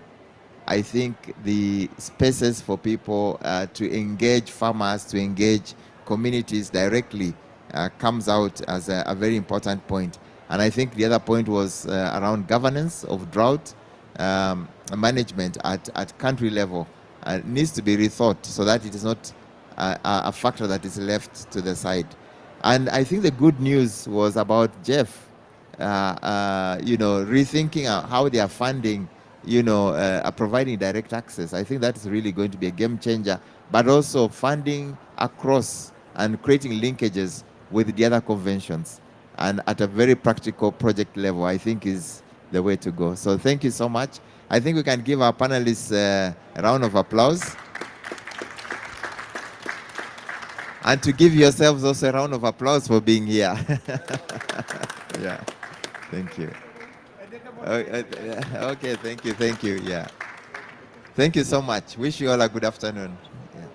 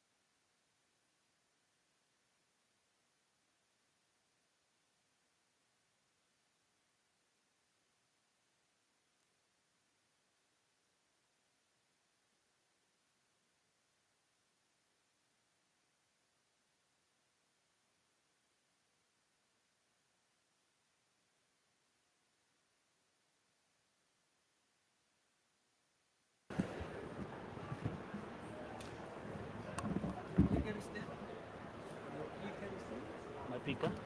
Yes. Okay, brilliant. Thanks. You know how to use it? No. Green. If you want Green. to go back your Red. slice, red. Okay. That's it.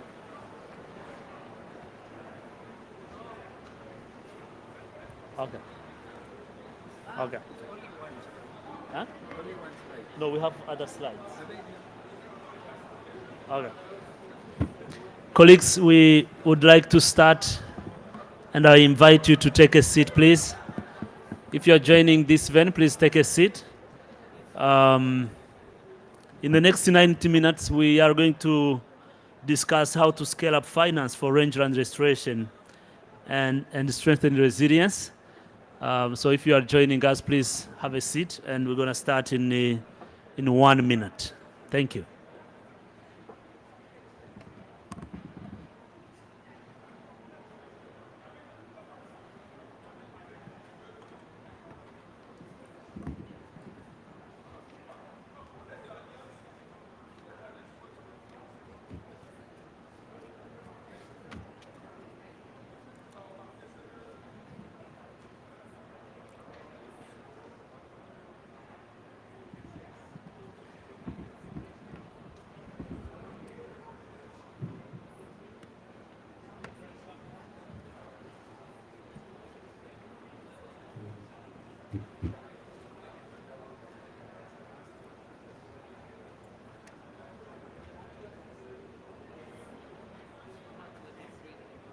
It's not yet there?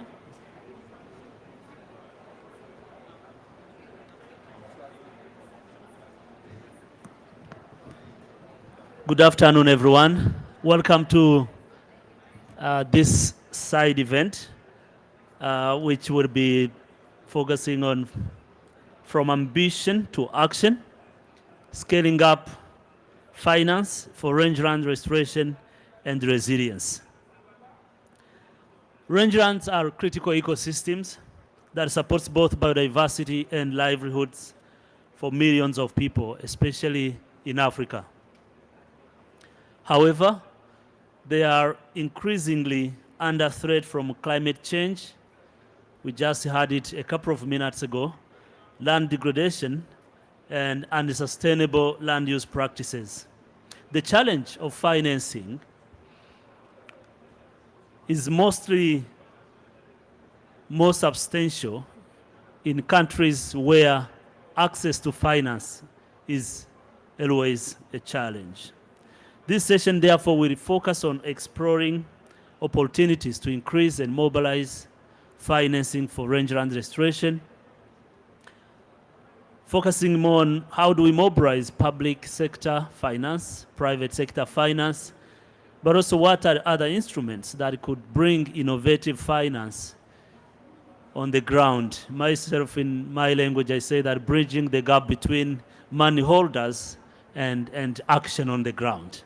We keep hearing a narrative all over that, yeah, the problem is not money, the problem is projects, bankability, and availability and profitability.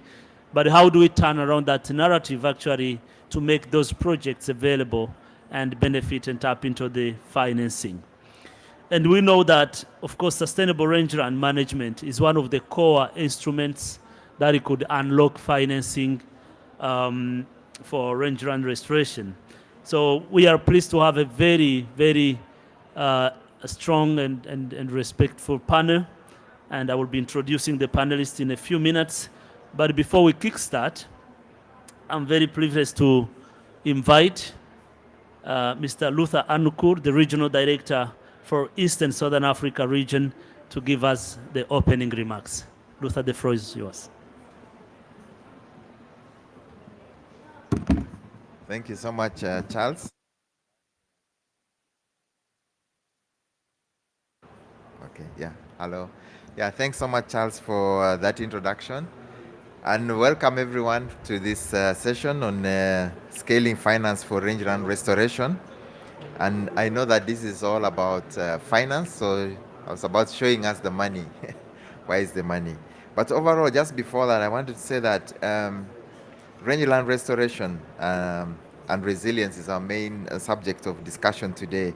And certainly, rangelands are not just a vast expanse of land, but they are vital lifelines for communities, for biodiversity, and for the global fight against climate change. But these ecosystems are facing unprecedented pressure, and we are running out of time to act. In Africa alone today, it's a continent and a home to 43% of the world's rangelands, covering an estimated 1 billion hectares. These lands support about nearly 300 million pastoralists and agro-pastoralist communities whose livelihoods, culture, and identities are inseparably linked to the health of these ecosystems. However, approximately 70% of Africa's rangelands are degraded, and this is leading to significant losses in productivity, biodiversity, and climate resilience. So the stakes are high. Degraded rangelands not only undermine local livelihoods, but they also exacerbate global challenges such as food insecurity, water scarcity, and conflict over dwindling resources. In a previous panel discussion, we're looking at the economics of drought. But it's important to note here that degraded land alone costs nearly the global economy an estimated 10 trillion US dollars annually. And this is affecting developing countries, especially the more. But then there is hope. One of the things is that investing in rangeland restoration actually has a return. And every dollar invested in land restoration yields about 7 to 30 US dollars in economic return. So scaling finance for rangeland restoration could generate significant co-benefits, including enhanced biodiversity, carbon sequestration, and improved livelihoods for millions of people. The Global Outlook, Land Outlook reports or predicts that restoring just 30% of degraded rangelands could sequester 1.5 gigatons of carbon dioxide annually and improve water infiltration by as much as 40%, directly supporting the goals of the Paris Agreement and the UN Declaration for Restoration. So overall, there is actually good news that investing in rangelands has got a return.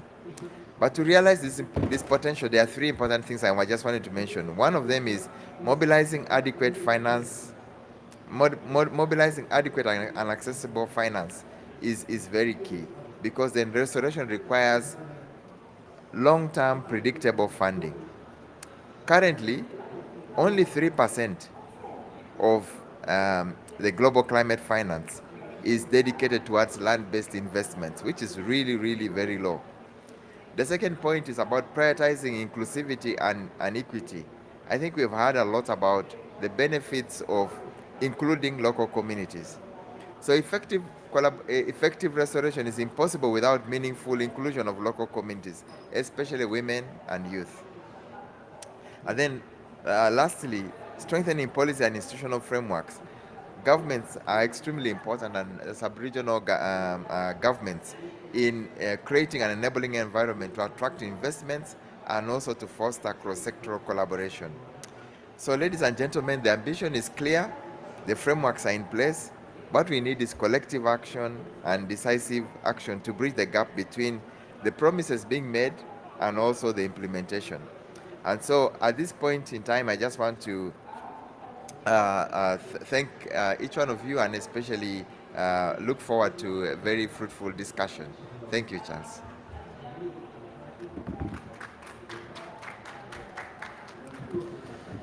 Thank you, Luther, for those very inspiring remarks, but also the numbers you mentioned on the importance of rangeland ecosystems globally, and how much they are very, very critical to not only the 3 Rio conventions, but also to the economic growth and sustaining livelihoods of millions and millions of people. So I would like to move to the next session of our side event, and I want to invite our distinguished panelists. And today we have a privilege to have Mr. Mark Dumas Johnson, who is the Agriculture and Food Security Specialist from the Green Climate Fund. Please, Mark, step forward and take the floor. And I'm very happy that I know Mark from previous engagement on a number of projects in Africa. So good to have you, Mark, on this. Dr. Susan Chomba is the Director of Vital Landscapes for Africa at the World Resources Institute, a very good colleague of mine as well. So good to have you, Susan. Pleased to have Dr. Oleri Flor Kumba Pambo, who is the Congo Basin Forest Partnership co-facilitator for the Gabonese Republic. Great having you, my sister. Pleased to have Mr. Pokora Harry Mustafa, who is the technical advisor for one of the Green Climate funded projects in Kenya. It's called the Twende, towards ending emergency in Kenya. And of course, we have Mrs. Tantoza Uganja. She is the founder for Sustainable Farming Solution. Great to have you, Tantoza. And of course, our good friend, Mr. Frank Gagwidi, the Director of Global Sustainability at Eurasia Group. And then I will join you, I will pick up a chair and just...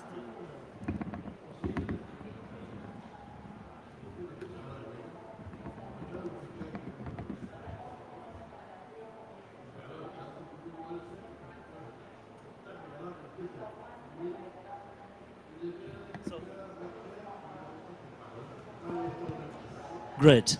So what we do, we will have a session of questions. So I will be asking a couple of questions for reflection.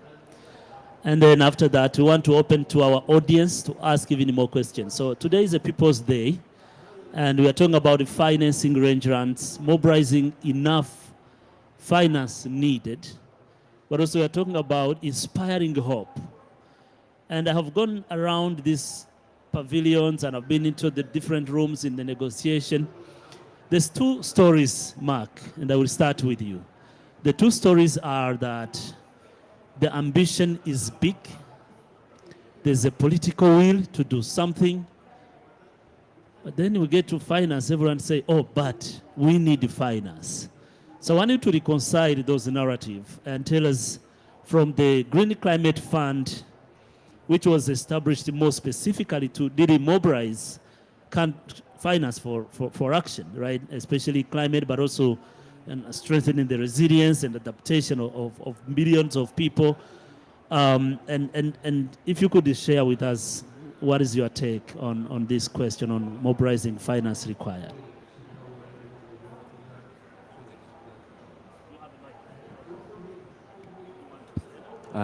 Sure, yeah.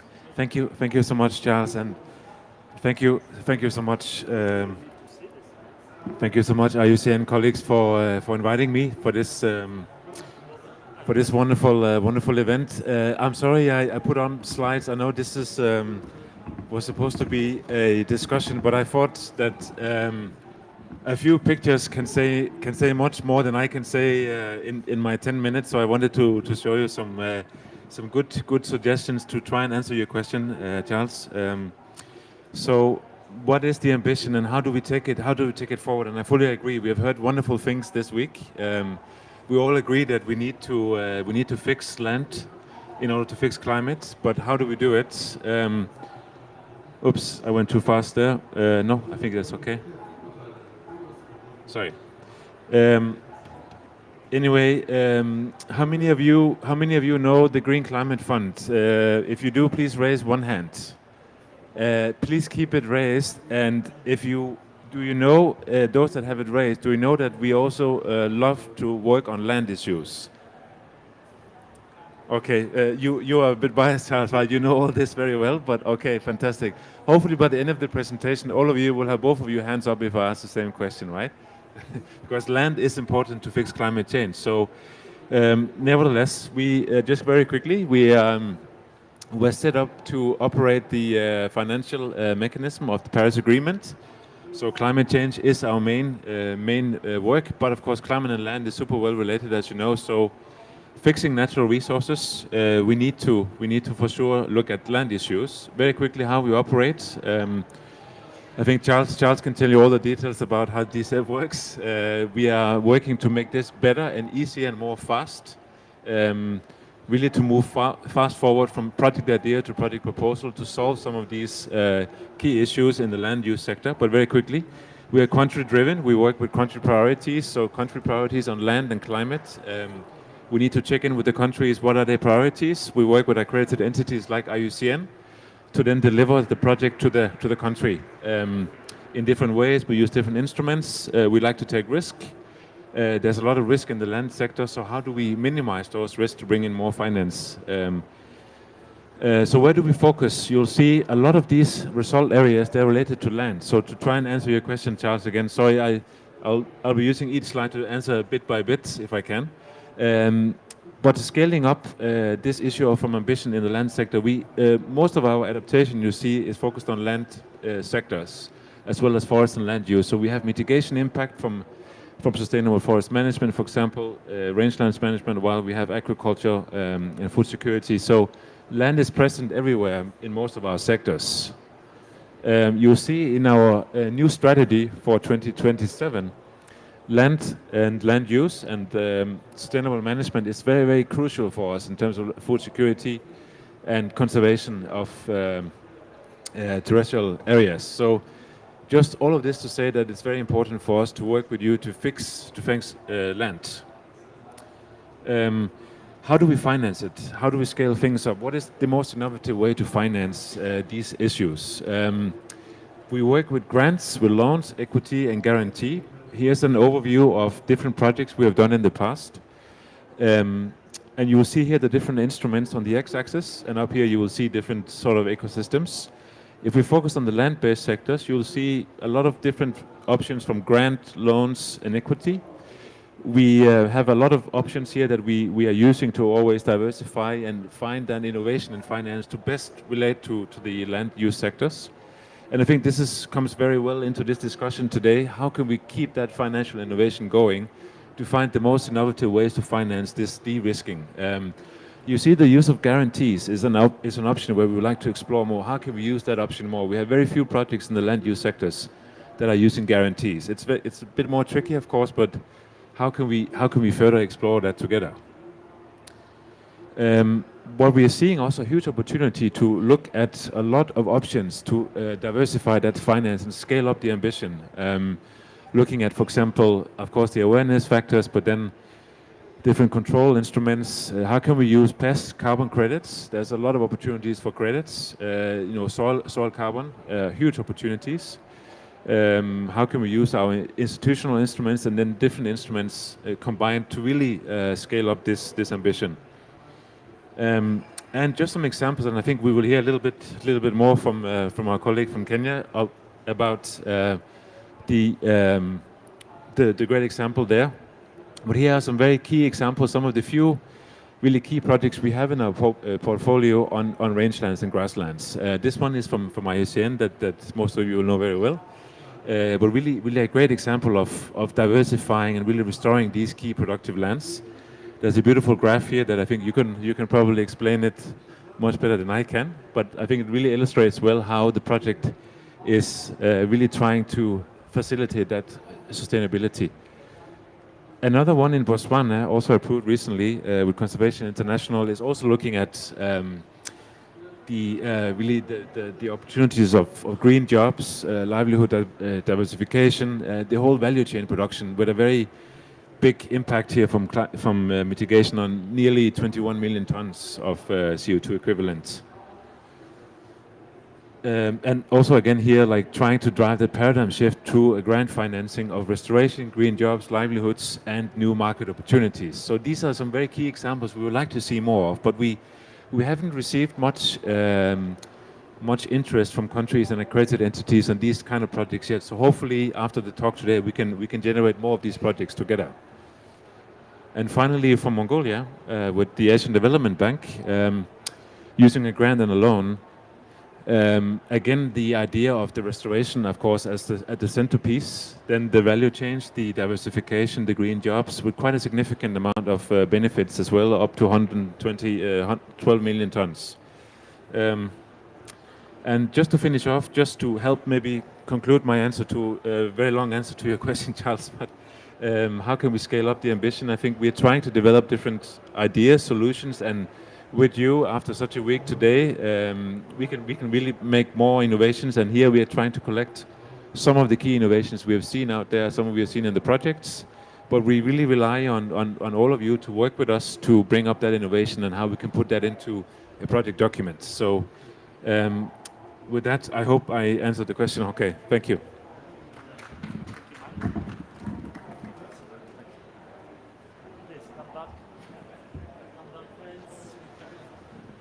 Thank you, Mark. This is I think this is exactly the inspiring news that there's already a lot happening on the ground and from public, private sector, and you shared very inspiring examples already.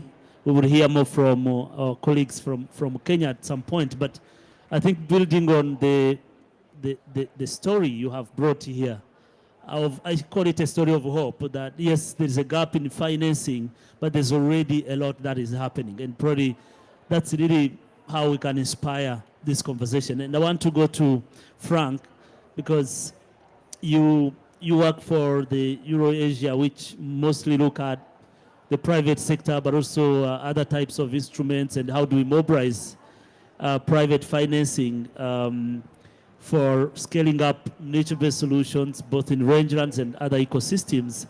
If you could share with us, what would be the incentive for private sector to actually really invest in these ecosystems we talked about? And mostly, any inspiring story or example that you'd want to share. Thank you so much. That's two questions. Okay, so let me take the first one on the incentives. Many types of incentive. The first one, I would say, it has to do with policies. So anything that allows and facilitate access to the market will always get the private sector to chime in. But then I would say we do need to take a step back and think about the variety of actors when it comes to the private sector. I think oftentimes when we talk about finance, particularly for rangeland restoration, we focus more so on the investors, no? So whether it's commercial banks, multilateral development banks, development agencies, even insurance companies to an extent. So I find that the number one incentive, and that gets to be overlooked quite a lot, is the narrative framing. We need to kind of like talk about restoration in a business way, in a way that makes business sense. And that's still something that's missing. You were right in your intro remarks. A lot of people are saying that the money is there because that's true, the money is right there. But because we don't necessarily talk business talk, and I see it when I engage with my investor clients, the way we write our papers on the restoration side, the way we present a restoration project, the way we even do our verification processes, or we quantify results and outcomes, it's still a bit disconnected from the reality of investors, and it doesn't speak to them. So speaking their language is the first incentive. Having the right policy is another one. Shifting the economy, I guess, through big global frameworks, like the Kunming-Montreal Agreement with the Global Biodiversity Framework, that also helps. We saw on the climate side before and after the Paris Climate Agreement, this is why we have the GCF. So you kind of need to have also those big global moments to shift the conversation as much as possible. And then in terms of incentives, I find a lot of the multi-stakeholders coalitions help a lot to build the trust, to build the relationship. Those are people, right? The money doesn't kind of like fall from the tree. You kind of need to talk to the folks who actually have it. So building those interpersonal connections and doing this over time, for instance, attending COPs, kind of like help us get there. So that's for the incentives. And the second question was an example.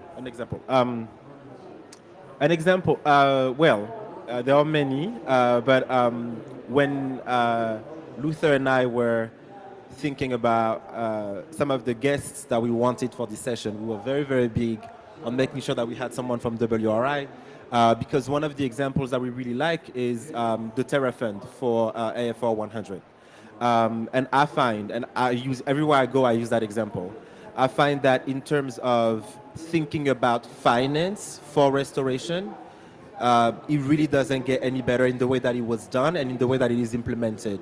We're talking about a blended finance mechanism that was announced, I want to say like 3 years ago, like 2021, 3 years ago. And within that time frame, they went from announcing it, having the support for like more than 34 African governments, and then very quickly mobilizing funding from philanthropic institutions. So you think the Bezos Fund, Meta, Good Energies Foundation, and so on and so forth.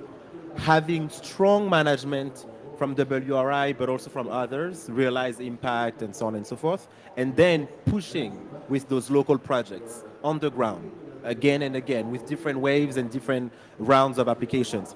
Like where we struggle with with that type of funding in general is the time frame, because it always takes forever. People are saying, yes, you tell us that the money is there, but they don't see the money. And I find that with TerraFund, within 3 years, I was able to see their launch, then their first partnership, then the first project being announced, and then the implementation. And so that's something that I thought was very strong. Thank you, Frank. And again, that's very good points, because maybe we will come back to Mark later on this narrative, actually, because the problem gets bigger and bigger when we start talking to private sector, and we keep hearing the same, make this project bankable. And we'll come back to that. And I like what you said. I think conservationists generally, I am not an economist, so we're not trained to tell an economic and business narrative of what ecosystem services. So I think that's a good point. How do we turn the narrative of restoration projects? But we know the numbers. I mean, from rangelands, we'll come back to it, but we know these are huge ecosystems. Generating 20% of the GDP of Kenya, for example, comes from rangelands. And Ethiopia, so livestock is a big market, same as the whole of Horn of Africa. But also Mongolia, we saw that from Mark's presentation. So I think I fully agree that we need to work on that narrative. And you mentioned already WRI, and Dr. Susan is here with us, and maybe inspire us again one more that this question of finance is not a taboo. It's happening, but how do we actually leverage? Mark presented what the Global Green Climate Fund is doing, amazing job. Billions of dollars is actually being deployed, but it's remaining public funding. Governments are doing their efforts to mobilize the domestic sources, right? Frank mentioned private sector, and those challenges that he brought on board. But you have worked on this, Susan, and the WRI is doing an amazing job. Please share with us, how do we leverage this with other private philanthropy sources of financing to get more action?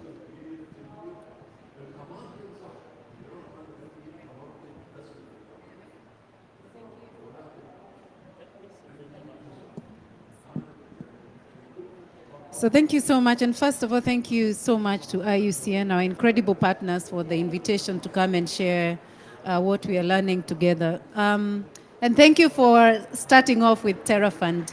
But let me just say where we started. We started from, we would come to convenings like this, and we would meet partners who would tell us, we have the money. We have the money, and we need to get this money very, very fast to the local level. We want to make it efficient, we want to cut the bureaucracy, and we want to make it affordable. How do we do that? And then on the other hand, we would go on the ground and we would meet fantastic local organizations, youth groups, entrepreneurs, civil society organizations who say, we have the ideas, we have the actions, but we don't have the money. We want to scale. Some of them, they are in the ideation phase. They can present you a fantastic business model, but they don't have the investors. Others have even gone ahead to start the business, but they need to unlock the potential for scale. They tell us we need the capital. Others have, they've even scaled, but their problem is market. So they're like, we've figured this business out, but how do we access markets? And so we saw that huge gap and said, how can we actually be able to help actors who we are meeting in these places saying they have the money? like Mark, and the fantastic opportunities that we are seeing on the ground, both in terms of entrepreneurs, but also let's not forget there are youth groups, women groups, who are restoring for ecosystem first services such as biodiversity, such as water, that we haven't fully gotten into a place where they can get the reward for that. And we don't need to discourage that just because we haven't figured out how to reward them. And so came TerraFund. TerraFund was a proof of concept. And I'm not going to speak as if I'm speaking on behalf of philanthropists, because I don't have the credibility to speak on their behalf. But the thing that we realize with philanthropy and philanthropic funders is that they are willing to understand where the challenge is. So we told them, for us, we need to create that pipeline. That pipeline does not exist. You have institutions with the money, you have institutions on the local level, but the pipeline does not exist to deliver that money there. So how about we use philanthropic funding to create that pipeline, which is how TerraFund came in. They said, show us how you can do it. So I think your question on what's the role of philanthropic funding, because it's not a lot compared to what is there in the private sector. It's not much compared to what is there in public financing.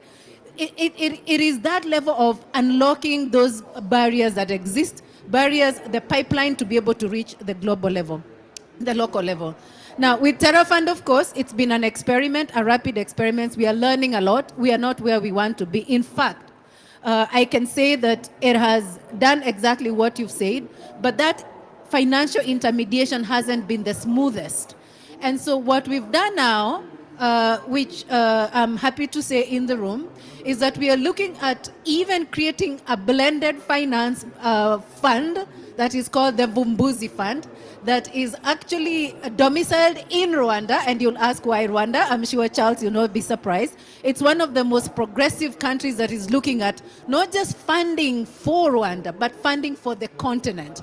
So Rwanda has been absolutely thrilled to partner with us to say, how can you create a blended finance mechanism that is not just for a few actors, but for the entire continent? So that's something in the works, and it's going to blend both public and private financing so that it's not WRI with one partner trying to run TerraFund. We are hearing the need for funding is 191 billion every year. There's not one institution that can be able to deliver that. We need the GCS, we need blended mechanisms elsewhere to be able to reach the goal of 191 billion for Africa every year, up to 2030, if we are to realize our restoration targets. So the need is big, but those mechanisms are important. So Charles, another thing that I'd like to share is that question about bankability, the risk profile of the actors. I think this is where I think philanthropic funding has also been very, very helpful. They are like, can you demonstrate to us if there are bankable products on the ground, bankable projects on the ground? How can you be able to show that these projects can scale? How can you be able to show that they can be sustainable? So the next thinking that we are working, and Charles, we've had discussions with you, with our team, is that beyond now establishing this fund mechanism, we have all these entrepreneurs, and we need funding from public sources, but also the philanthropic funders. What we need to look at is outcome-based payer models for sustainability. Because after we've restored ecosystems, we've restored biodiversity, we have to push this. Otherwise, how can we have communities working so hard to restore biodiversity, but we say we cannot be able to figure out how to compensate for biodiversity that has been restored? How can we say communities are working very hard to sequester carbon, to store the carbon, but we remain at a point where the carbon market remains such a fragmented space that we are even scared to go there because there is greenwashing, there is land tenure insecurity, there is lack of equitable benefit sharing mechanisms. These things are hard, but we've got to figure them out. And this is what philanthropic funding can be able to help us unlock that, so that then other big investors have the confidence that we have a system that is going to have fair and equitable benefit sharing mechanism that is not dispossessing communities of their rights to tenure and rights to resources, and that can be able to create a mechanism for ecosystem service payments. And I think that discussion we've had, and I'm so looking forward to taking it up with partners, but let me pause there for now. Thank you. Thank you very much, Susan, and very yeah, very real life examples and the stories. I like it. I like it. And Mark, for your information, expect that you'll be in that working group.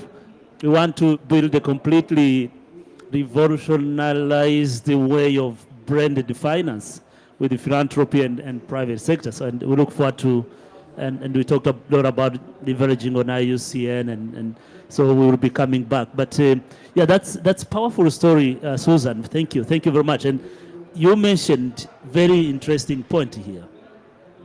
Bankability, struggle especially for small and medium investors. And I'm looking at Tantoza, who is here, a risk taker, an investor who founded an organization called Sustainable Farming. So, Tantoza, what is your story actually? And how do you navigate that space? You are doing an amazing job of saving land health and soil health, promoting sustainable solutions that brings food in the market. How did you struggle to get, and tell us that story? Well, firstly, I wanted to say something again with WRI. I wanted to say that my startup is a beneficiary of the WRI Land Accelerator. So I wanted to see, I mean, how all this goes full cycle and how important it is to understand that. So that people know, we didn't know actually that she benefited. So that's good. That's great. All right. So to start with, I wanted to take you a little back on why I started Sustainable Farming Solutions. So, you know, I grew up in a smallholder farming family, and because of that, I would wake up in the morning, you know, go draw water, but then I would also be with my grandfather going to the farm to farm. And at the same time, I loved school. I'm also a PhD researcher. So knowing all of that, I understood that the pressure that goes to a rural woman or a girl is so hard, and yet they want to meet their own goals as a girl child. And that made me want to change the story of myself and every other girl who had that route to a future or an opportunity. So why Sustainable Farming Solutions? I believe that communities have the ability to design their own realities as they see fit. They can themselves get themselves out of this grapple of poverty, but also create infrastructures within themselves to restore rangelands, to restore and even both land, water, and everything else, biodiversity. But what needs to be there at the forefront of that is the ability to give them an enabling environment for them to innovate solutions for themselves that they can, you know, restore all these ecosystems that they have been reliant upon for generations and generations. So at Sustainable Farming Solutions, what we do is essentially create that enabling environment for especially women farmers, because in Malawi, where I'm from, we have a very matrilineal society. Women are the natural caregivers. They are the ones that take care of the home. They're the ones that usually understand what foods in the garden needs to be picked, what herbs are very useful in the forest for medicines and all of that. So we are creating value chains within this ecosystem that makes sure that they become more resilient, but most of all, they can take care of their households and the community at large. Now, I'm going to go a bit controversial here. Everybody talks about communities as these poor people who do not know what they're doing, who do not know what is it in for them. I want to tell you that everybody is talking about financing in the sense that they want, you know what, well, let's give them this, let's give them that. This is the sort of thing that hasn't been working. That's why there have been NGOs doing tree planting operations, bringing all of this, but we could have been a forest in Africa by now. So let me give you another perspective. A farmer can be able to build their own financial model that enables them to understand that they need to restore their land. Look, if you find a farmer who wants to make sure that they feed their kids and they don't understand that the tree, or better yet, droughts are causing them to become more and more poor, then if you can't meet that immediately, that you know, competing interest there is what we need to deal with at the moment. We need to finance farmers, not in the sense that, oh no, let's give them this so that they should do this. We need to understand, meet them where the need is. You understand? You can't force a farmer to plant a tree today when they don't need a tree at the moment. So at Sustainable Farming Solutions, we do what we call an integrated landscape approach. We look at it this way. Village savings and loans groups. Let women mobilize themselves, to create a small fund that will help them come up with a nature-based solution. For instance, an initiative, say beekeeping, mushroom production, that gives them something in the pocket. So, but at the same time, we are using this as learning cycles for them to restore their communities or plant a tree, and then obviously at a landscape level, maybe launch a carbon project, giving them carbon finance to continue doing so. But it has to start at that people, at that personal level, where they understand the need that they have in their households and their need to restore that landscape, because they always know they have depended on these landscapes for generations and generations before, and they will continue to do so. So it needs to come from that empowerment level, that this is me, I want to do this, and that ownership will bring about permanence in this restoration space. What a powerful narrative. I think I'm actually being inspired, yeah? And one of the reasons that I'm being inspired is that this conversation is not just a desperate discussion, but there's a lot of hope that in fact there's a movement of rural farmers that are really committed to do this. They know what they need. So thank you very much, Tantosa, for that story. But I want, before I actually move to the next speaker, is it easy to mobilize funding? It is not. Because the reason I'm asking this is, so you got a startup from Terra Fund. It might have been 5,000 or something, your land accelerator. I know it, so I'm part of that. But how is it difficult, actually, with that amazing idea you have? How is it difficult to be funded, to get funding? And why? It's not easy because, first of all, coming from Malawi, I will start with the banking aspect. Local banks come with interest rates like 30% if you need to get a loan. So 30% is like 30% of equity. So it's already, instead of looking at the idea, the innovation, you're now looking at ways to come back with that money in order to repay that loan. At the same instance, you don't have the collateral to do it because this is something you're doing out of building community, restoring land. At the same time, you get, yes, an opportunity to be part of the WRI Land Accelerator, where they're teaching you ways to become an entrepreneur, to look at how better ways to finance. But you also have to be intentional as a founder. What does this mean? You have to really want something in the sense that you have to come to these spaces, COP16, you have to make yourself visible, but you also have to make sure that you are at a space where not just science meets innovation, but at a space where you can back up whatever you're doing with the local communities. You de-risk those farmers so that they become the storytellers on your behalf, telling them that this is the pilot we need to back. Yep. And this is the sort of innovation that needs to be put forward in order for us to get the results we need. Thank you. I would absolutely come back to you because the story you're telling and the difficulties in accessing finance, and probably submit the next one to Terra Fund. Maybe now that Susanna have heard your story, it should be a storytelling enough. So let me continue the inspiring part of this conversation from Kenya, a country that hugely GDP depends on drylands, right? So on rangelands in particular. And you have been working on Twende, which is one of the GCF funded project. Mark mentioned it, but just to share the story, what's happening? Is that funding enough or we need more? Thank you, moderator. For us in Kenya, I'm working with NDMA, National Drought Management Authority. We are implementing the component 1 of the 3 components of 20 projects.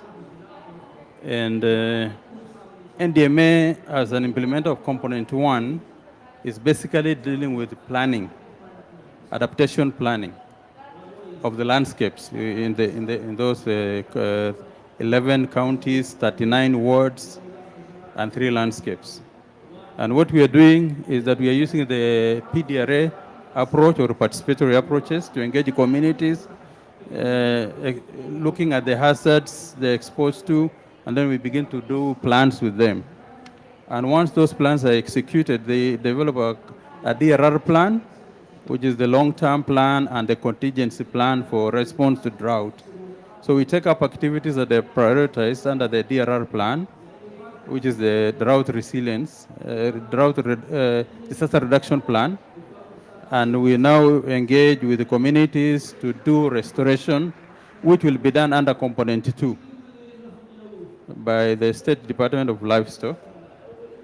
And so far what we've done is that we have, as NDMA, we've established grazing management committees, peace building committees, to try to enhance governance structures at the landscape.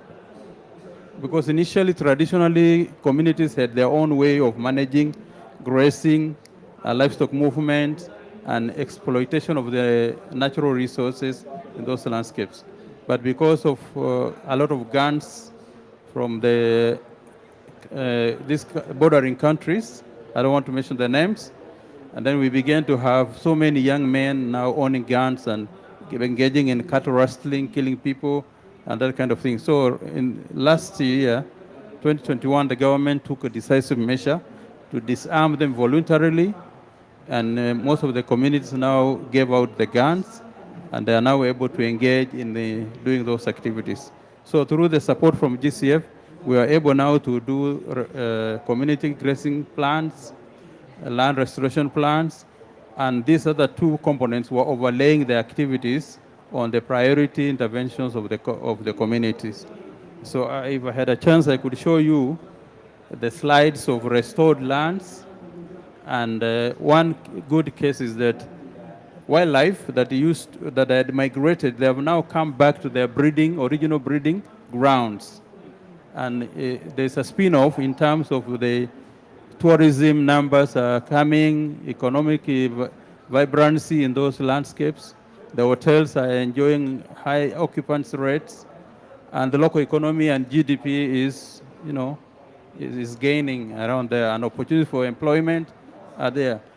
The only thing is that restoration is expensive, but if you are patient enough, the benefits are enormous. As they said, $1 spent, you get about $7 to $10 return on investment. We've done a cost-benefit analysis for our case in one of the Sabarua landscape, and we found out year on, between 2020 to 2024, we're getting 3.4 to 7.9 maximum. But there were other benefits that we were not able to account for because we lacked the data, and data is a major issue in Africa. We're in a very big problem of data dilemma. We can't get access to data that we require to make decisions for planning. And we ask that in the face of maybe next year we will have an extension of the project, that we look at how can we strengthen data for us to make decisions. And finally, I want to say that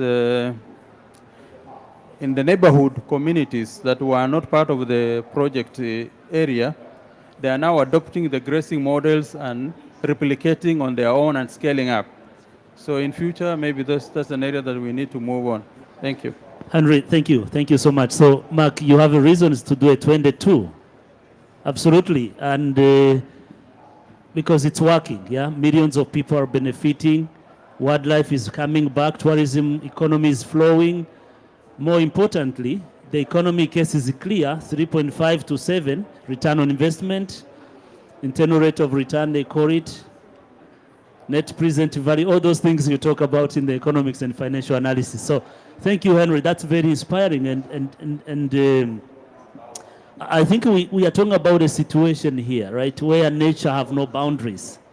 You are talking about Kenya, but you mentioned neighboring countries as well. How does that scale up in a regional context? And that's why we are very privileged to have our colleague Dr. Oreri, who is the CBFP's Congo Basin Forest Partnership Coordinator or co-facilitator. And already we are absolutely in a situation where the whole regional Congo Basin area is very connected. And I wanted you to bring in another perspective on actually what does it mean mobilizing finance in the regional context, and where do you see the leverage coming from, especially within the Congo Basin context, and how can we really operate this in a regional context where ecosystem is shared? You have got the Congo Basin, you have got the water systems connected, but at the same time, interdependency between the different community commodities and market commodities, and suffer the same of huge loss of habitat and ecosystems. Okay. First of all, allow me to thank the organizers for the invitation to the Congo Basin Forest Partnership, CBFP. The subject of today is very crucial for our region, and particularly for the Central African countries that make up the Central African Commission, and to all CBFP partners. This thematic is a component of one of our strategic axes of the roadmap of the CBFP. Before continue, let me introduce briefly the CBFP. CBFP is a multi-stakeholders forum that brings governments, scientific and academic institutions, private sector and civil society organization. It had been established in 2002 during the World Summit of Sustainable Development in Johannesburg. And the aim of this forum is to support technically and financially the 11 Congo Basin countries in their effort to conserve and to manage sustainably the Central African forest ecosystem. This forum, among the 11 countries, we have also 4 countries related to the issues of pastoralism and transhumance.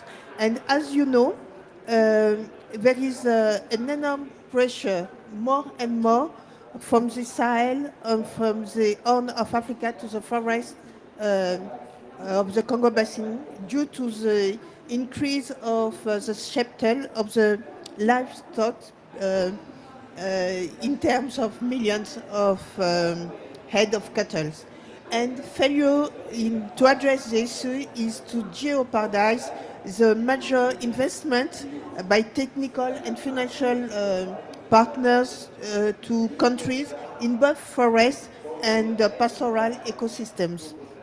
So furthermore, you know that the forests of the Congo Basin are responsible of 50% of rainfall in the Horn of Africa and the Sahel, and plays a crucial role in combating climate change.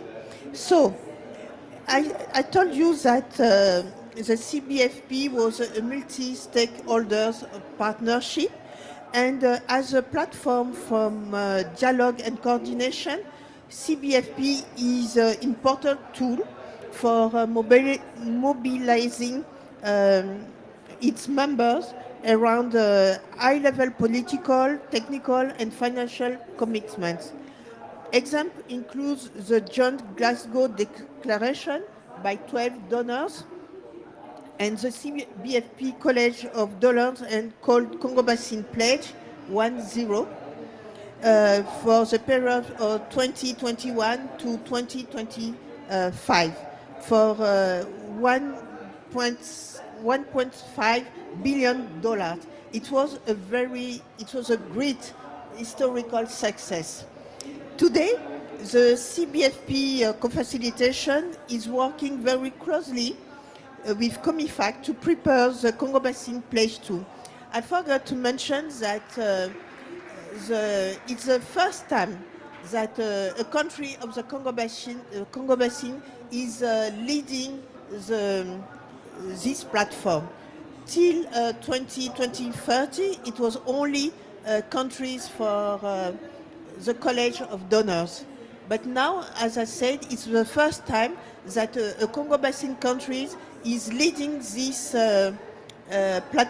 platform along with France, showing that there is a kind of shift of paradigm. There is an empowering of the leadership of the Congo Basin countries for discussing their own issues. So,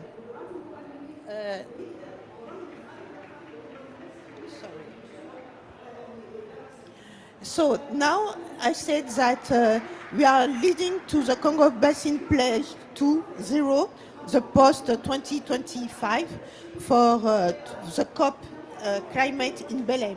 So it is in, for us, we think that it's a timely moment to have a voice for our ecosystems. And then it is resolutely committed to facilitate the post-Glasgow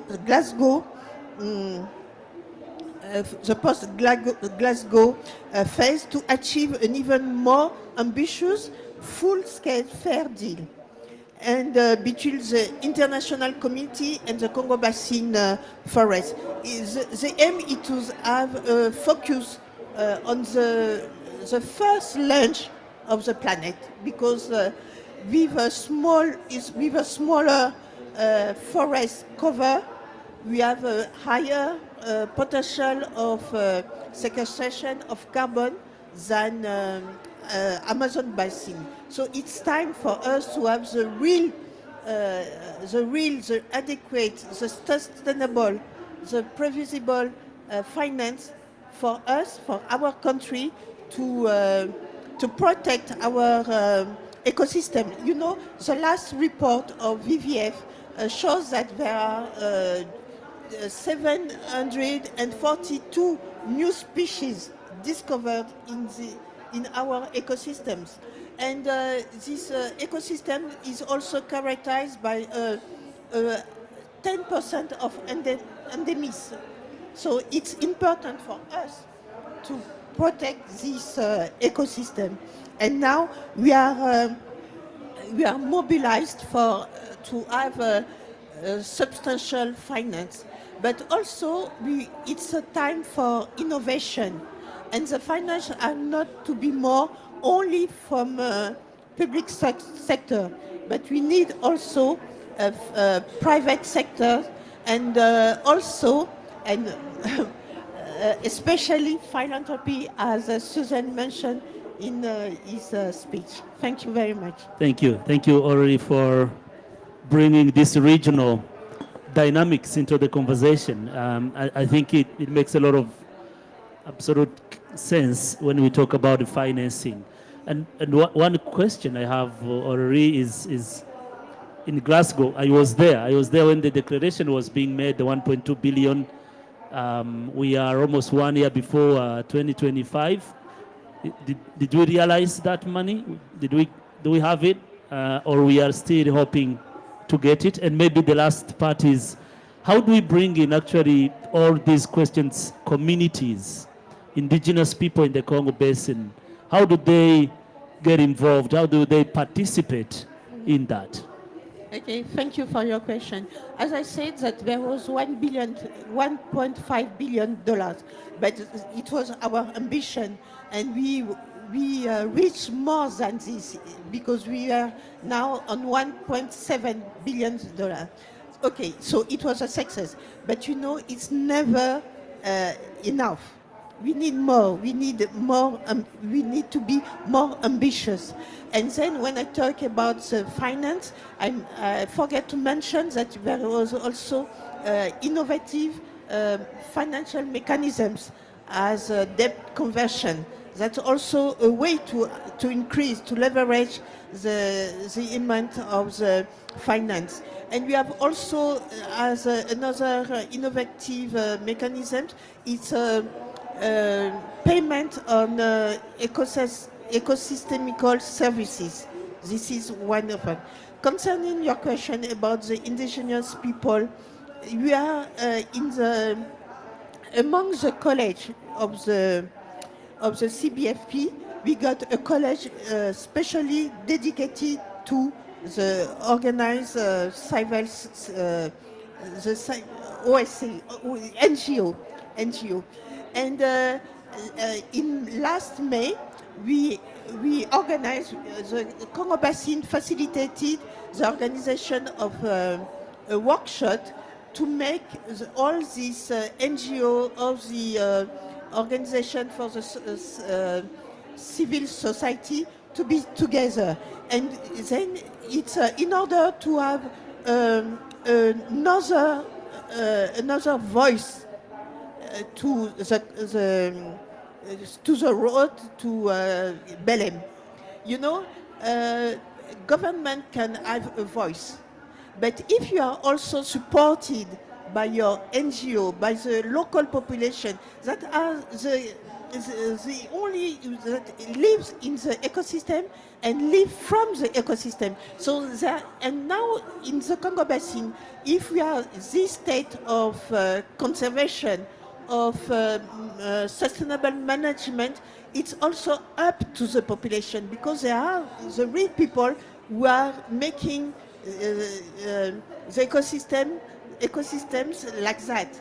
So we give them also, we are empowering their voices to join us to the COP Belém. And we will see that the focus will really be on the Congo Basin this time. Thank you. Thank you very much, Ori, for that very, very inspiring. And the fact that local communities are also part of that, and I think it's really critical. They are the landholders. They are the ones that should benefit. And I want to see if the audience, there's a question before I pass the mic to our panel. But as we prepare, Mark, there was a very good discussion here, right? So, I know GCF is also quite strongly committed to the Congo Basin region, because it's not only because of its importance, but also because of population who needs to be resilient and adapt to climate change. But I want to bring this conversation in a complete 360 cycle from GCF perspective. So, and I have had many conversations myself, but also I've listened to many countries. They keep saying, yeah, GCF is great, but it's really difficult to get money to countries. And I know GCF have been doing a lot of efforts actually to really make these things much more straightforward. And if you could reflect on actually assuring and giving hope to these countries in front of us here, that actually things are happening and there are mechanisms to access this GCF funding, and it's going to continue growing now that, so now we are Land COP and reflect also on this particular convention, combating desertification as well. The last piece to reflect on from kind request is, I mean, this blended finance, Mark, where do you see it heading from a GCF point of view? Philanthropy, private sector, what are the opportunities we could be looking forward? Thank you so much, Charles. Fantastic. Yes, no, thank you.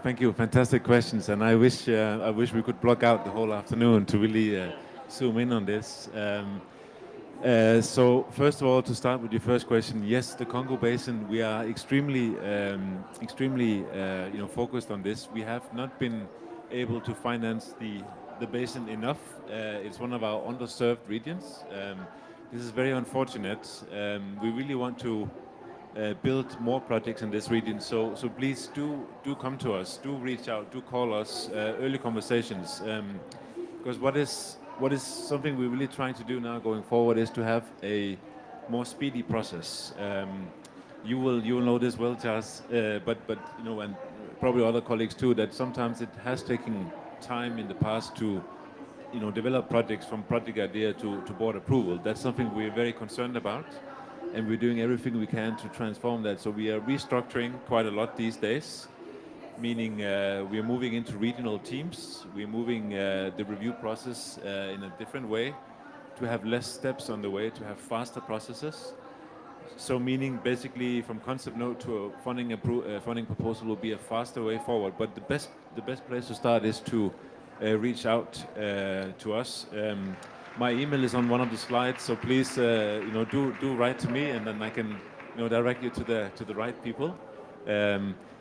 But going back to the Congo Basin, there's huge potential to do more things in the Congo Basin. We have unfortunately not received many project ideas, but hopefully after today we can receive more. And I think Danny, we have to speak more also how we can better work with you so we can better support the Congo Basin. There's lots of opportunities. Again, on blended finance, huge opportunities as well to come in. We have not many projects that are looking at sort of eco-regions or biomes, but there's lots of potential. Of course, the Amazon, the Congo Basin, the Miombo woodlands. We have the Sahel, the Great Green Wall, and we have also the Mekong Basin, but not enough. And there's a lot of space for more projects like that. And you had another question. Sorry, I forgot. What was the other one? Just reflecting on how do we leverage on those with blended funding and philanthropy. Is it something you're looking forward to see, those combinations of different funds? Yes, absolutely. Fantastic. Thank you, Charles. Yes, so that, as you rightfully said earlier, Charles, there's public funding will not get us all the way. It will get us part of the way to help kickstart the process, but to de-risk the investments, to make private sector come in and actually want to invest in the land use sectors, which are filled with risks, like, there's unclear tenure rights. There's a lot of risks from a private sector perspective. How can we use our grants and loans and other instruments to de-risk it? We can do that only sufficiently if we use blended finance, I think. And what Susan and her team is working on is fantastic. What we heard also from Malawi is that we have some cases with our private sector arm. So in GCF we have a public sector arm where I sit, and then we have a private sector arm where they're much better at doing that kind of thing than we are in the public sector. But of course we work together. But there's huge opportunity to work with them. So really I do recommend you to reach out to us, especially to the private sector group, so we can create these great and very innovative deals that can really, at the end of the day, get finance to the communities, so the communities can continue to be the stewards on the land, because they are the heroes, and we need to unlock all the potential that they have in leading the way forward. Thank you. Thank you, Mark. I think this is that's the good news indeed we wanted to hear. And I think Dani and Oreri, you had already a very important message here. The central region of Africa is underserved by Green Climate Fund, so we need to be innovative enough and get more projects. And we have a clear plan with Susan. We talked about this interconnectivity in the region and how we leverage on those. But yeah, I want to come back to you, Henry, because we are talking about scaling up rangeland restoration. We need the money. You talked about opportunities, but we are also looking at how do we get government attention, right, to invest in rangeland. So basically, we can get GCF to provide another 25 and 30 million, but how do you see a narrative that would mobilize more domestic financial flows to rangeland restoration and protection in Kenya? Thank you. As a country, we're facing some physical challenge. So we have a lot of needs, both internally and externally, and our resources are not matching what we have to support. So the co-financing bit from government has been a challenge to some extent, but we are exploring perhaps a way of ring-fencing all the funds that we have signed agreements with donor communities, so that that kind of money should not be touched. That is in the pipeline. We recently had some meetings on clusters about the budgeting cycle for next financial year. So we hope we will have enough money to support our co-financing. However, I want to ask GCF, Dr. Dumas, if it is possible, like in the World Bank, we have another project called the Hunger Safety Net, where we are doing, government is paying stipend for communities, and we are using that as a DLI to access the funding from World Bank. Is it possible that when we are having some social activities that we are supporting vulnerable communities to address poverty, can you use that as a co-financing contribution, and then we can directly use the GCF funding to support restoration activities without matching with the government resources? So that's, I don't know whether that could be possible. I like that question, actually, Henry. Maybe we will come back to Mark, but again, on the rules, we see rules are very stringent. If you look at GF, Adaptation Fund, GCF funding, multilateral, banks, it's not easy to get this money flowing very quickly to address the restoration agenda. But if the rules could be, relax a little bit, and then you can regionalize the operations of GCF and other funding so that it's easier and they can understand us much easier. That way could be a better way to receive the funding. Thank you. I think it's quite clear that there's a lot of interest for government to finance these things. Of course, the demands can be as many as we imagine, but I'm happy to hear the commitment of the government of Kenya to deploy more public funding into this conversation. And I will follow up with Tantosa on this, because, and Mark, feel free to reflect on that question for Henry, either it is acceptable or it's not. Maybe I will come back to you, but maybe Tantosa, I think you had good news, right, from GCF and from Susanna on possibilities. We're talking about smallholder farmers and family farmers who are not literally bankable if it's in business as usual. What is the role of innovation and science in getting those actually small solutions to really scale, right? Because we keep talking about money, but sometimes we forget the role of innovation and the role of science, and you touch that area. Do we need to do some more work there, or there's enough? And I think Henry also reflected on data issues, and maybe that could be something you could inspire us on. What can we do about that? I'll talk about sustainable farming solutions. We have curated a solution that involves a restoration model that is end-to-end in terms of monitoring. We are using digital services to make sure that farmers are de-risked right from seed to sale. We are incorporating carbon credits in our landscape approaches. Right now, we have a 9,000 hectare agroforestry project in Kabafu, Nzimba, which is fundraising at the moment. So yes, thank you very much. I am looking at you. We also, but at the core of this is understanding that the people are at the center of our innovation. We're talking a lot about AI, we're talking about going digital, but our farmers are off-grid. And our designs are there for permanence and the actual goal of restoration. So our design is centered upon our people. We are very hands-on with the people.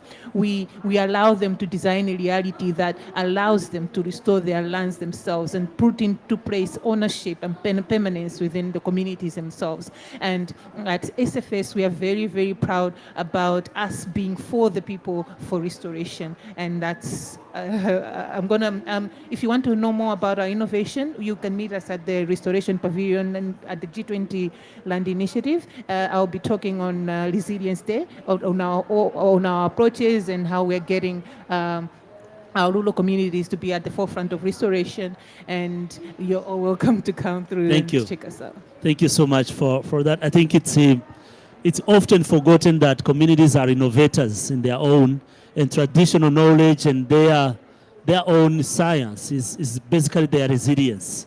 And thanks for bringing that point. And maybe Frank, the reality here on this panel and the finance and rangeland we are hearing here is that no one person can do it alone, no one institution.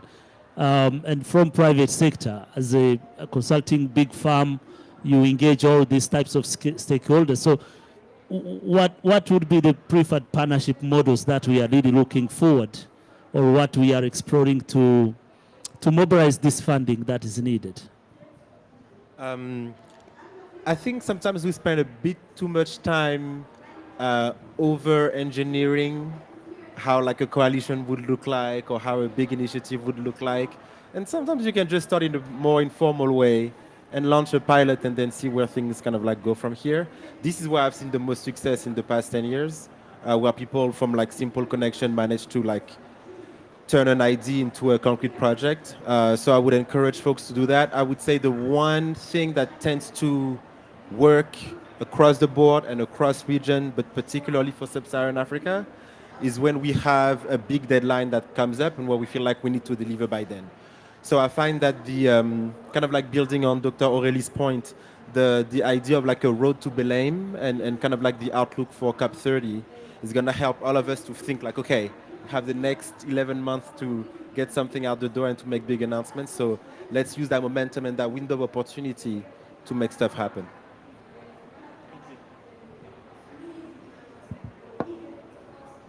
Thank you, Frank. So we need to take it easy, right? We shouldn't keep complicating everything and around the organic way of partnerships evolving and working together and have more ambition. And I really like what already said in the partnership in the Congo Basin, but we don't have too many of such kind in other critical biomes like the Miombo. But also we have other critical ecosystems. Rangelands as one of them. So I keep asking myself, how do we scale up the similar partnership in other biomes? I don't know if you have ideas, but if it's working for the Congo Basin, should we think about making it also work for other biome? Donors coming together and creating a model that actually brings commitment, and it sounds like it works with, if in 5 years, 1.7 billion have already been mobilized. I think the question to you then, Ori, is how do we really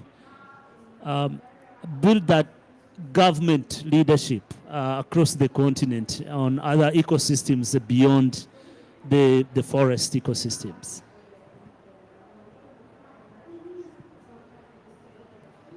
Thank you for the question. You know, the first step is to be aware of the richness of where you are living. It's the first step. After that, when you are aware of that, you have to be also aware of the services you are doing for the humanity. Because when you are protecting, when you are conserving, when you are manage sustainably our ecosystem, we are also aware that it is not only for us, but it's for humanity. And now, you know, there is a kind of conflict with the Congo Basin countries.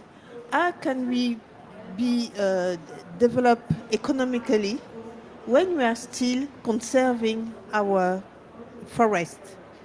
We need that to, but we need also to have bien-être. I don't know how you say bien-être for our population. That it's kind of, we are balancing between the three pillars of the sustainable development. We have to be economically independent. We have to use to have also to conserve our ecosystems, and we are also to ensure the livelihood of our local population. But to have a model like the CBF, we also need a high-level political awareness. And it's a success, because when you have the highest authorities of country believing in what we are doing, it's a part of it's a major part of the success. And I think that okay, we get the Glasgow fund. Now I think that as we are looking for a more ambitious finance, and also an innovative one. After Belen, we will be a kind of example for the other major regions of the planet. And you know, by now we are just talking about Amazonia, Mekong basin, but they always forget that there is a Congo basin, which is the first lung of the planet now. And I think that there will be a change of the paradigm after Belém. What I hope. That's good news, and we look forward to Belém. All of us excited. I'm also happy to hear that. I think a point you mentioned, the political movement is really needed around other critical ecosystems in Africa, in Asia, and many other parts of the world. So I think I would see if there's a question in the audience that someone want to raise. Please, if there's a question or a reflection, please feel free. But so Susan, where do we take this? I think there have been a conversation here on everyone brought in Belém. Yeah, I had it like 4 times from Frank, and now already said it like 3 times. This question of financing rangelands, I think we are talking about the billions of people who depends on rangeland ecosystems, and they are not often actually talked about. You see, we are now. I like the 3 big lungs, you know, Amazon and Mekong and Congo Basin, but that's often actually blinding us to see other ecosystems. So how do we raise the profile of rangeland ecosystems and attract finance needed actually for that? Maybe if you could reflect on that. Thank you so much, Charles. I think this is perhaps the first of the 3 COPs that have happened this year. This is the one that I've had the issue of rangelands, pastoralism come up the most. I wasn't there in Cali, but I can almost bet that the biodiversity elements that were being considered there, again, it was more towards the tropical forest and the big basins. I was in Baku for the first week, and again, the discussions around carbon markets, it was primarily from high humid tropical forests to other ecosystems, very little around rangelands. But this one gives us hope. And I think on your question from the road from here to Belém, I think we need to sort of put challenge upon ourselves. The rangeland ecosystems are absolutely significant, close to 50% of our terrestrial ecosystems, as you say, supporting millions of households, but also, you know, coming from a country like Kenya, this is where most of our wildlife and ecotourism is happening. It's not happening up in the Mau forest or in the high humid forest. They have their role, but the rangelands are absolutely crucial. And so I think it's important we start highlighting, but also the elements around carbon. Again, 30% of terrestrial carbon is in rangelands, and so is biodiversity, and so is the economic development of our people. So I think it's high time we start elevating that, and the way to elevate it is not just to talk about it. We've talked a lot about it. We want to partner with like-minded institutions. We want to partner with funding agencies. We want to partner with private sector actors. We want to partner with governments to look at big investments that are going to restore our rangelands, to look at big investments that are going to protect our rangelands, to look at nature-based solutions around rangeland, because again, we all know that they are some of the most affected by degradation and you know, land degradation, and so we need to revert that. So what can we have in terms of practical? Like the Twende project is one of them, but we need hundreds of Twendes in these ecosystems, if not thousands. So from here to Belém, what can we be able to demonstrate practically in terms of investments with actors, with communities that are working in the rangelands, with private sector actors that are looking at rangeland sort of ecosystem services, and be able to do that. So to me, it's a call to action, that let's not forget that's the critical area that we need to focus on, and we need to move right now in terms of investments and action. Thank you, Susan. I think probably Luther was behind this event. Maybe we need to to start building that road towards Belém and raise the profile with GCF, with others on the rangeland ecosystems. But I saw Danny, you wanted to come in, please. Yes, thank you very much, and also for the panelists for the very inspiring contribution. I just want to make two comments. The first one is that we have the Jamena Declaration. The CBFP facilitation was the first organizing an international conference involving the Sahel ministers and the Congo Basin minister because of this issue, because the Congo Basin is really under great pressure from the Sahel, and therefore the rangeland restoration and is for us for great importance, because it will help a little bit to monitor or to limitate the migration on the south. And there is one, and during that process behind the Jamena Declaration, which is a political instrument signed by all the states involved, 8 countries, 4 in the Sahel and 4 in the Congo Basin, we designed a 8 investment program for each country. There's one investment program for each country for about 500 million US dollar, and we think that in the way moving to Belém in the framework of designing the Congo Basin Pledge, I think this question will be, or in the programmatic side will be taken in account. The last comment on the pledge itself, the question on what it's about, just want to complement what the ambassador tell you about, is that it is really, as technician in the region, it was really an issue because it was through international organization with a lot of transaction cost, and really to have the fund reach the community, which is of high interest for the country, and also what was discussed today, I think is one important issue way forward toward Belém, to have really direct payment for ecological service through directly to the community. This design is on way, and therefore we will see how we will end. Thank you. Very good point. Thank you very much. I'm looking at the audience if there is any other question. If not, I think I want to. There's one. Okay. Please. Mine is just a comment. So with the GCF being here and also talking about rangelands, I think there's a great opportunity to explore partnership, particularly for the SADC Great Green Wall, looking at the ecosystems there. And I mean, I think the dynamics that are there, I think the area is ready for such kind of an opportunity. The partners are there. So we have always been limited with the fact that the GCF is complicated. So please, we want to understand how best to do this. We don't want to wait for 4 years.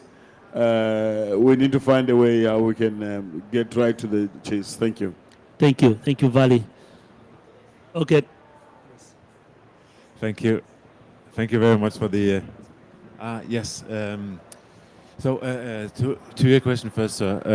Sorry, can you hear me? Okay, it's fine. Short answer, yes.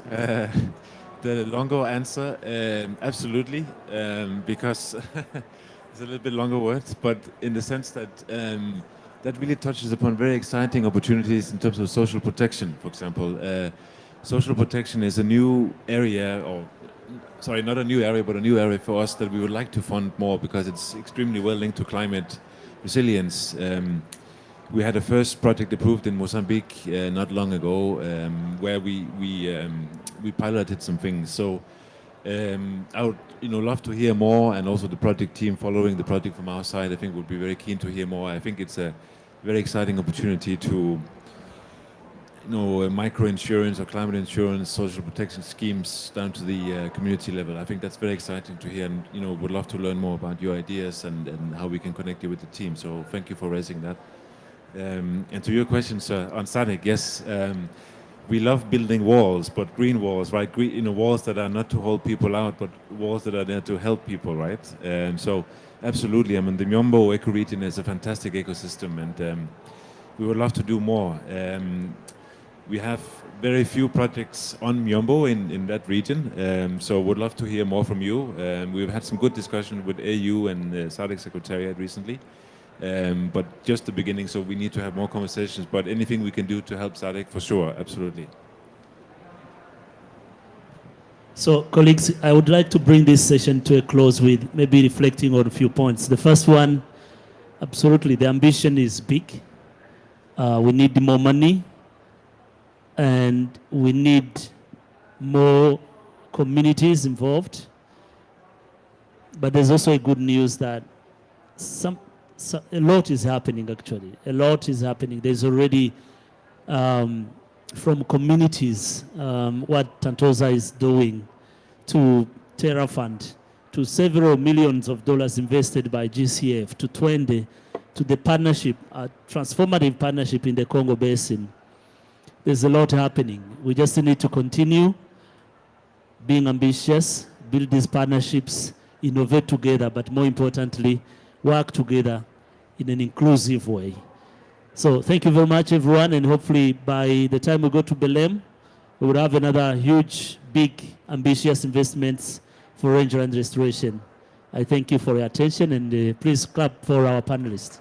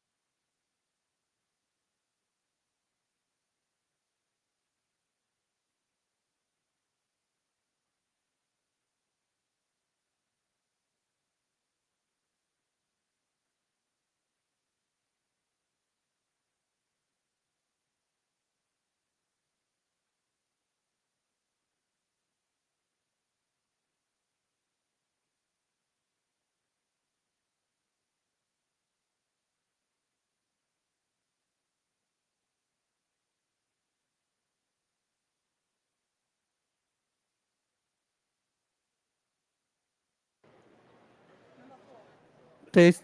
Okay, okay. Wait. So you will mute it and unmute it. No, you can mute it, yeah. Yeah. Just close it. Wait. Oh, okay, got it. Thank you.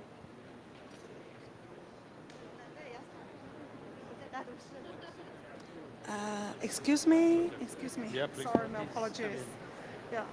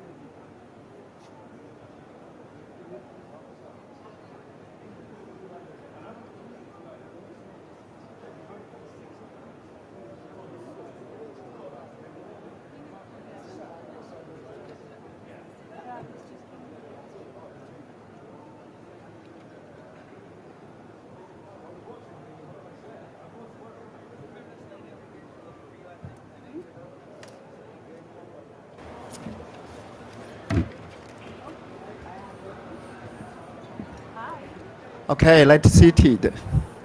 So, esteemed leaders, distinguished guests, dear friends and colleagues, ladies and gentlemen, very good afternoon. As a moderator and chair, I would like to express my best regards to all of you for attending our side event, which titled Restoring Degraded Grassland to Combat Desertification in Dry Areas, which is co-organized by IUCN, the School of Grassland Science, Beijing Forest University, the Nature Conservancy, and the China Grassland Society. Today, we are gathered here at UNCCD COP16 to talk about the hot issue restoring degraded grassland worldwide. As IUCN CGM Regional Chair of Northeast Asia, I would like to take this good opportunity to briefly introduce IUCN CGM to all of you on behalf of our chair, Ms. Angela Andra. Commission on Ecosystem Management is actually Convention on Ecosystem Management is one of 6 commissions of IUCN. So CGM's mission is to develop and share expert guidance on ecosystem-based approaches to management and sustainable use of natural and modified ecosystem to achieve biodiversity conservation, address climate change, and mitigate ecosystem to under the climate change impacts, contribute to human well-being, and promote sustainable development. CGM's works aims to 3 perspectives. First one, create knowledge products like risk management, restoration, and sustainable use of ecosystems as a contribution to the development of nature-based solutions. Number 2, provide advice, guidance, and tools available to indigenous people and local communities to empower their management, restoration, and sustainable use of ecosystem to meet local needs, and tools available to indigenous people. Sustainable use of ecosystem to both local needs and foster their well-being. Third one, develop science-based advices and guidance, policymakers, and the implementing authorities from local to global levels. You are warmly welcome to join us. This IUCN CGM collaborate with us. Okay. For today's side event, restoring degraded grassland to combat desertification in dry areas. I would like to address some issues related to the grassland degradation and restoration. As you know, grassland covers about 40% of Earth's territory and 70% of the Earth's agricultural land area, mostly in dry regions across the world.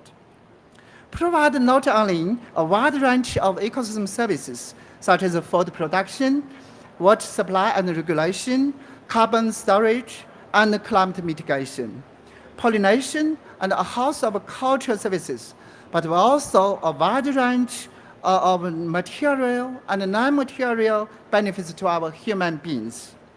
Despite the importance of grasslands, the degradation of grassland is widespread and accelerating across the world, especially in recent decades. With nearly 50% of global grasslands has been degraded, resulting in tremendous ecosystem service loss for our human beings. The degradation of the grassland also creates major environmental problems such as land desertification, biodiversity loss, and greenhouse gas emission. Mitigation of grassland degradation must be addressed to achieve the multiple targets of UN Convention on Combating Desertification, Convention on Biological Diversity, and the Convention on Climate Change, and the United Nations Sustainable Development Goal 2030.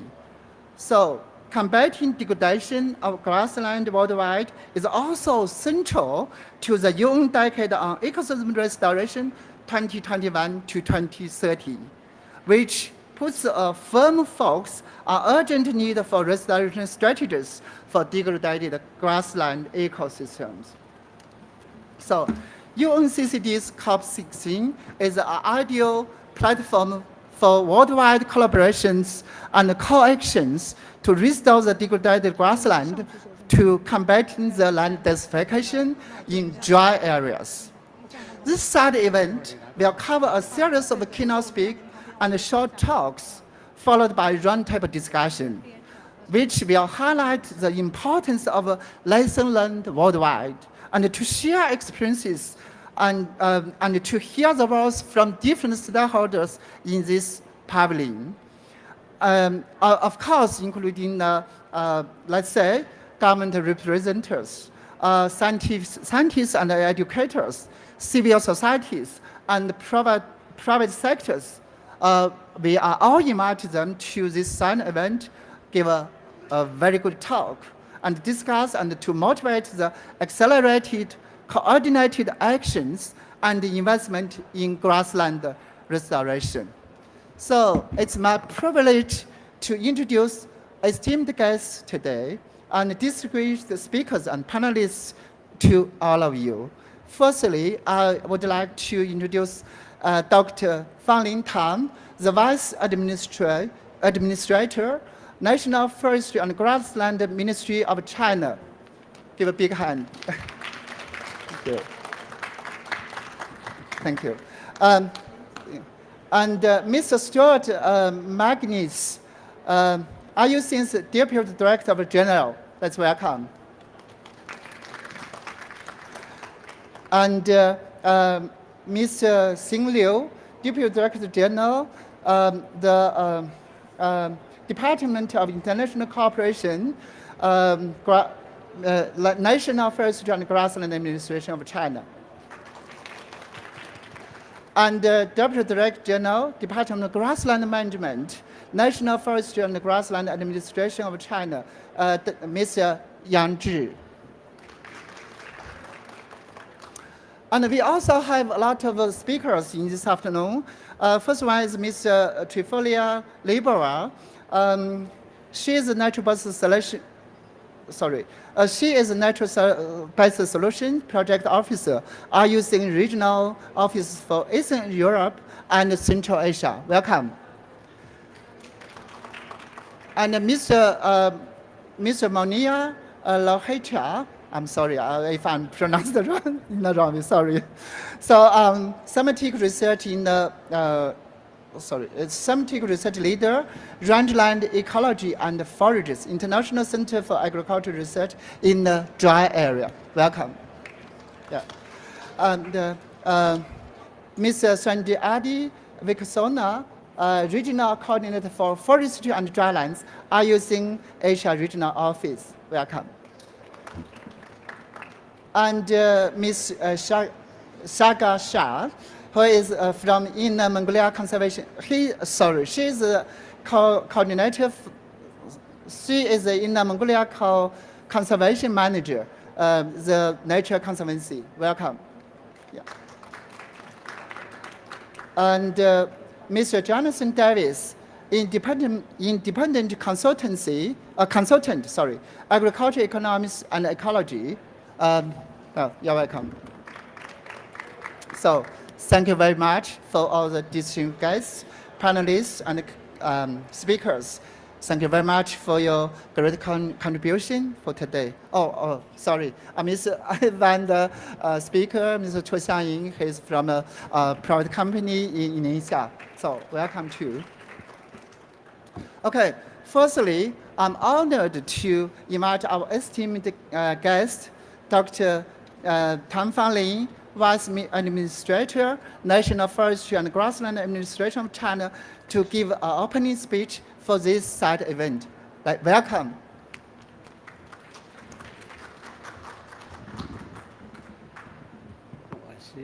需要廖女士为我翻译。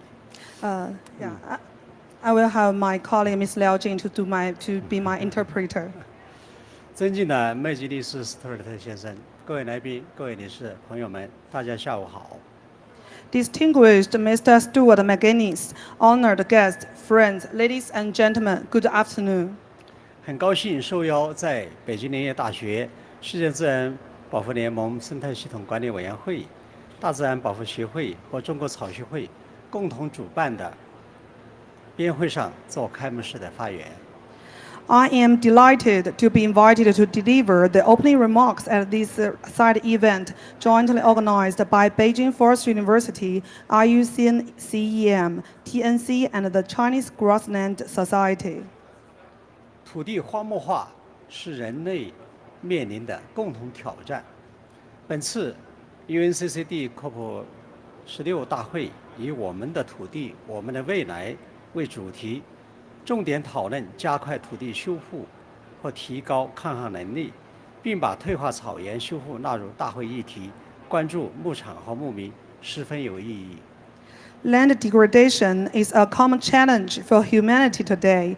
The theme of UNCCD COP16, Our Land, Our Future, highlights the urgency of accelerating land restoration and strengthening drought resilience. The inclusion of degraded grassland restoration in the agenda, with its focus on rangelands and pastoral communities, is particularly timely and meaningful. 中国是最早加入联合国防治荒漠化公约的国家之一。中国政府高度重视，持续推进荒漠化综合防治和三北等重点生态工程的建设，成功走出了一条具有中国特色的防沙治沙道路，取得举世瞩目的巨大成就，推动53%的可治理沙化土地得到了有效治理，实现了生态保护与民生改善的良性循环，荒漠化区域经济社会发展和生态面貌发生了翻天覆地的变化，成为全球增利贡献最大的国家和防沙治沙的国际典范。 China was among the first countries to join UNCCD. Over years, the Chinese government prioritized the integrated approach to control desertification through implementing the key ecological projects, such as the 3 North Shelterfield Forest Program. This has paved a path of desertification control fitting China's conditions, achieving remarkable results that have gained global recognition. To date, 53% of curable desertified land in China have been restored, creating a virtuous cycle of ecological protection and livelihood improvement. These efforts have transformed the socio-economic and environmental landscapes of desertified regions and established China as a model in greening and desertification control.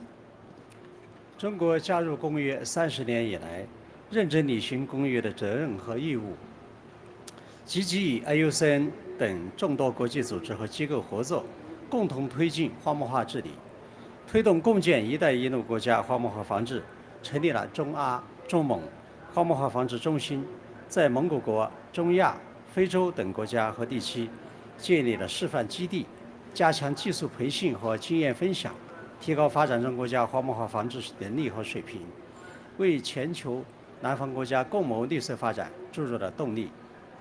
Over the past 30 years since joining the UNCCD, China has diligently fulfilled its responsibilities under the convention and actively cooperated with international organizations like the IUCN to advance global desertification control efforts.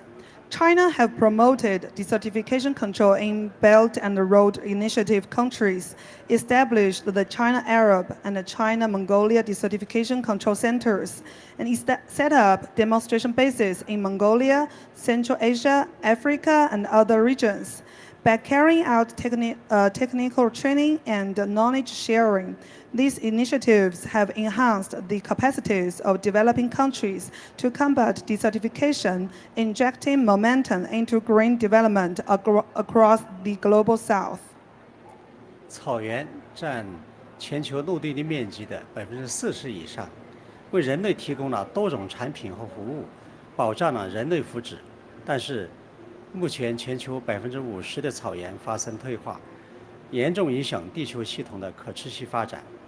退化草原恢复治理是防治荒漠化的主要途径，也是实现联合国生态系统恢复10年行动计划和2030年可持续发展目标的重要途径。 Grasslands account for over 40% of the Earth's terrestrial area, providing various products and services that sustain human well-being. However, approximately 50% of global grasslands have degraded, severely impacting the sustainable development of our planet. Restoring degraded grasslands is a critical pathway for combating desertification and achieving goals set under the UN Decade on Ecosystem Restoration and the 2030 Sustainable Development Goals. 中国是草原面积最大的国家之一，曾经也面临着草原退化的问题。近20年来，中国政府高度重视退化草原的恢复治理工作，通过退牧还草、草序平衡、草原生态奖补等一系列的政策措施，有效遏制了草原退化的趋势。目前，中国政府正在深度推行退化草原治理工作，形成了一系列的模式、方法和经验。 China's grassland area ranking first in the world, and we used to face severe problems and challenges in managing the grassland. Over the past 2 decades, the Chinese government has prioritized grassland restoration through measures such as the grazing bans, grass and livestock balance initiatives, and ecological compensation programs. These efforts have effectively curbed grassland degradation. Currently, the government is intensifying its focus on degraded grassland restoration, developing a range of models, methodologies, and practices. 我们秉持人类命运共同体的理想，深入践行习近平生态文明思想，树立绿水青山就是金山银山的理念，坚持山水林田浮草沙一体化保护和系统治理，充分发挥草原在国土绿化、荒漠化防治、增加牧民收入等方面的重要作用，提高森林和草原的粮库、水库、泉库和碳库的功能，大力恢复草原生态，大力提升草地的生产力，高质量建设300绿色长城。 Guided by the vision of a shared future for humanity, we uphold President Xi Jinping's ecological civilization philosophy, which emphasizes that green mountains and clean waters are invaluable assets. China adheres to an integrated approach to the protection of mountains, rivers, forests, farmlands, lakes, grasslands, and deserts. By fully leveraging grasslands' role in national greening, desertification control, and improving the forestry's income, we aim to enhance their capacities as to conserve the water, bring in the economic benefits, boost grain production, and serve as a carbon sink. Through significant restoration efforts, China is advancing the high-quality construction and development of the Three North Forest Shared Belt, which is also known as the Green Great Wall. 各位代表，我希望在这次边会上，大家充分交流，相互学习退化草原恢复治理的先进经验和成功范式，共同促进全球草原生态系统的可持续发展。未来，中国将进一步分享技术、交流经验，为实现2030年全球土地退化零增长的严谨目标，遏制土地荒漠化，建设美丽宜居的地球家园，贡献智慧和力量。 Distinguished representatives, I hope this event will serve as a platform for sharing advanced practices and successful models for restoring degraded grassland, contributing to the sustainable development of global grassland ecosystems. In the future, China will continue to share its technologies and experiences to help achieve the ILDM by 2030 so as to curb the desertification and build a beautiful and sustainable earth for everyone. Thank you. Thank you. Thank you very much, Dr. Tan Fanlin, which, I mean, this speech is very, very wonderful and very with a lot of ambitions for the future. So now it's my honor to invite the Mr. Stuart Minisky. I'm sorry if I'm pronounced wrong. The IUCN's Deputy Director General to give us a welcome speech, please.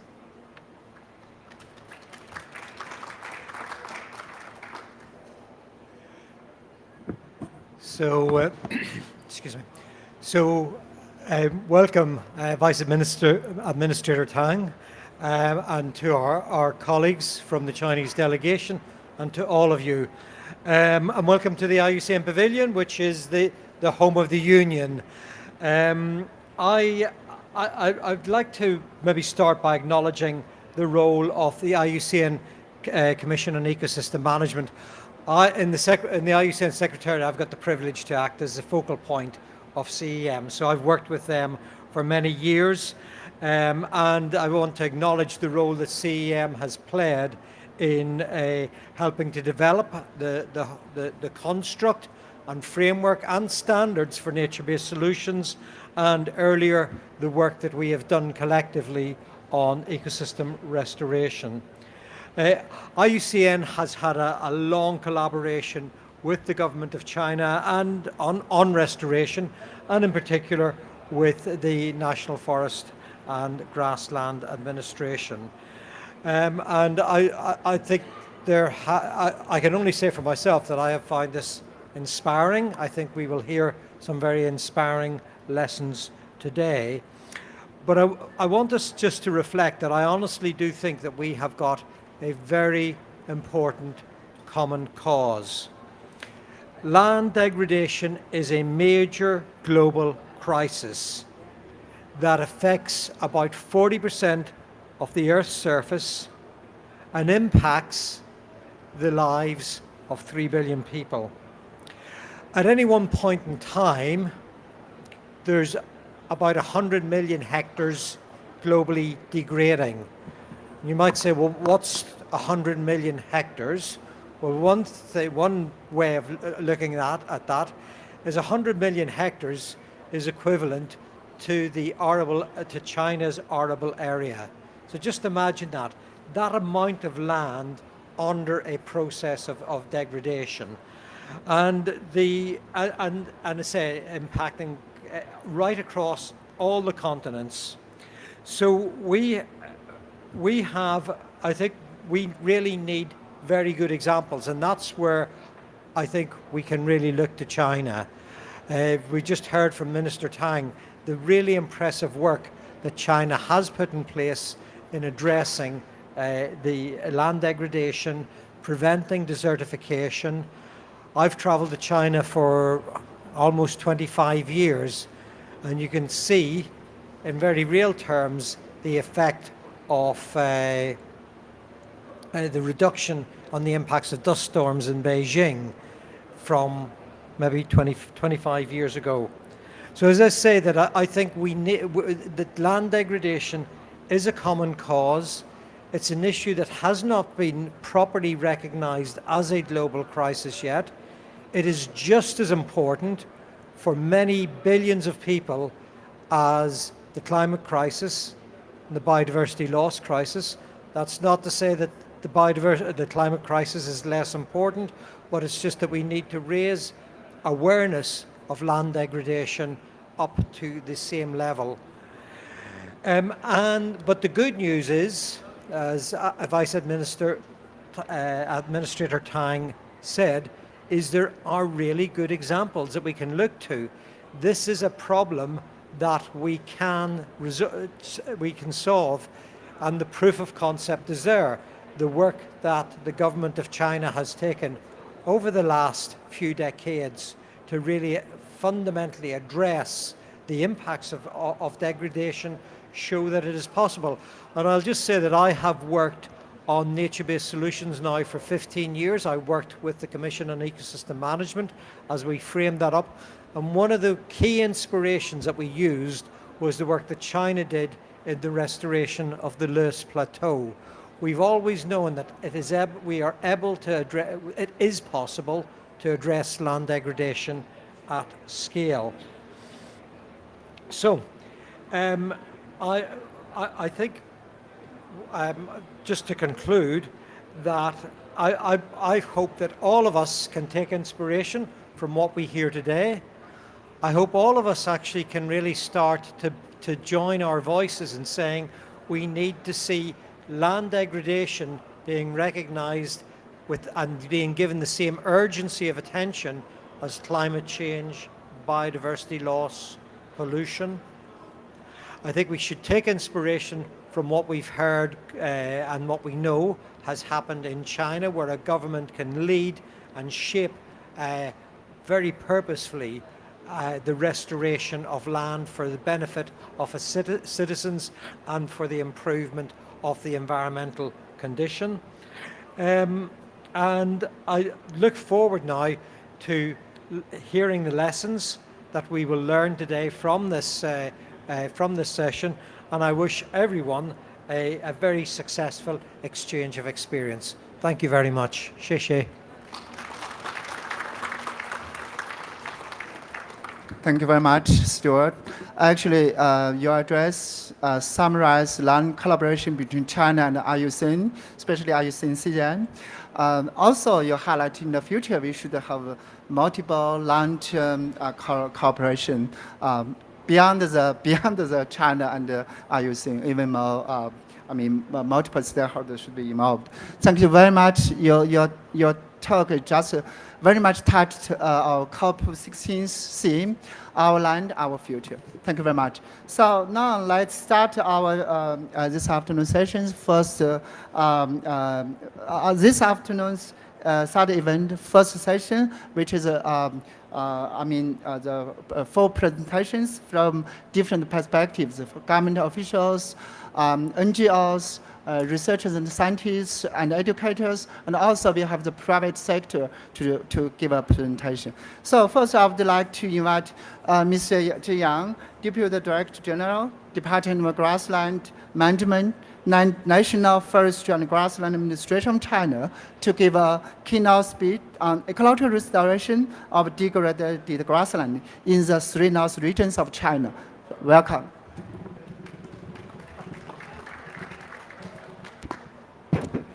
Honorable Vice Minister Tang, Honorable Steward, distinguished guests, ladies and gentlemen, good afternoon.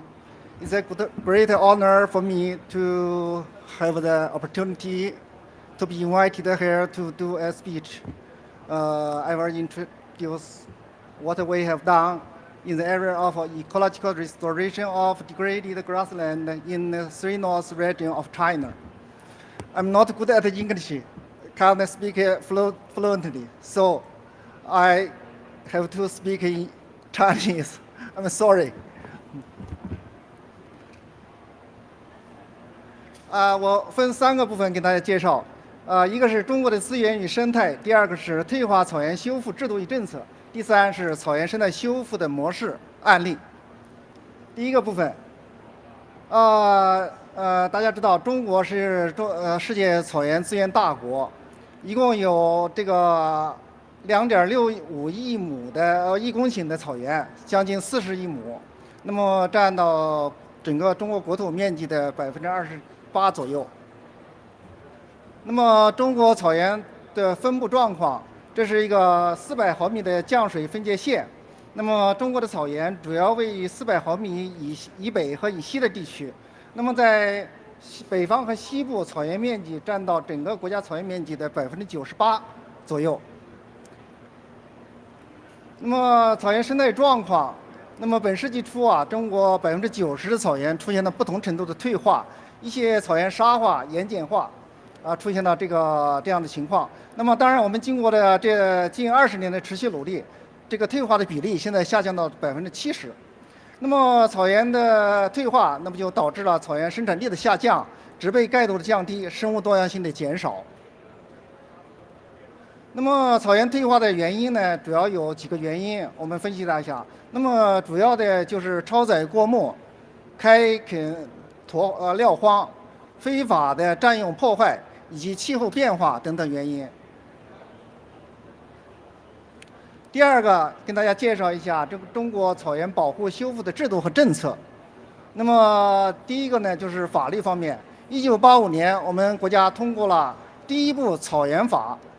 那么2023年进行了大范围的修订。那么据我们所了解，这是第一个国家有一部专门的法律来保护草原。那么配套的也出台了这个草种、真占用、重要野生植物采集等等的方面的一些办法。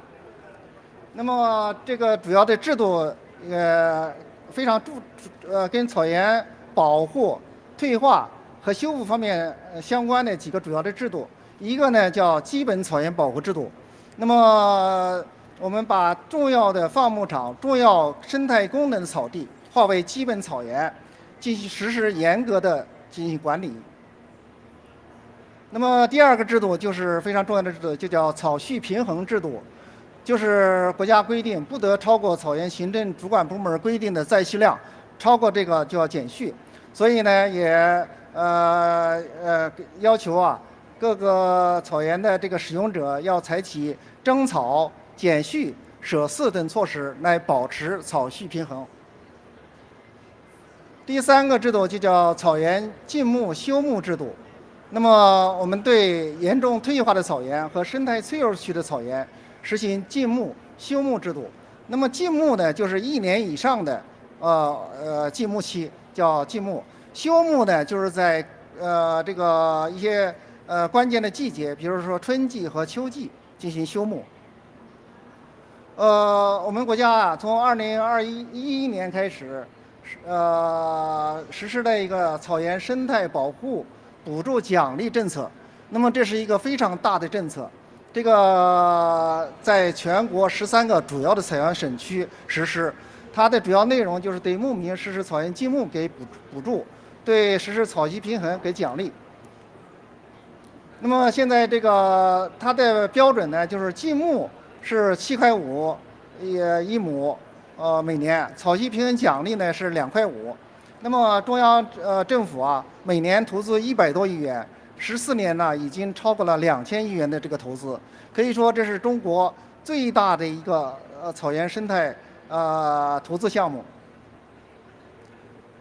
那么这个政策呢，覆盖了草原面积是38亿亩，受益的农牧民呢有1200户，平均每户的每年增收1.5万元。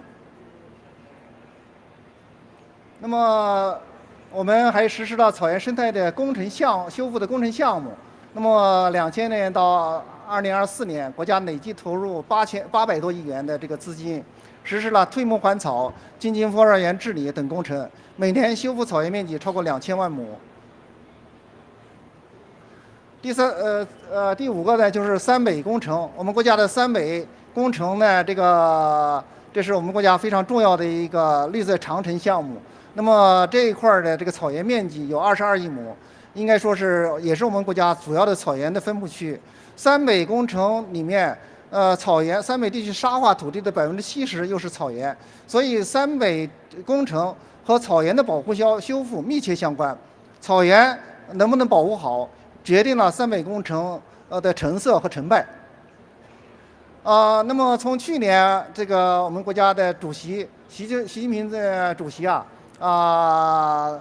做出了新的号召，也就是说这个工程从78年开始，现在从2023年开始就是新三北新政策有新要求，那么变过去单一的植树造林为造林种草相结合，山水林田湖草沙一体化保护和修复，系统治理。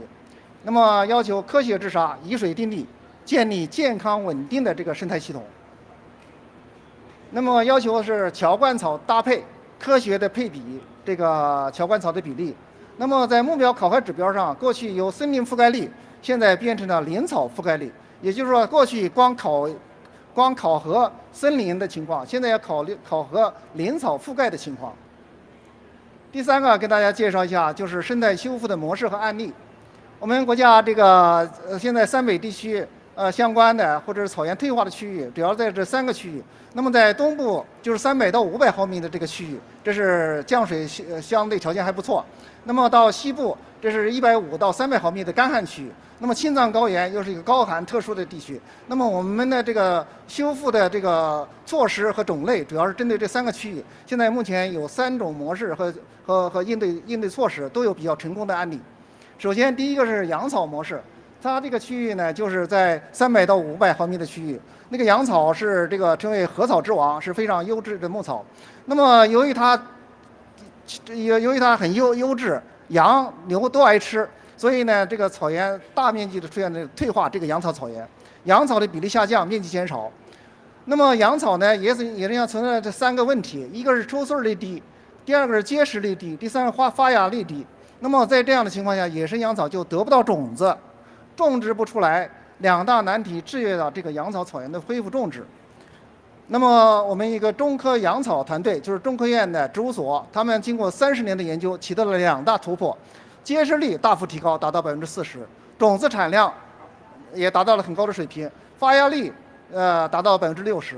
那么就解决了这2大突破，2大突破解决了这个问题。那么全国现在制种基地已经30万亩，人工草地和生态修复的面积已经达到100万亩，所以这是一个非常大的成绩。他们具体的呢，就是这个养草的特点呢，它根系比较发达，涵养水源、防护固沙能力都比较强。这是这个根系它的情况，还有它的它根系盘根错节，所以固沙效果非常好，在底下这个植被覆盖状况也很好，所以在防沙治沙方面有非常好的效果。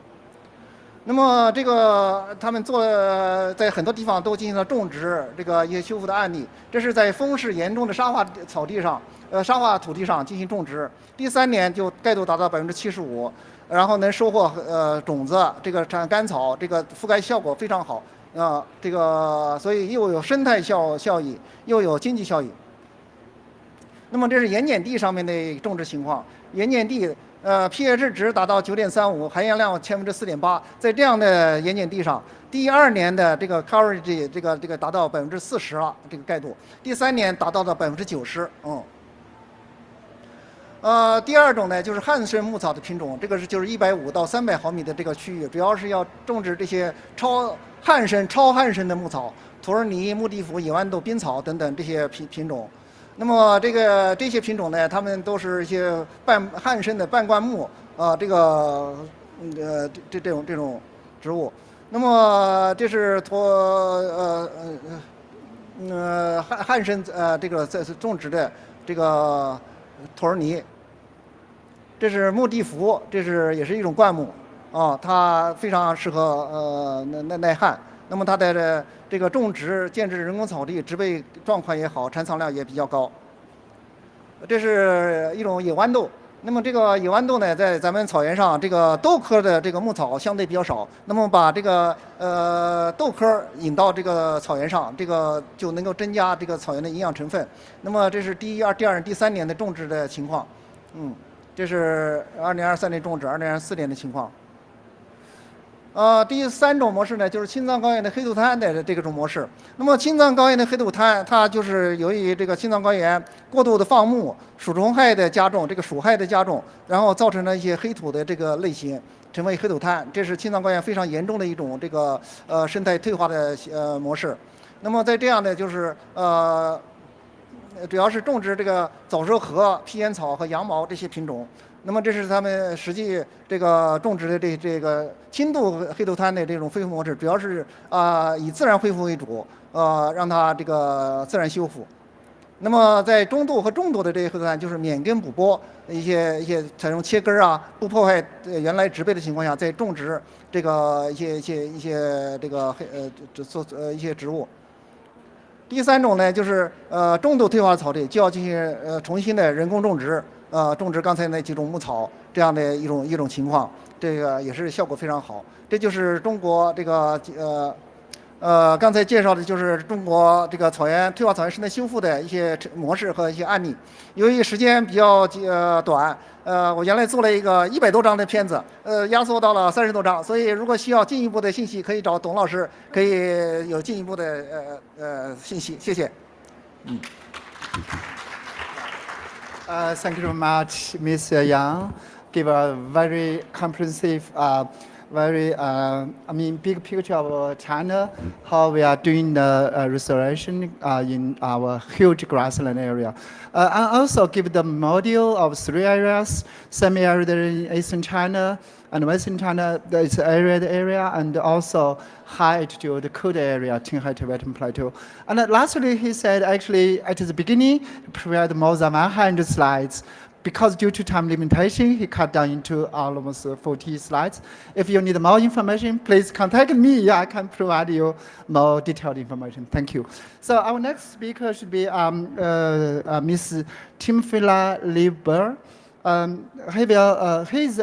She is a natural-based solution project officer at IUCN regional office for Eastern Europe and Central Asia. So she will give a keynote speech on natural-based solution to ecosystem restoration. So floor is yours, please. Thank you very much. Dear guest, dear Deputy Minister, colleagues, it is a pleasure being with you today and have an opportunity to present the work we are doing in the Central Asian region. How does it work? Okay, point to the camera, okay.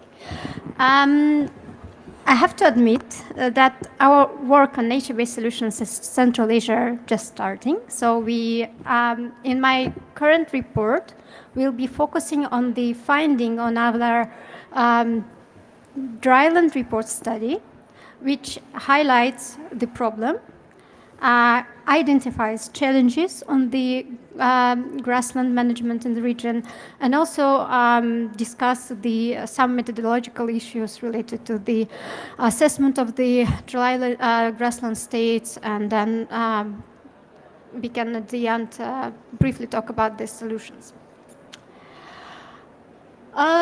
To begin with, common degradation trends in the dryland regions. I guess not only for Central Asia, but all region globally, we see the common challenges. One of them is the conversion of rangeland, subland to the croplands. So food is important for communities, and thus often we sacrifice rangelands to produce more foods. Land degradation in the croplands is the next stage, so quite often our agricultural practices are unsustainable.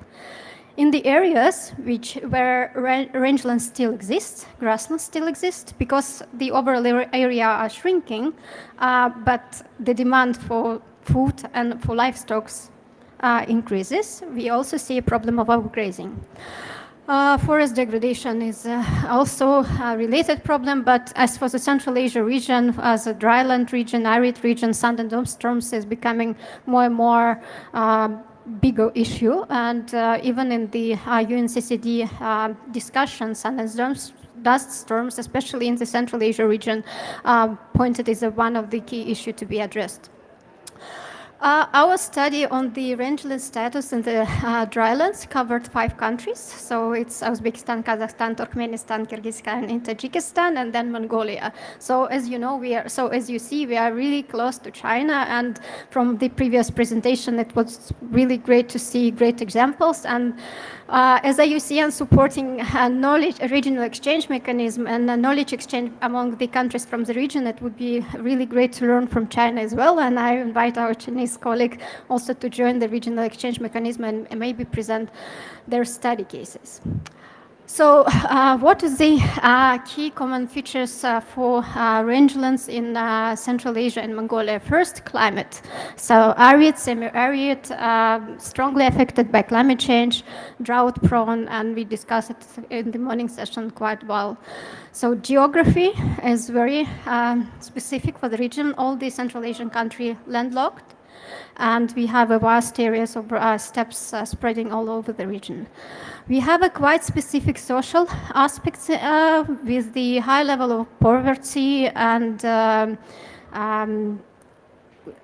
issues related land tenures, because land tenure is a big problem and big issue in the rangeland management. And in the most Central Asian country, the concept of private land, private pastures doesn't exist. So these are some extensions to Kyrgyzstan, for instance, and the new amendment to the pasture law in Kazakhstan. Most of the land in Central Asia are owned by state, which make it quite difficult to involve local community in management and especially securing their land rights.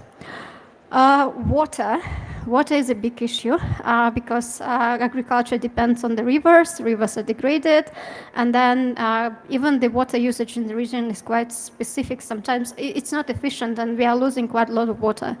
That's what we discovered through our study. Another important issue for the Central Asia is the transboundary elements. So in our, even for Central Asia, it's even more important because stock biodiversity, wildlife, everything migrates from the regions. So similar people quite often migrate, and especially because 5 Central Asian countries used to be one country, and now they're separated by the border, which is not necessarily which quite often means also separation between families and community. So this understanding of these issues is quite important. And again, sand and dust storm, mentioning them again. Key drivers. So our study also discussed the key drivers of the land degradation in Central Asia and Mongolia, and it was already mentioned that unsustainable agriculture is a big issue, overgrazing, insufficient water use, and then illegal use of nature resources. This is something that we have as a tip of the island. Iceberg. But then what is the underlying causes, right? So overgrazing happened not because people want to overgraze, but there are many other issues that needs to be addressed. And what we're having in the region is a lack of finance capacity because the countries are underdeveloped, so many of them suffer from the poverty. Then policy institutional limitations. So as I mentioned, land tenure, huge problem. Sometimes the division or competition between agriculture ministry and environmental ministry, or complete lack of knowledge of biodiversity when it comes among the people who manage agriculture grasslands. Weak monitoring and data limitation, again a big issue, and social and economic factors. People need food, people need to improve their livelihoods, and the demand for growth for this economy is quite high in the region. Another interesting thing that we discovered when we did our study in Central Asia and Mongolia is what exactly degradation means. So to begin with, there is no specific data showing how much land is actually degraded.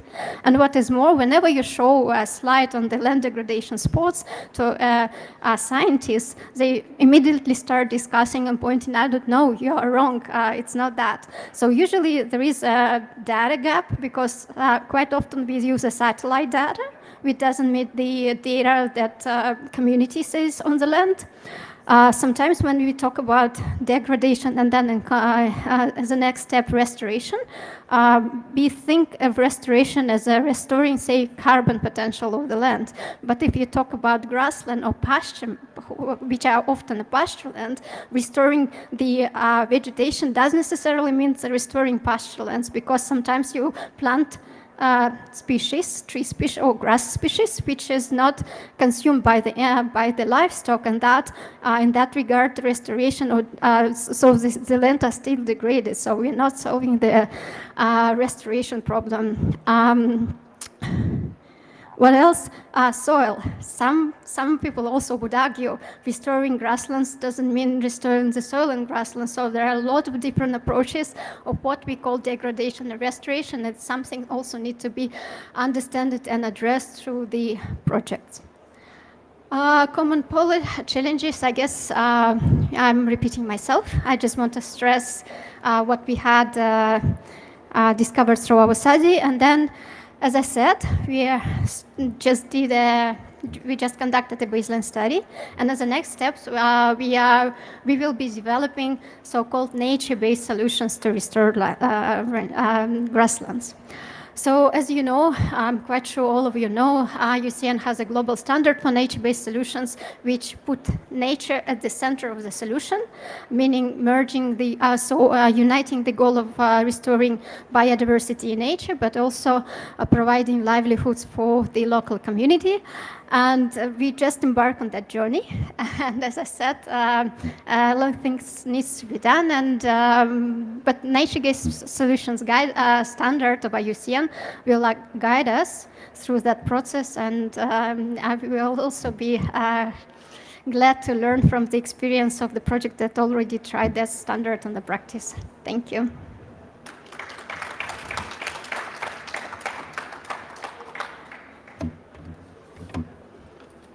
Okay, thank you very much, Tim, for give us a very, let's say, ambitious studies for Central Asia and Mongolia's grassland restoration, and also give us the kind of the procedure of the nature-based solution, which of course raised by IUCN, and worldwide we are, let's say, following this principle to do restoration. Thank you very much.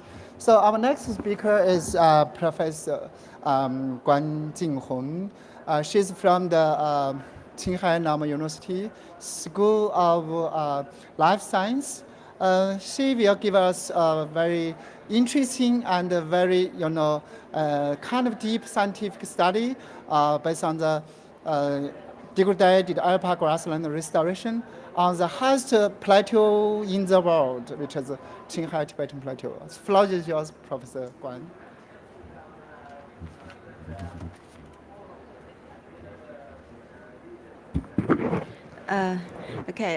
Distinguished representatives and guests and ladies and gentlemen and dear friends, good afternoon. First, I would like to thank you for Professor Dong's warm invitation and kind introduction. Frankly speaking, my research actually is not really focuses on the grassland restoration, but on the desert restoration. Here, my story will, on behalf of our group, Professor Wang's results. Most of the results are belonging to Professor Wang. All the intellectual properties is belonging to her. So I know something about the grassland world ecosystem, but not every details. If you have more questions after my talk, you can talk with Professor Wang or talk with our group members. So maybe in our topic, it's not really quite fit a topic, but some of the grassland will be also be introduced from the Alpine regions in Tibet, in Qinghai Tibet Plateau. I will follow in the following outline. And at the beginning, I would like to introduce what is the three river sources.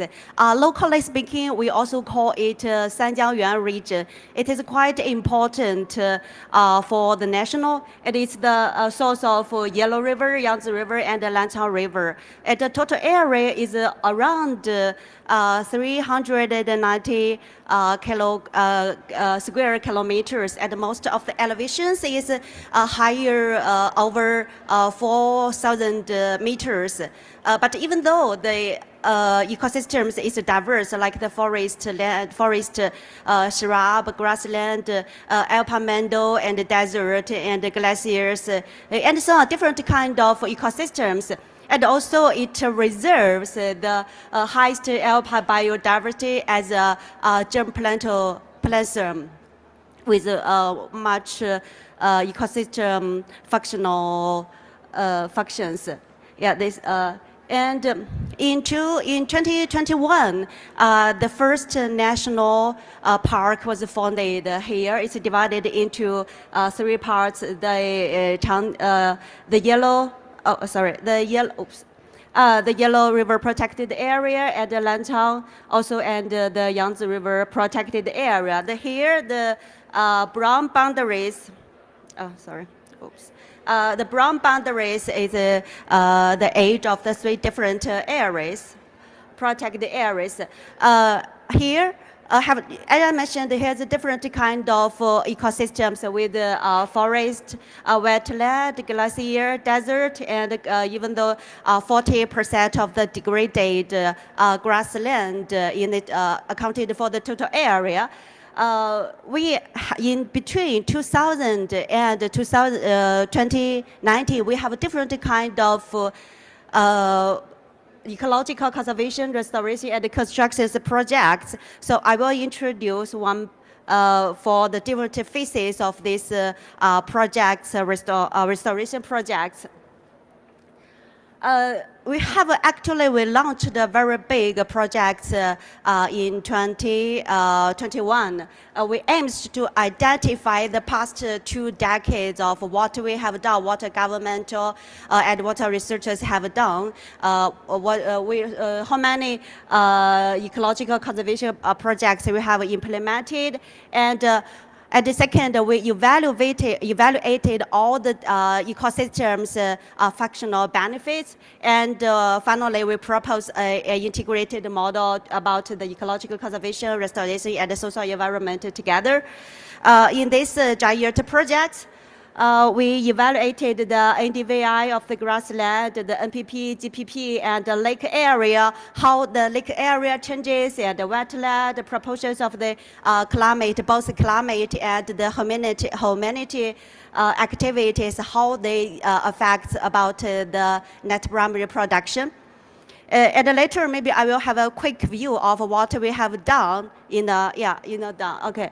And we have 2 phases of the projects, different, just a quick view to know there are giant money to invest in the 2 different kinds of the projects. Also, the handman is got interest from this. That's just like a refund of the award of the Patri list. This is the different kind of projects for the different counties around more than 40.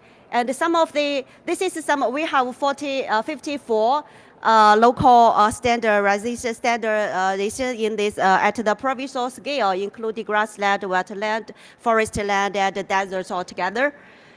And finally, this is for the achievements is a part of the different kind of ecosystems, ecosystem benefits evaluation. There's a lot of numbers here, but to sum up, I would like to say, no matter the total ecosystem services or the carbon sink, a carbon sink, and along with their water resources, wind erosion, and the different kind of NDVI is increased, and also the lake area is also increased around the past decades. Even the NPP, both the humanity and the climate change mostly have the only impact on the NPP. So this is some of the numbers. Some of the numbers I would say we proposed integrated model. This model is the 4 multi-measure, multi-regional, multi-channel support and multi-department collaborations between the governmental and the universities and different kind of researchers, and finally to have the ecology, production, and livelihood to combine it together to. Sometimes people always say the nature grant us different kind of ecosystems, different kind of values, how to balance it. But here I would say it's not balance, harmony between ecology, production, and livelihood. I like the word of harmony, but not balance each other. So that's the final integrated model we proposed. So a lot of information, but thank you very much for listening, and welcome to Qinghai, to the Tibet Plateau. Thank you very much. Yeah. Okay. Okay, thank you very much, Professor Guan, which is a very concrete study from highest plateau of the world, Qinghai Tibetan Plateau, and throughout the conservation, throughout the restoration to protect the degraded, not only grassland, but other ecosystem as well as a whole. Just like Dr. Chan Fanlin said, in China, we are doing integrated restoration, mountain, water, grassland, and forestry as a whole. So. Lastly, I would like to invite our last presenter to give a speech. He actually has a private sector background, Mr. Tuo Xiangying Tuo. He is the general manager, Ningxia Yuanshen Luyang Forest and Grassland Ecological Engineering Corporate Limited. So, floor is yours, please.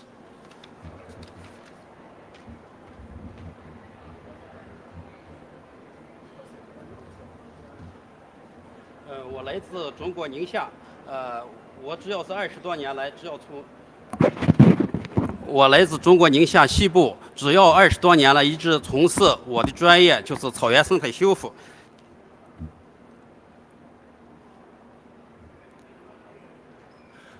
大家先了解一下宁夏的一个地理位置，就是宁夏三面围着这个毛乌素沙漠、乌兰布和沙漠和腾格里沙漠。今天我要给汇报的是，在毛乌素沙漠边沿，中国的干旱草原和半干旱草原是如何草原植被恢复、提高、防治草原沙漠化和草原退化。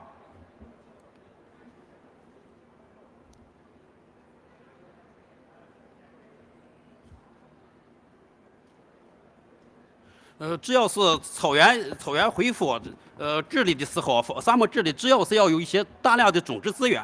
种植资源这里面有个什么问题？就说是在沙生植物的植源分布，宁夏由于三面都是较多的这个三大沙漠，它的沙漠植物的种植资源是相当丰富，就是在全国和全世界具有它很强的代表性和典型性，所以它的生态位决定了它的应用的广泛性。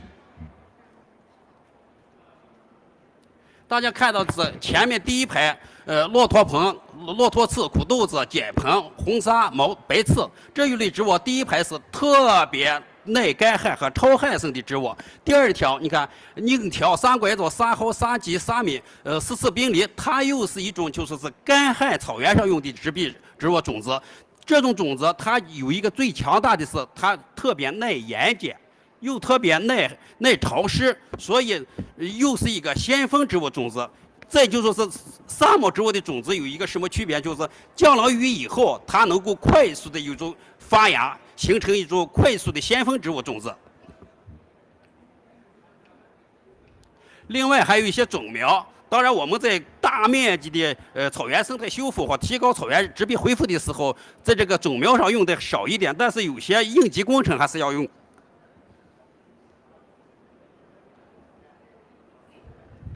大家看到的是说，你看有蒙古扁桃，有这个种子，在我们在育苗，和这个花蚌，接下来是个拧条，还有这个沙枣、沙棘、沙冬青，尤其是右上角这个种子，它沙冬青在中国的西部干旱草地上是一个特别耐盐碱，又是一个四季常青的一个沙生植物。四次冰梨，我们在植物王国里面号称是个植物的吸盐器，它是个特别耐盐碱的一个植物，又是一个很优良的一个食草。沙米在中国西北的黄国沙大型风光电基地一直用来作为植被恢复的一个优良的一个先锋植物种子。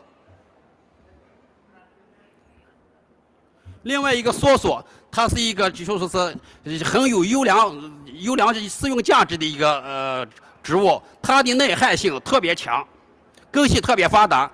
右上角的胡栀子在中国的西部草原干旱里面作为一个优势种群在利用。另外一个沙拐枣这个灌木在一些流动的沙丘上用的特别多，还有这个白刺。当然这些就是在一些破坏的一些草原草地上，为了快速的形成一个草原植被的恢复，需要用种苗来进行快速的让它补植，恢复草原的覆盖面积。当然，我从事这个种子的，向全世界也在进行做一些贸易。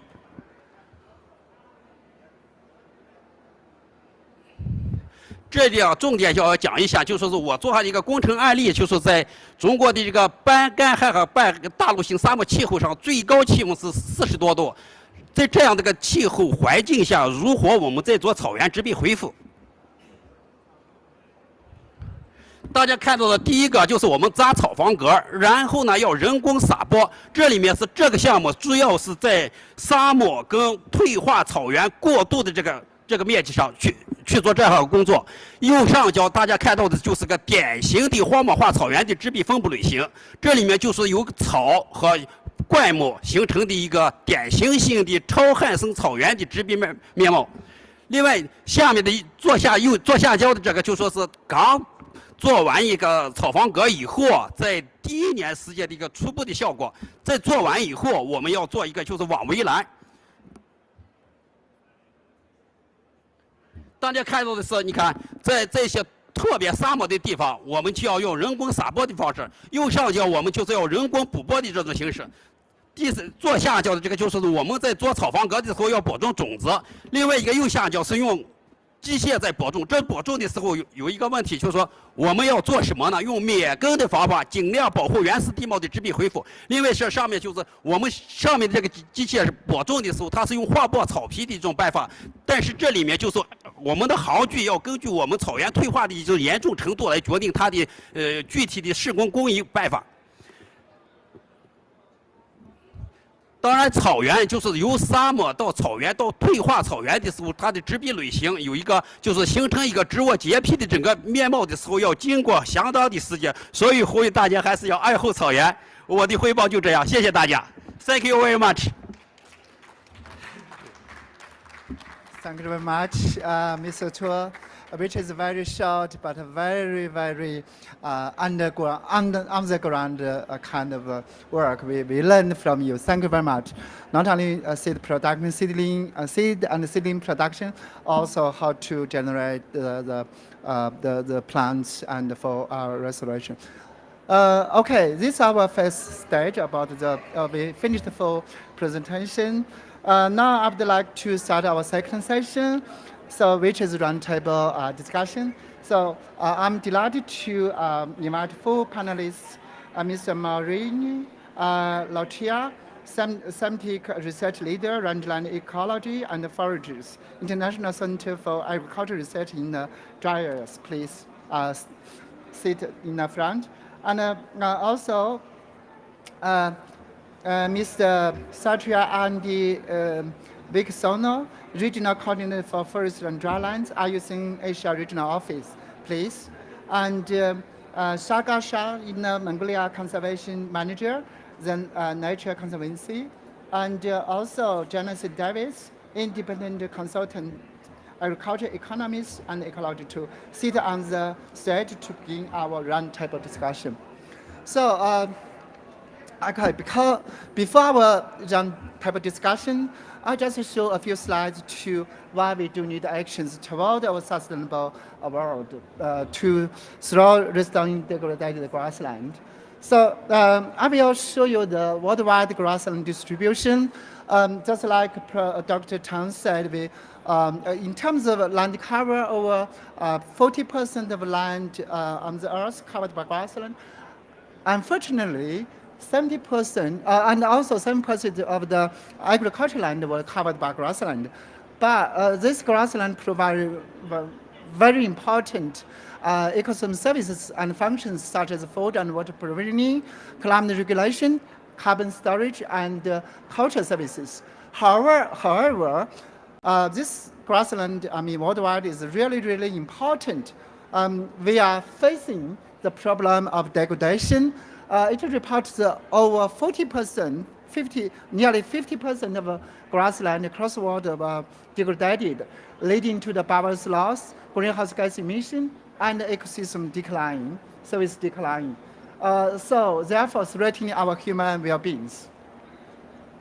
And worldwide initiatives and reactions are needed to integrate multiple stakeholders to promote sustainability of coupled human nature and social ecological systems of grassland in the world is our goal. And by this, I want to raise a couple of questions so for the panelists. What actions are we needed to combat desertification through grassland restoration? And why, how will they work? And to what extent are these actions applicable? Can these restoration actions be improved in the light of more current knowledge? And how can the best practices of grassland restoration be done? From your experiences, are there any successful restoration stories be upscaled to the global scale? I think we can study from the Jonathan first, because Jonathan will live around the full city. So please, Jonathan, the floor is yours. Thank you, Shikwi. Hi, everybody. Thanks for letting me have a few minutes here. And thank you for the presentations that we've just listened to, watched. They were really interesting. And I think they, combined with all the other presentations that we've seen here at the COP, have been a really positive sign of just how much interest there is coming to grasslands, rangelands, whatever you call them. And that distinction, by the way, is not insignificant. It tells you a lot about where you're coming from when you're working in this particular area, whether you're seeing it as a land use system, whether you're seeing it as an ecosystem to restore. And I think that talks a lot to the solutions. I just want to maybe pick up on two things that I saw didn't come through very strongly. And maybe as the Commission on Ecosystem Management, this could be something you should pick up as a conversation and help lead the way on. One of them is understanding why do grasslands exist in the first place? What is it that means that they become grasslands? And how are you making sure that the factors in the existence of grasslands are part of the restoration process, right? Because we've heard a lot about overgrazing and the need to restrict grazing and get grazing balance. And we heard earlier about the need to pause grazing. Pausing grazing might allow restoration to start. But these are grazing dependent systems in most cases, not grazing tolerant, grazing dependent. And you can't restore them if you don't have the thing that they depend on. So understanding the role of grazing, the role of the interaction with grazing or with fire or whatever it is, those factors that are critical to the existence of grassland, you need to get that plugged in. And you need to be looking at restoration in a sufficiently long term that you're actually getting beyond those sort of short-term changes that can come from resting and actually looking at the long-term restoration recovery process. The second thing, which I think goes hand in hand with that, is people. I thought the people were missing from a lot of these presentations. Almost all the world's grasslands are managed. They're food production systems, as well as ecosystems. They're land use systems. if we're talking about nature-based solutions, right, people are at the heart of that, aren't they? And it's about getting the governance right. The biggest challenge for grasslands, in my opinion, it's not about the right species, it's not about the right technologies, it's about governance and how do you actually empower the people that live there in those, what did you describe as big, open, communally managed systems. How do you enable people to manage their livestock in a way that provides those periods of grazing, those periods of rest that are critical for the systems to survive? So yeah, thank you for giving me the chance to speak about that. And I'm sorry if I run away in 5 minutes, but great session. Thanks so much, Darius, which is a very, deep thinking from my perspective. So long-term restoration are really, really needed. And also people are very important. Let's say policy to empower the people is really, really important for our successful grassland restoration. So next, I would like to give the floor to Mr. Marini Lautia, because he also will leave in 5 minutes. So. Thank you so much. Good afternoon, everyone, and thanks for coming to this session. I don't think I cannot agree more with what has been said so far, and I fully agree with Jonathan Davis, what he mentioned now. In terms of reflection, I mean, there are 2 points which frustrate me, and I thought I will share them with you, because these are reflection which goes beyond even the COP. It's the definition of grassland. Grassland, rangeland, I get confused. I mean, we have the International Year of Rangeland and Pastoralist. Does it mean we don't really talk about grassland? We do. So this is really something which maybe the international community, the pastoral, we have to agree on. And I believe there is a chance in next year during the IRC that this issue will be resolved. And my second frustration is we talk about restoration. Guys, degradation took over hundreds of years. And the term restoration means you bring back the system to where it used to be. And trust me, there is no quick fix solution. I mean, to plant trees, to protect land, it takes time. What we are doing is rehabilitation. It's rangeland improvement. So these are two of my frustration. Now, I mean, I attended several sessions, and there was one quotation actually from a lady from the World Bank. She said, restoration is not a charity, it is a business. And she's absolutely right. And I can tell you why. I mean, to convince donor to give you fund for a project of 3 to 5 years and then to show impact, it's impossible. And why the Chinese, and it has been said by Stewart, are leading this? Because they have been working for decades, and it's led by government. So the government, the national system, has to embrace this. We cannot rely on projects because, trust me, the day the project is over, we go back to business as usual, and there is no sustainability. We talked about governance, we talk about, I mean, you name it, nature-based solution. All these techniques are good, but if the government doesn't have the capacity to continue beyond the project lifetime, we fail. And this is really, and it goes to policy. I mean, I can tell you the example of Jordan because I was there. We subsidized during the drought. We give barley to people. And what happened? They receive the rangeland. They plant barley. It's monoculture. I mean, if you walk across Jordan is 90% rangelands.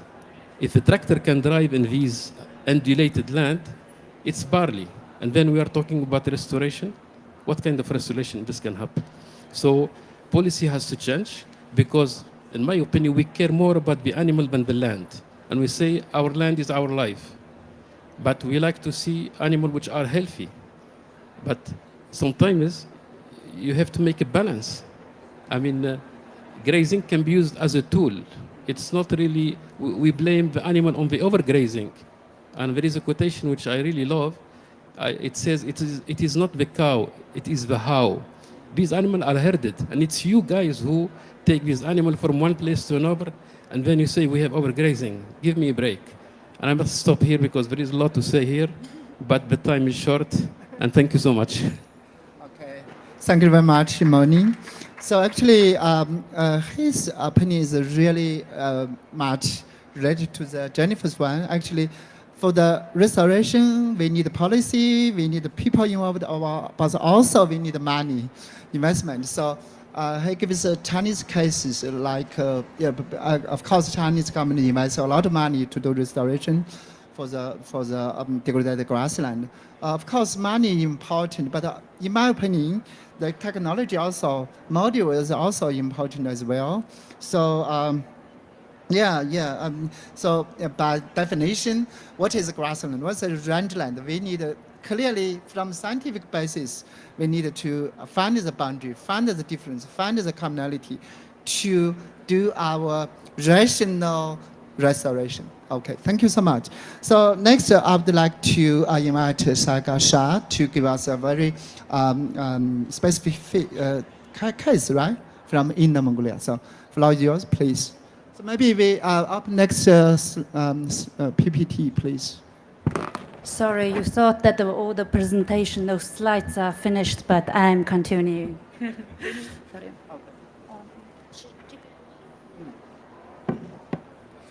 Okay, thank you for this opportunity to speak. I'd like to answer those questions by, this is not quite full.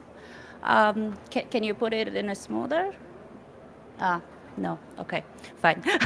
I'd like to answer those questions by sharing TNC's integrative solutions for combating desertification, land degradation in Inner Mongolia. First, very quickly, a quick background of Inner Mongolia. So Inner Mongolia is an autonomous region located in northern China. It's different from Mongolia. And then our total land area is about 118 million hectares. And then it's about like 12% of China, about the size of 55% of Saudi Arabia. And then we have 24 million people in Inner Mongolia, that big land, with over 1 million of herders who depend on grassland for living. And then we have rich, biodiversity, and our people graze these 5 livestock species for living.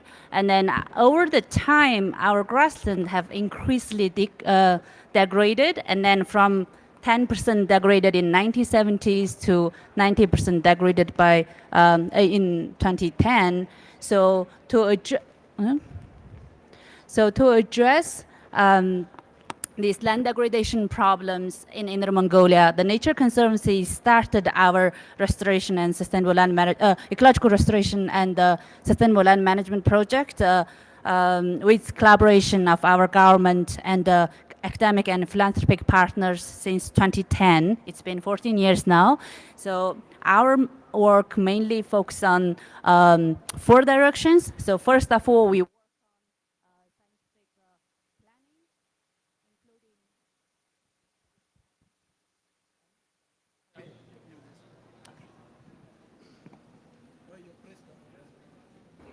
Okay, it's not working. We use scientific methods to identify the degraded areas, the most degraded areas to restore and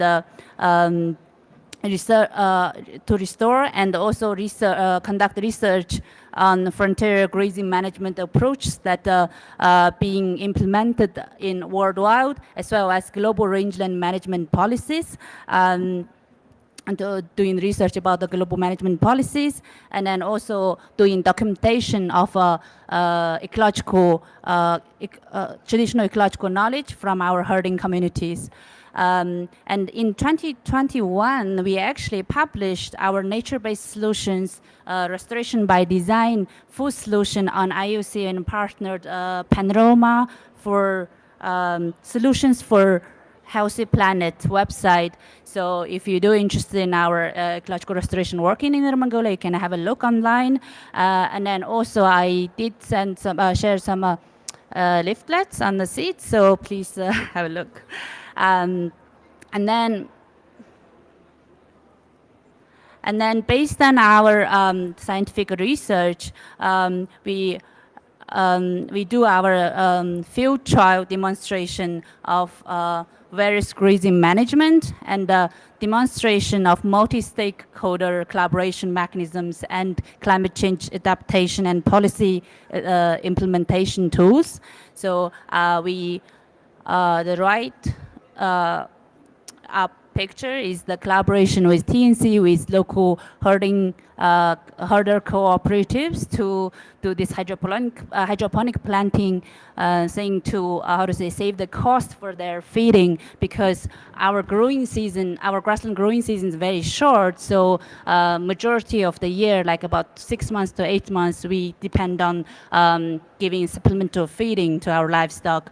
And then the bottom picture is a collaboration with township government to collaboratively managing their common land, and then do free grass loan to the herders who suffer from extreme climate over the winter.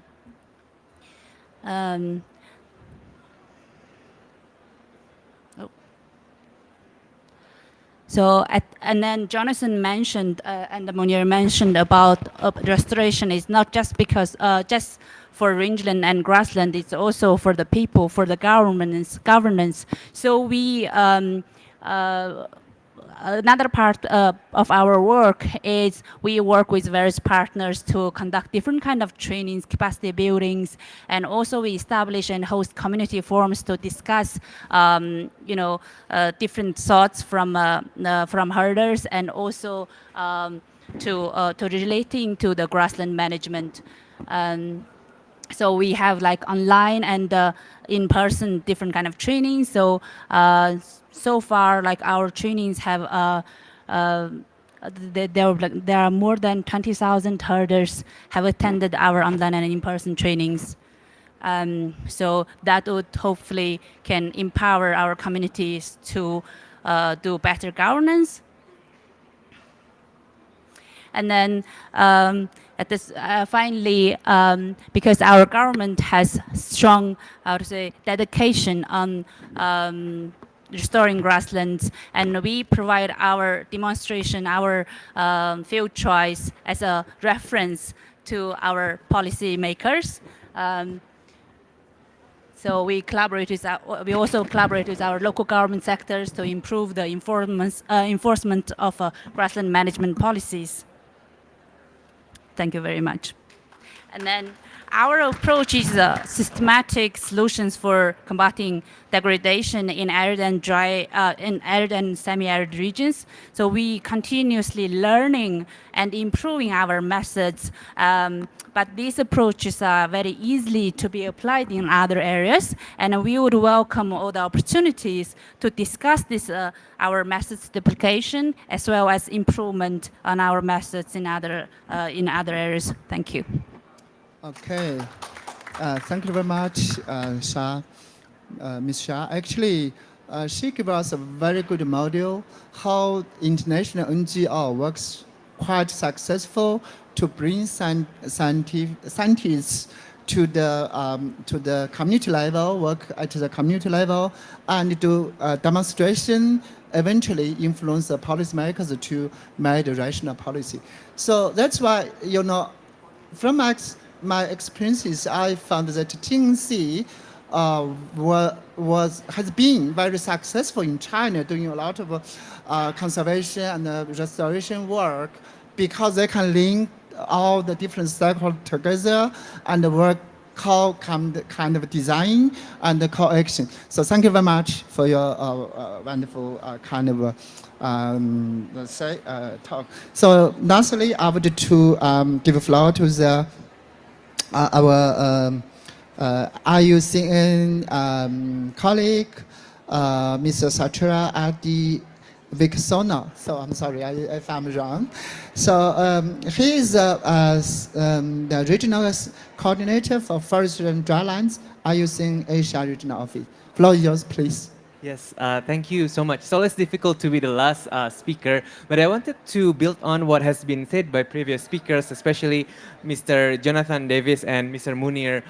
First on definition, and I think this is sort of like going back to what Jonathan was saying, the importance of CEM, IUCN Commission on Ecosystem Management, because CEM is also the one that is developing the global ecosystem typology. So this is where the definition of different types of grasslands and savanna are being discussed and defined. So I think it's important to look at that, and for scientists, CM and beyond to be part of that process to further revise and update the global ecosystem typology when it comes to rangeland and savanna and grasslands.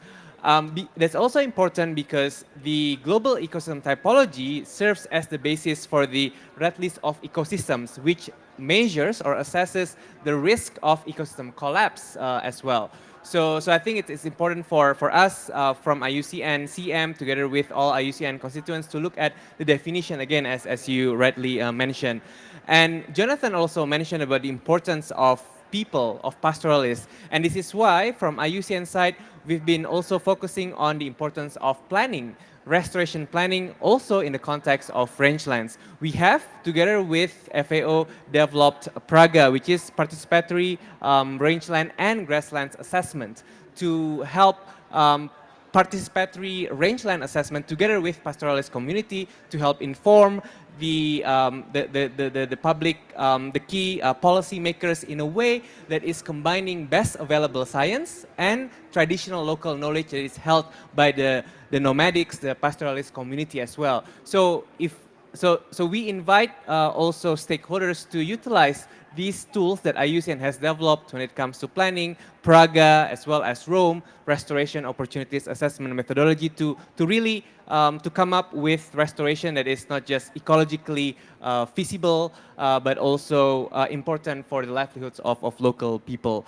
Lastly, I would also say maybe one thing that haven't been mentioned, if you look at other parts of the world, so my colleague Lyubov has mentioned about Central Asia, but if you look down to the south a little bit, there are some dry areas in South Asia and Southeast Asia. And over there, I would say that awareness raising of the importance of this ecosystem is crucial, because sometimes for many stakeholders, including for some governments, sometimes rangelands or grasslands are still seen as marginal land or wasteland with like little value, and this is why they're often converted into big mega food estate projects and so on. So I think this the awareness raising will be important.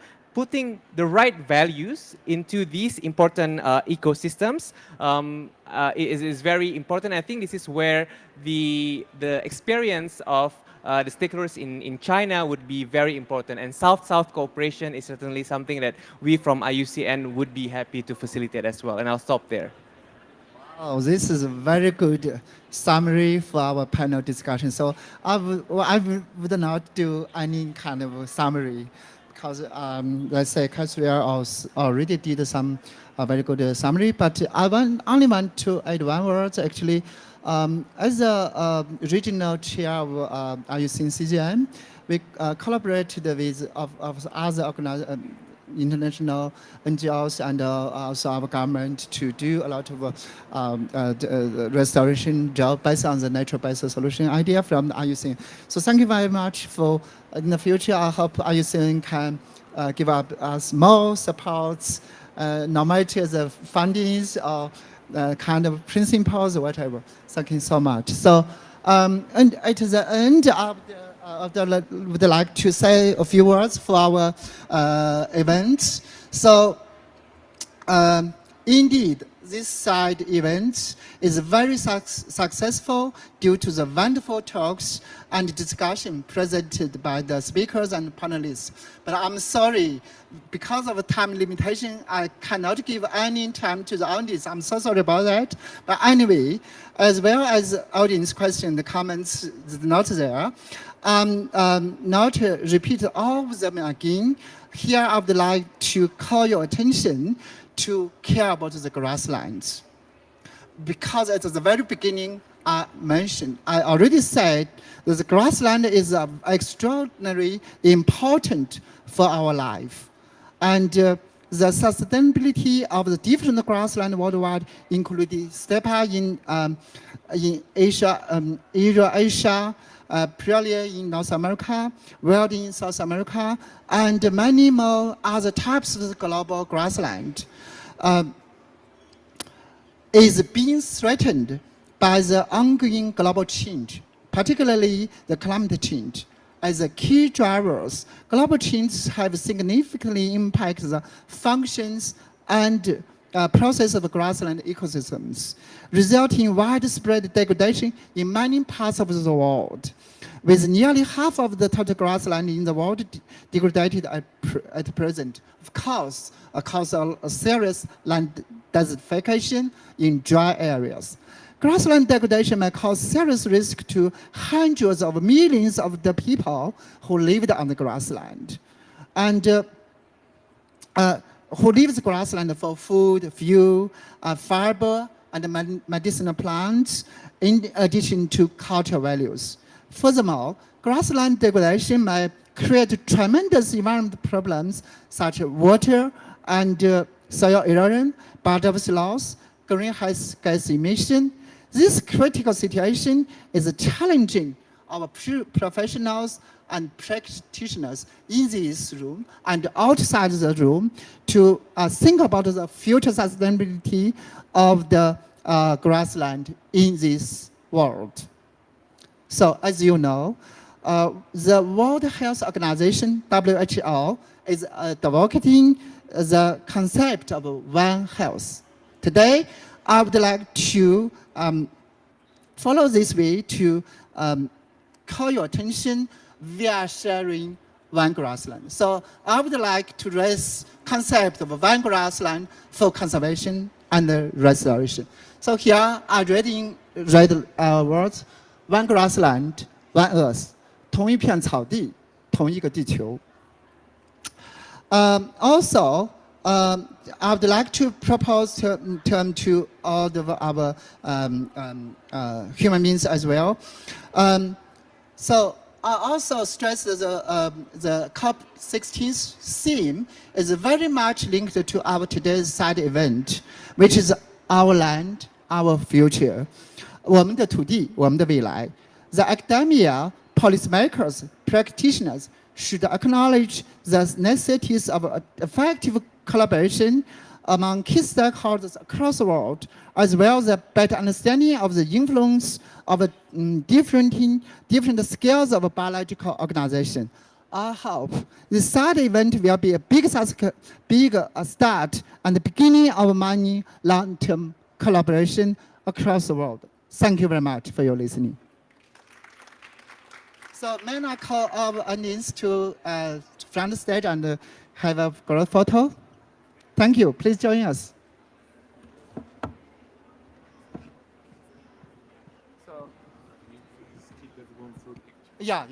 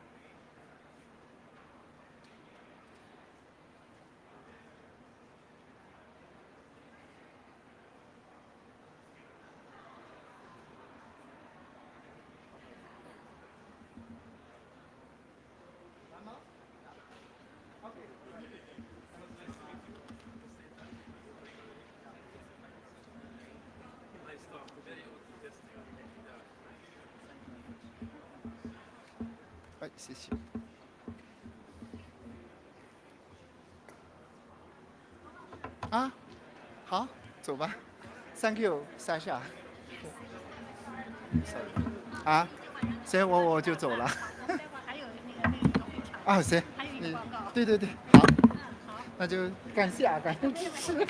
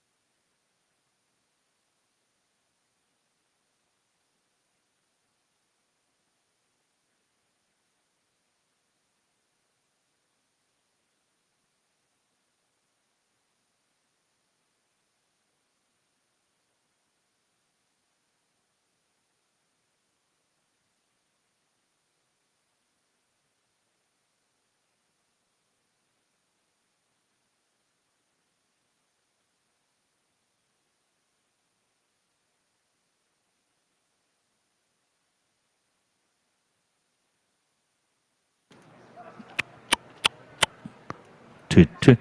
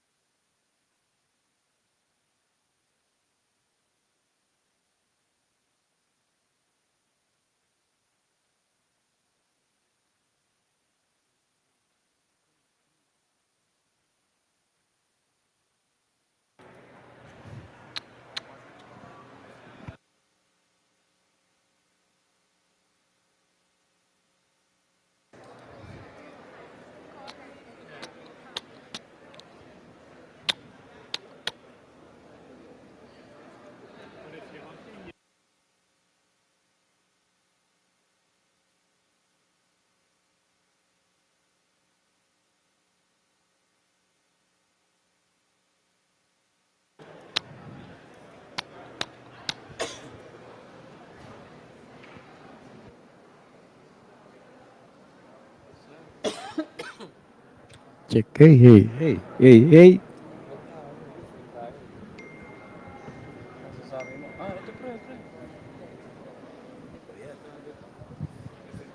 Ilan ba dadaling ko? Tatlo.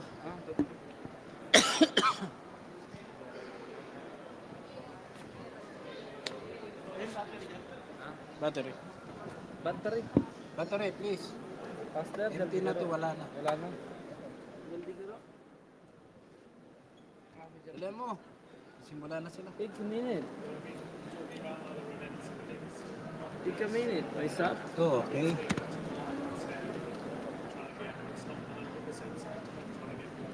Ilan? Okay pa to. Dalawa lang, dalawa.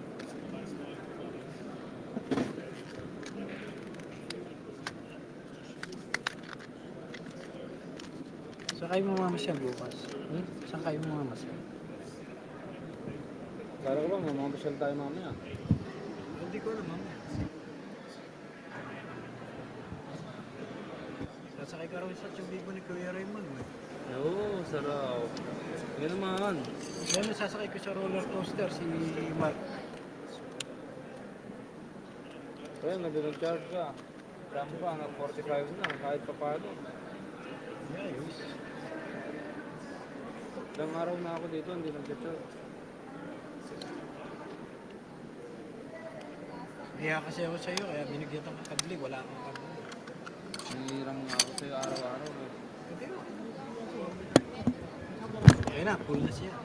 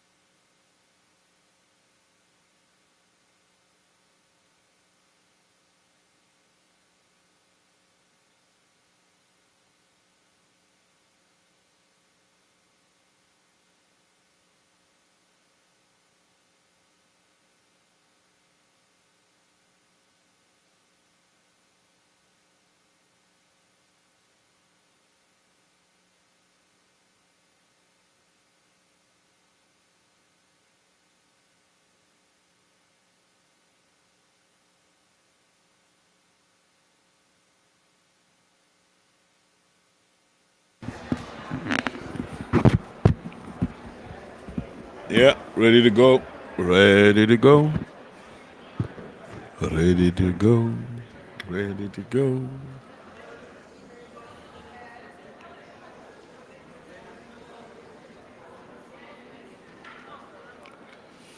Let's see.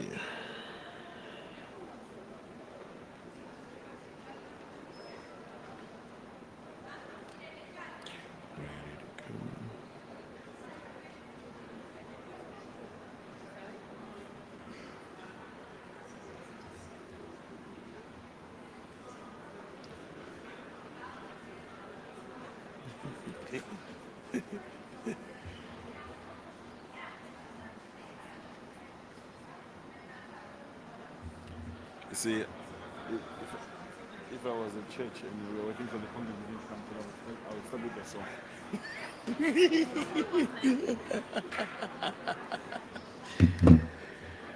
Great. Good evening, colleagues. Thank you very much for joining us this evening as we navigate our spaces. And it's great to be here once again in the IUCN Pavilion. Today, at this time, we're looking at nature positive renewables as a driver for landscape restoration. Thank you for taking your time to join us. My name is Valinaba Kabagali, Country Director for IUCN in South Africa, and we've got a very good panel. We're going to have a very good discussion with our panelists who are going to take us through some of the perspectives with regard to the work that they're doing, and most importantly, and what is very critical, how is it aligned to the UNCCD convention, particularly the land degradation conversation. We are much aware of the good connections that have already been set in terms of science when we're linking UNCCD, land convention, land degradation neutrality, land restoration.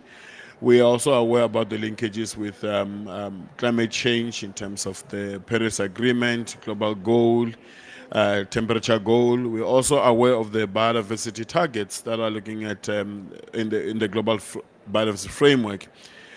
At the center of that conversation, we talk about community and their livelihoods. And we are here today to discuss some of those opportunities and alignment in terms of looking at energy as one of the key factors, as one of the key cross-cutting sector, which is very critical. And we're not only looking at energy alone, we're looking at specifically renewable energy. As we all know, quite a lot of improvements, a lot of developments that will require land, of which most of this land is in an undesirable condition.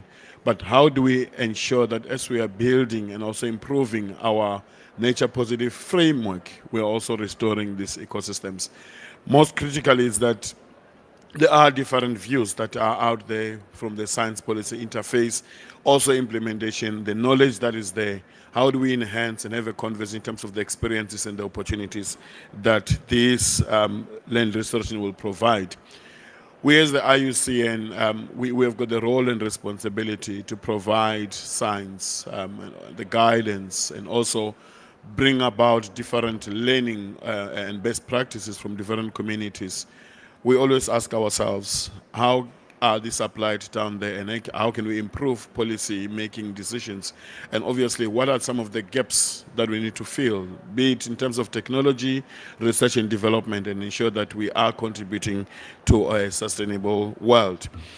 In that conversation today, we are joined by different panelists from who will be sharing with us their perspective.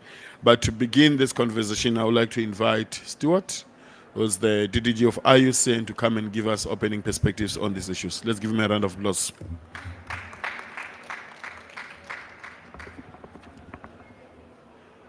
Thank you very much, Vali. It's a real pleasure to be with you. Thank you for coming here at 5 o'clock on a Saturday afternoon. I admire your commitment, but I also recognize the importance that you're placing on this, because I do think this is a really important issue. Listen, colleagues, we have got several crises facing the world at the minute. We have got the climate crisis.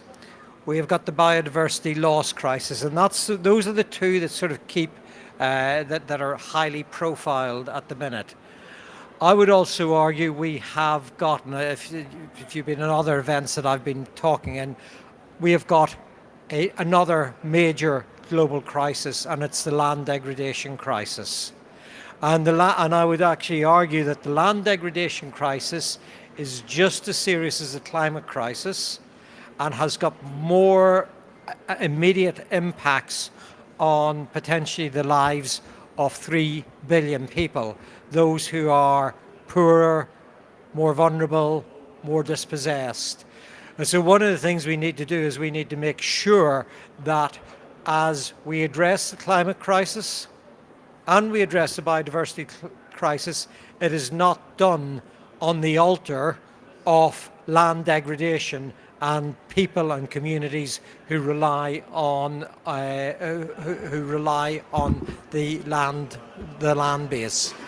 What we've got to do is we have got to find ways of actually bringing these issues together, and that's why I'm really pleased that we are talking not only about a just transition for energy, but I would also say a just transition to sustainable land management as well, and the very fact that these need to be brought together.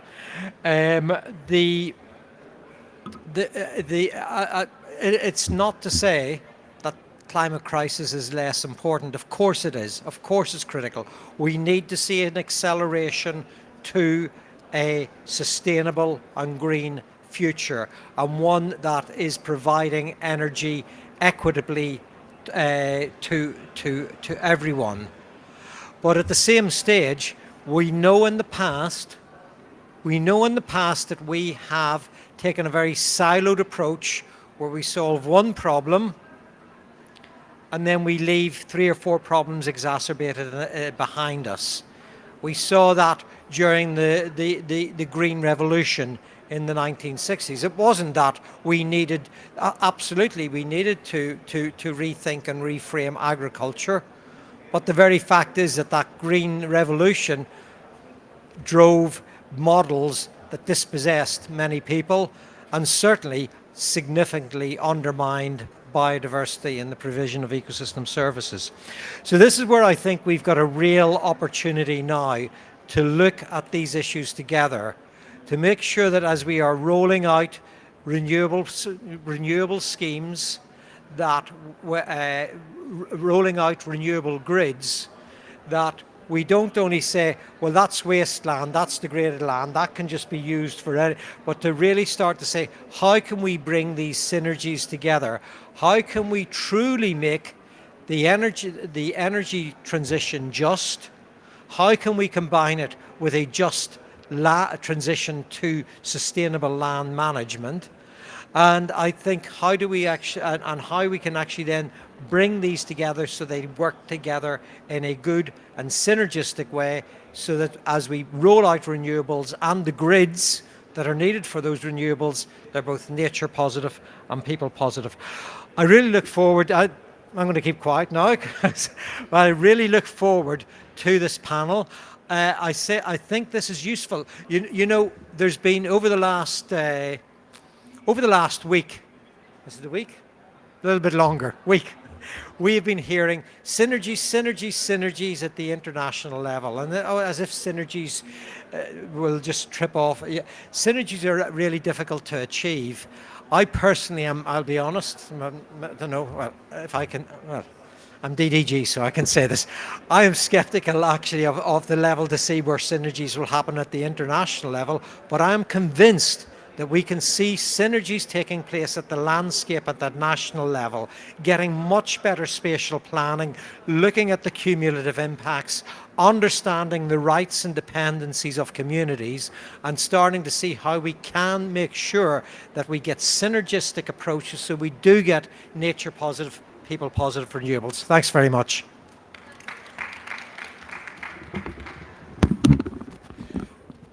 Thank you very much, Stuart. Indeed, I think we are looking at synergies in a very holistic manner, and also ensuring that we bring some of the two, but not with many other sectors that have been competing for the longest times.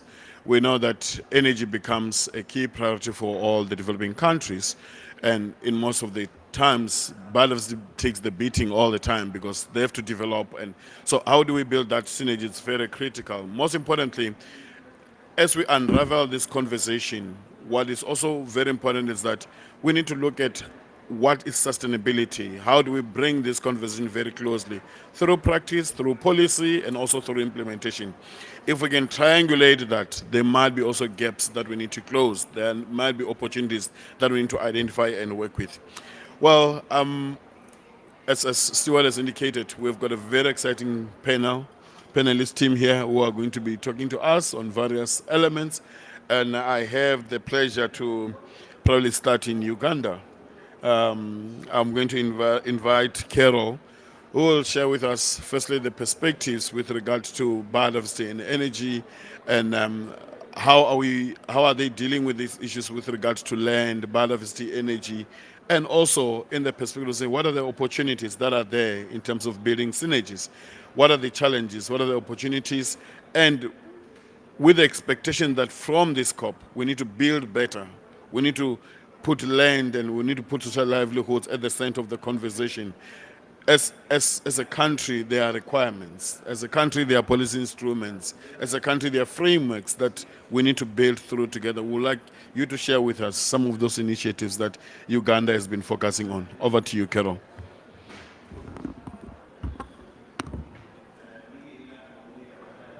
Thank you very much, Mali.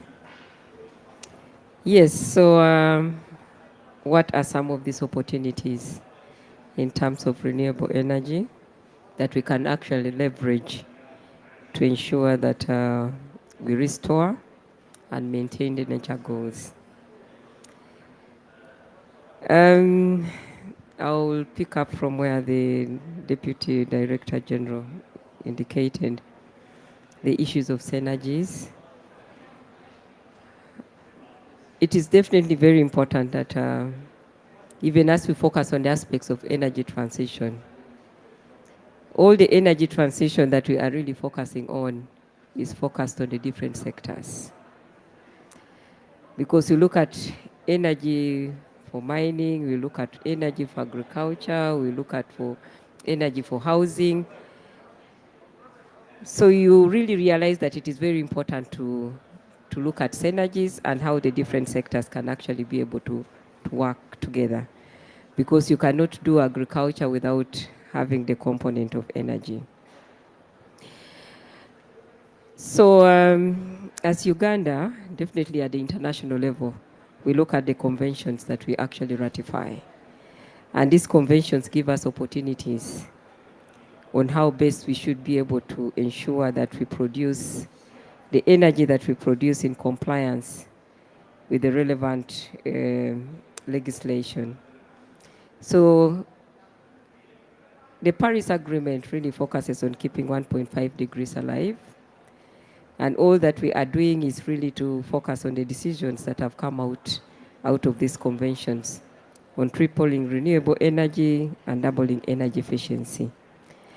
We also have the CBD Convention, where we are focusing on the aspects of implementation of the Kunming-Montreal Global Biodiversity Framework with all its 23 targets. So this really enables us to achieve compliance and alignment of our national biodiversity framework at the national level with the Kunming-Montreal Biodiversity Global Framework. And with this, we are promoting the aspects of bioenergy. The specific focus is on Target 7. But also our nationally determined contributions have a specific focus on energy, which is an opportunity, and with a focus on restoration and nature goals. Our long-term strategies on climate change. So our energy transition plan in Uganda focuses on renewable energy in terms of hydropower, nuclear, solar, wind. We're also focusing on the aspects of carbon capture and storage and geothermal, and also the green minerals, because it is very important for us to acknowledge that the energy transition is highly supported by the green minerals. And I'm happy to say that Uganda has the rare earth elements, cobalt, copper, lithium, among others. And this actually supports us with the development, manufacture of wind turbines, batteries, solar panels. And we are developing an integrated master plan for energy. But also in terms of our own policies at the national level, this is very critical, and this is cross-cutting, that we have the National Environment Act that makes a provision for biodiversity offsets, and again for all the energy initiatives that have an impact on the ecosystems. We prioritize that we use the mitigation hierarchy and we develop the biodiversity offsets. And then we also have the concept of the special conservation areas. And normally this is attributed to the energy projects.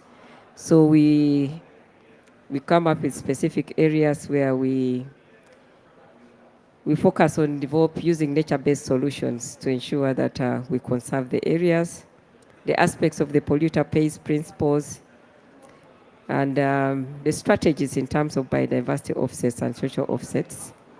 Biodiversity matrices have been developed at the country level for implementation.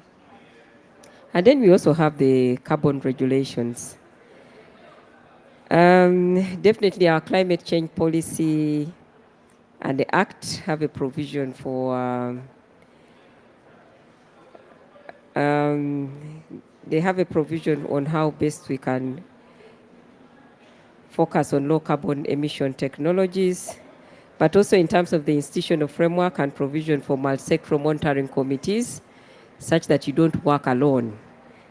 And then in terms of tools, we have different tools, and again, that's why we have to work with IUCN here, because you have a number of tools that actually reduce on the impacts on biodiversity that is attributed to the development of renewable energy, because we focus on aspects of development of the transmission and distribution lines, but with a focus on ensuring that we have bad diverters. We have strategic environment assessments, which are really critical for us to ensure we have in place, we identify the environment impacts and the socio-economic impacts at the strategic level, but also we have the environment and social impact assessments. And these give specific conditions on how best you should be able to develop energy projects, but that are aligned to compliance with the ecosystem services. And within this environment and social impact assessment, we normally make recommendations for management plans. And some of these management plans are really focused on biodiversity. So the focus is on biodiversity management plans, which again enables us to do production in a sustainable manner. But also we have a provision for risk assessments, where we realize that the endemic species in particular areas, then we recommend that you do risk assessment. But also we have opportunities in terms of innovative financing opportunities. Now that Article 6 was passed 2 weeks ago, and this would be an opportunity for us to be able to develop projects that are really aligned to promoting renewable energy that is compliant with, that is actually compliant. But also we have the aspects of the biodiversity credits, which again are being promoted under the Convention on Biological Diversity. And aspects of natural capital accounting are very critical, and the RED Plus programs that we have in our countries. But we are definitely also working with development banks, the private sector and the private banks, to make sure that we develop products that align to sustainable development of energy. And then stakeholder engagements and communication strategies. And with this, we have engagements with development partners, like the World Bank, African Development Bank, but also with the civil society and the international NGOs. And again, that's why we are here with IUCN, we work with IUCN, we work with WWF, and a number of other national NGOs in Uganda. But more importantly, what is very important is the involvement of the private sector. The Electricity Act in Uganda has unbundled and has reduced monotony and brought in the involvement of the private sector. And again, you will find business cases at the private sector level, where we are really focused on the aspects of development of renewable energy, but with a focus on ensuring that we use the nature-based solutions. But again, what are some of the challenges? I think it's clearly indicated that we work in silos. So yes, so we need to see what would be the synergies between the different conventions, but also as we actually implement down at the grassroots, how do we actually ensure that aspects of land degradation are clearly taken into consideration? So the challenges that the feasibility studies for some of the renewable energy sources are non-existent. because Uganda is focusing on the development of green hydrogen. But again, we need to focus on doing feasibility studies to actually see if green hydrogen is the potential, but also the aspects of carbon capture and storage. And we also have challenges of non-domestication of hydropower protocols, and then the standards on biodiversity in the country are not yet developed. So we need to ensure that we do this. And again, we shall appreciate to see the tools that have been developed under IUCN disseminated within the country to enable us to develop energy resources in a sustainable manner. But of course, we shall not forget the aspects of means of implementation, that still we need to mobilize resources, but also we need to look for technology that is actually easily accessible, that is affordable, because we are talking about the aspects of tripling renewable energy, but renewable energy is not cheap. And some of these technologies are not easily available. So we need to look at aspects of renewable energies that are actually available, accessible, and affordable. And the financing, because now you realize that once you're non-compliant, the financing has actually become expensive. So we need to be focusing on aspects of financing that is cheap and accessible. But also capacity. We need to be able to enhance our capacity to carry out research and feasibility studies and development of different technologies. So that means we need to work as a team and work in collaboration even with academia to be able to do research in technologies that can enable us to promote renewable energy, and that is the only way we can be able to achieve the energy transition that is just. Thank you very much. Thank you, Carol. Very interesting there when you try to sum up the synergies across the conventions and probably also the needs to make sure that we can be able to implement some of these identified areas. So commonalities in terms of synergies, technology transfer issues, capacity building, and finance. What I also find very interesting is that the relationship that you already have now with the existing institutions with regard to research and development to assist in terms of identifying and also domesticating some of the tools that are there. I think it helps us to also motivate and encourage other countries to look at these synergies.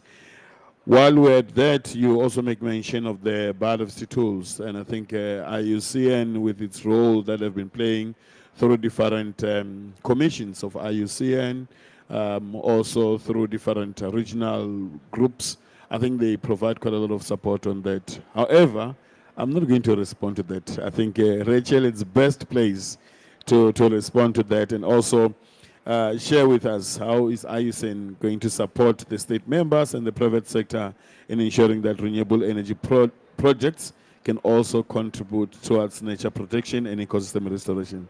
Over to you, Rachel. Thanks, Valley. So I'm going to take a bit of a detour because this is my first time at a UNCCD COP. I run the IUCN Energy Transition Program, and previously I thought this is not my space. My space is UNFCCC. I go every year, I know a lot of the people there, and I follow the negotiations. And when I was asked to come to this COP, I thought, well, I'm not quite sure what my niche is, but I've spent the last few days going to a few of the sessions in this pavilion and other pavilions, and I would say that to add to what Stuart said, I think we do have multiple crises at the minute. We also have an energy security crisis. We have a jobs crisis when we look at the population of countries, for instance, in Africa with young populations. And we need to be able to find mechanisms and levers that we can respond to these different crises at the same time. And we do think within IUCN that we can use work that we are doing on the energy transition, not as a silver bullet, but as a way to leverage some solutions to the multiple crises and challenges that are happening globally. So we talk about, as Stuart and both Carol said, radical partnerships, and we say, well, how do we work together? And before I talk about the tools and the projects that we're doing, I want to talk about how we're doing it and who we're working with. So at IUCN, we're working with energy companies. We're also working with transmission system operators, the people who deploy and make grids. We're also working with the financial sector, with development banks, and we're working with our members, with NGOs, with civil society, with indigenous people. And when I describe some of the work that we're doing, I want you to keep in mind that this work is being done in an inclusive manner. So we're reaching out to these different sectors, different stakeholder groups when we're developing tools, and we're saying, what do you think? What are your comments on this? And what we're trying to do is we're trying to take a very focused path around the energy transition. I am not a grid specialist. I feel like I could probably deploy some grids now, having spent the amount of time I have with transmission system operators, but I really am not a grid specialist. But what I can do is I can bring with IUCN, with the union, I can bring the expertise around planning, around spatial planning, around looking at impacts on biodiversity and around mitigating those impacts on biodiversity, and then going further and saying, if you're working in this landscape or this seascape, how can you then contribute to some of the nature goals, and how can you contribute to some of the livelihood goals that are present in the region that you're working in to make your operation, to make your project run more smoothly. So we've been working to develop different tools and different guidance around renewable energy generation, around wind and solar projects.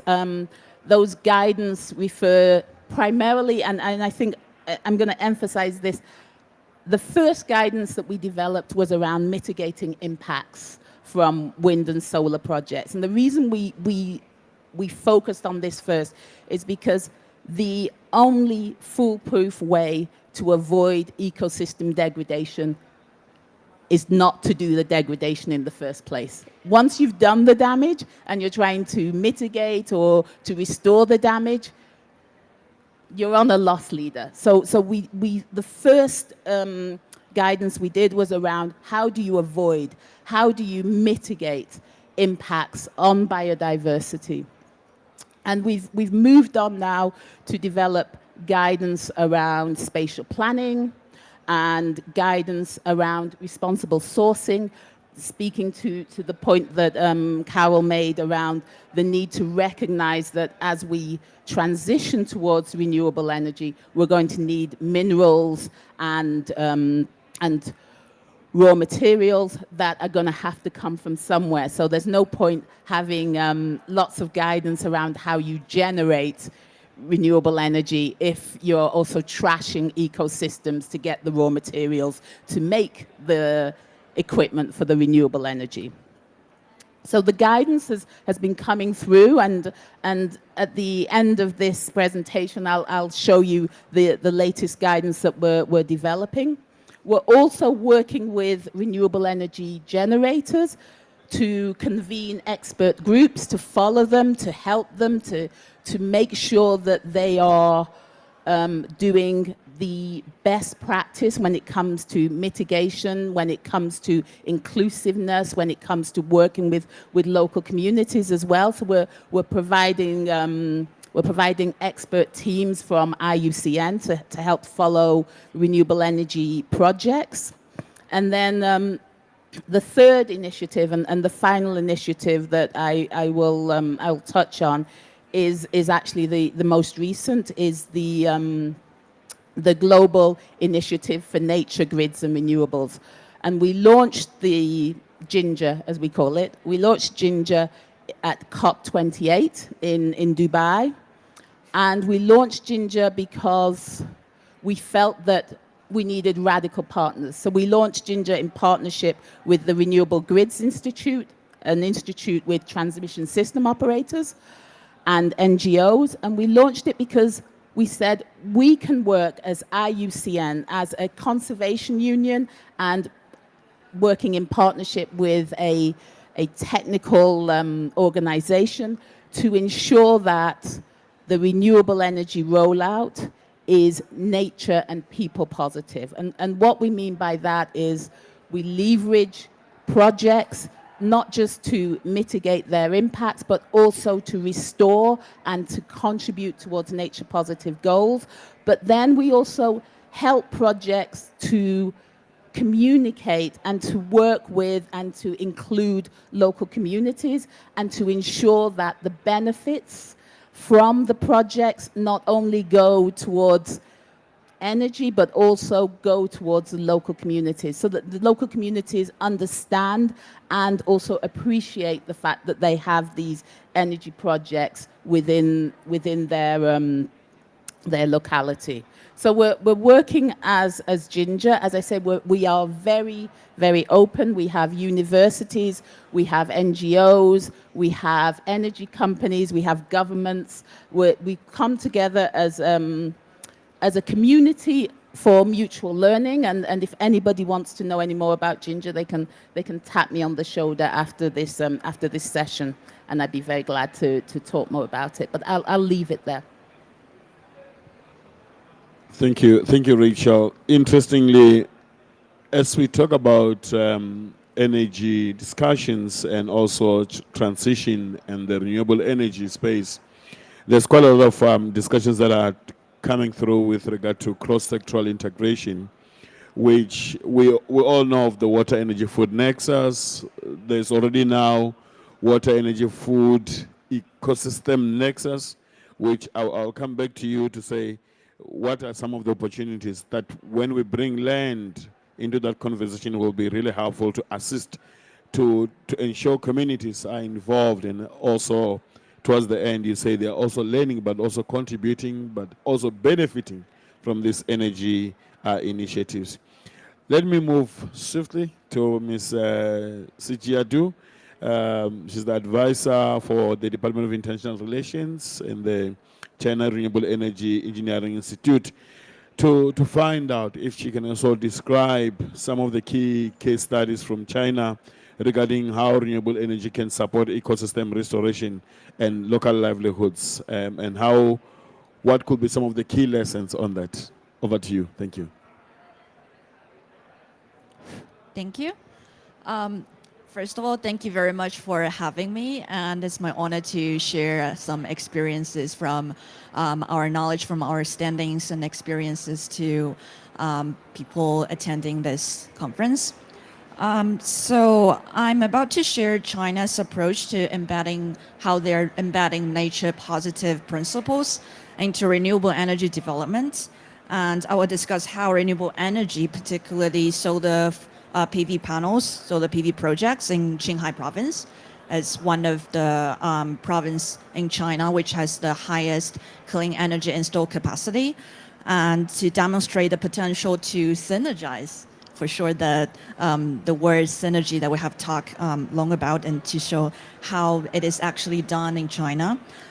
All this climate mitigation, ecological restoration, and social economic development.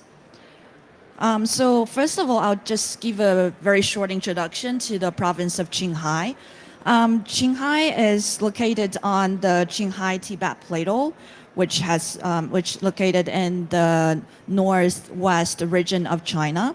And it is often referred to as the third pole of the Earth. So it is one of the planet's most ecologically sensitive regions, featuring with a lot of unique biodiversity and a fragile environment. So this high altitude region, which can definitely bring some benefits to such as solar PV, power generation, as well as wind power, However, they also present a lot of challenges to this renewable energy deployment, because in such environments there are extreme temperature fluctuations, which can reduce the efficiency and lifespan of solar PV panels. And also there are this intense ultraviolet radiation, as well as the frequent frosts will also bring damage to those panels we have installed. And also there are this harsh weather conditions, such as strong winds and heavy snow. This can bring like complexity to installation and maintenance efforts in this whole projects. So in such a context, deploying renewable energy requires a very nuanced approach that prioritizes ecological harmony. The installed capacity of clean energy in Qinghai has achieved more than 92%, ranking first among all the other provinces. So how have they achieved this? Qinghai has strategically concentrated their large-scale solar PV projects and this degraded and arid zones to minimize ecological disturbance while maximizing environmental gains. So the cases that I will share is all located in the Tala solar PV base, which is located in the county of Gonghe, occupying more than 500 square kilometers of previously barren land. And it is not only avoids encroachment on vital ecosystems, but also actively contributes to land restoration. So the first case that I will share is something around the environmental outcomes of PV deployment in arid landscapes, which are remarkable. So at the Tala PV base, there's one little region, well, not little, one region operated by Qinghai Yellow River Upstream Hydropower Development Company. And they have installed over 600 monitoring devices to assess ecological impacts and microclimatic changes there. And these indicators include such as wind speed, wind direction, temperature, humidity, soil quality, vegetation, and carbon sequestration potential. And they are continuously evaluated there. And the findings are quite encouraging. So it shows that the solar PV stations installed there, it has reduced local wind speed, decreasing by approximately 37% during the day and 46% at night. And also it reduced evaporation rates, as solar PV panels will create like shaded environments for plants to grow, and also decreasing local surface temperature, increasing also local humidity with more than 4% at night, so reducing soil moisture loss and supporting vegetation to growth. In addition, study from the Tala Desert PV base revealed an increasing vegetation cover around 80% in past 10 years. So it has significantly curbing wind erosion and sandstorms while improving local soil quality. So these nature positive outcomes transform PV projects from being mere energy assets to instruments of ecological restoration and regeneration, as well as anti-desertification. And it is not limited to this. So the next case that I will share, it brings together climate mitigation as well as local communication empowerment together. So it shows that how such environmental benefits can be translated into livelihoods for local community. So also located at this Tala PV base, there's an innovative model known as solar PV plus grazing has been implemented, where photovoltaic sheep, that's how we call it, graze among the solar panels. And this model combines renewable energy generation with traditional pastoral practices, delivering ecological and social economic benefits. And like above, there are panels for electricity generation, and in between we grow grass. And under the panel, there are this sheep grazing. So what's the benefits that we can tell is that firstly, it can mitigate fire risks. So as we have mentioned previously that there are a lot of more grass and vegetation in these areas. However, it's quite dangerous, especially during the winter time and in this arid region, that it will have some fire hazards. So with this photovoltaic sheep grazing in these regions and these areas, they can reduce and they can like effectively manage vegetation there and reduce fire hazards and maintaining system efficiency. As if we have too many tall grass, it will also influence the efficiency of solar PV panels. And secondly, it can also create this circular benefits.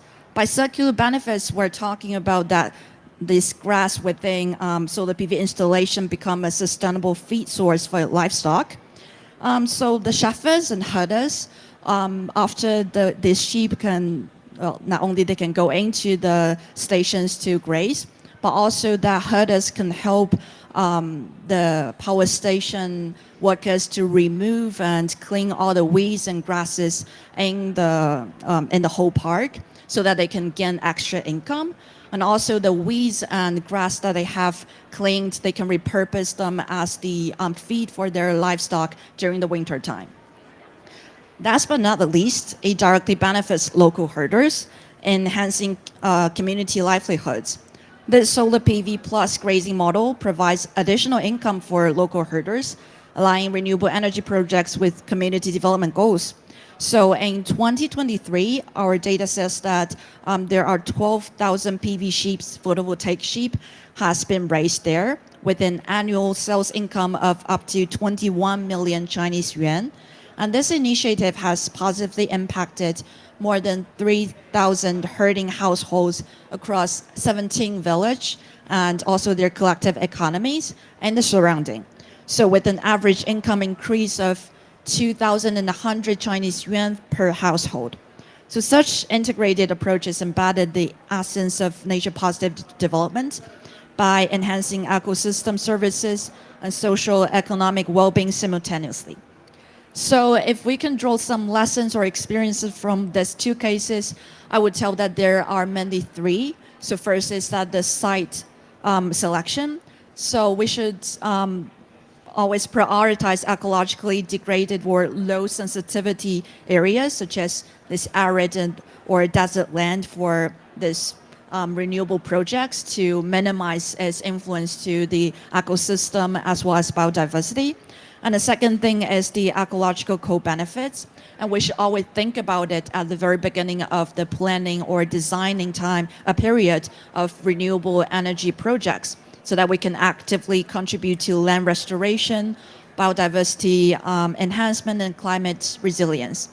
And the third, I believe, is also a very important factor, is the community engagement, so that we should always integrate traditional practices and livelihoods into project frameworks to ensure inclusive and sustainable development. And we should include this local community, local private companies, private sector, as well as private sector, local government, to all participated on this initiative and projects to maximize this synergy between community and renewable projects. So that's all for my sharing, and thank you very much. Wow, I think that's very interesting case studies that you have shared there, and I think it all goes back to the ecological systems, isn't it? Because as much as we are improving and coming up with different infrastructure, one will always ask, or will always have a view that if you bring infrastructure, it means damage to the ecosystems or the environment. Whereas you have just made mention from these initiatives, very strong case with regard to microclimatic conditions, a lot of changes in terms of ecological factors, water availability, temperature, and also obviously one of the key issues that we always struggle with, improving livelihoods. And I think that becomes very critical. And some of these lessons are critical because while many parts of the world are struggling with building a business case for the solar panels, we are faced with pushing back all the time to say, no, there's no reason for transformation of this land because you're going to degrade it. Whereas if the transformation of that land takes into account some of those ecological factors, then we can have core benefits, multiple benefits, and we have got indigenous communities also playing a very big role. So big ups to that, and I think it's something that we really, really want to see. It would be good to see the images, the pictures of what has been happening there, and many countries they can also learn from you in terms of what they can do in the near future. I can tell that in many parts of the world, the challenges of building renewable solar plants, it's being pushed back against conservation, land issues, simply because we do not have a foresight of what it's going to look like. We have not been able to clearly identify the core benefits, and that's that's one of the barriers. Well, I'll come back to you to say, how have you done it? We have had a very nice story. Let me then move swiftly to my colleague from ROA, Najam, who's going to share with us what are some of the key ecosystem restoration goals in this region that the renewable energy sector should focus on to contributing to. I think we've had a very nice suite of beautiful learning best practices from China. So we want to hear from your side, what are some of the opportunities? Thank you. Thank you, Kagali, and thank you everyone for being here at this time. Everyone looks tired and from last 6-7 days. Been working here from last 2-3 years. I would like to start with the desertification issue, and the goal is to address and to combat the desertification. And to address these challenges in this region, many initiatives are in place. And maybe you might hear about the Saudi Green Initiative, which they aims to plant 10 billion trees by 2030. And under Middle East Green Initiative, they are planning to plant 50 billion trees by 2030. So to plant this huge number of saplings, they need irrigation and saplings to irrigate these plants. So usually, like in this desert ecosystem, they bring water like in tankers or pump water from dug wells using diesel engines. So to me, I'm not expert in renewables, but maybe like solar powered irrigation systems, or we can install some moisture sensor to these saplings, and which can be powered by renewable sources. And the second most important goal here in this region is the restoration of biodiversity hotspots and the reintroduction of wildlife species. And I would like to highlight, especially from where I'm coming and where I'm working, and that is Al Ula, and you might hear about, and there's a huge pavilion from that region. They are working a great job, and so far they designated over 1,100 square kilometer area as a protected area, and introduce over 1,500 wild animals like oryx, you see here on the N sign, and gazelle and ibex. So to monitor these species and to track these wildlife species, they are using some technologies like drones, camera traps. So maybe there might be some solar powered camera traps we can use in these areas. And also nowadays there are some solar powered drones which we can use instead of conventional means, like for example, if you are charging drone from the electricity coming from fossil fuels, so why not to have some electricity from solar power, from wind power, or from some other means, and this is how we can use this energy. And also I would like to talk about sustainable tourism. In this region, it's growing day by day, and ecotourism. And in my area, they are somehow using electric vehicle, and I was discussing this with my colleague that electric vehicles can be, we can call it like a clean energy or not, but because electric vehicles can be charged from the fossil fuels, from the diesel engines, but we can work like constructing some recharging infrastructure where we can bring the energy from renewable sources. And also we can build some solar powered infrastructure, like solar powered accommodation, like heating water or everything. And this can be done. And also, like in Dubai, they are working on coastal mangroves restoration and also coral reef restoration. So using some renewable energy from coastal and coastal areas can benefit the regeneration. And also in this area, water scarcity is also one of the main issue. To enhance the water security, we need to work with the farmer communities, and we need to incentivize those communities to use the renewable energies, like as I said, like solar powered dug wells and some other means, so that we can reduce the impact of climate change and carbon. So that's all from my side. Thank you so much.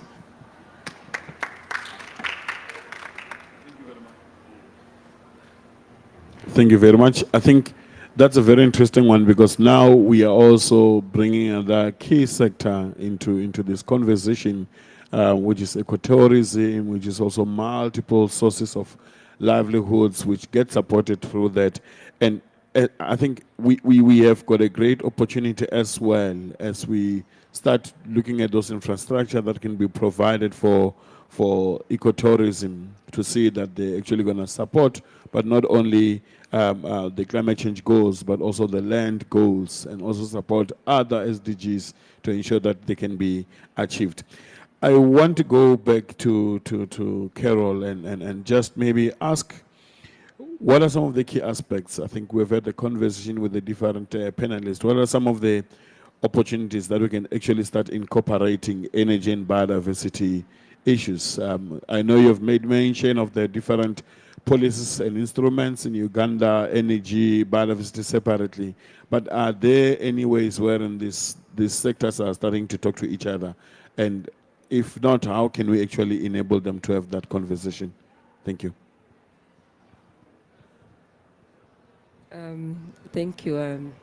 I think one of the things I clearly indicated that yes, the entry point for us in terms of biodiversity here at the national level is a domestication of the Koenig-Montreal biodiversity framework and clearly setting targets in our national biodiversity action plan. And then at the sectoral level, we need to be able to develop our own biodiversity action plan and biodiversity strategy. And again, I am happy to share that yes, we have attended this Convention on Biological Diversity, and definitely as Uganda, we have already submitted our national biodiversity strategy that is aligned to the Koenig-Montreal biodiversity framework, but also the targets.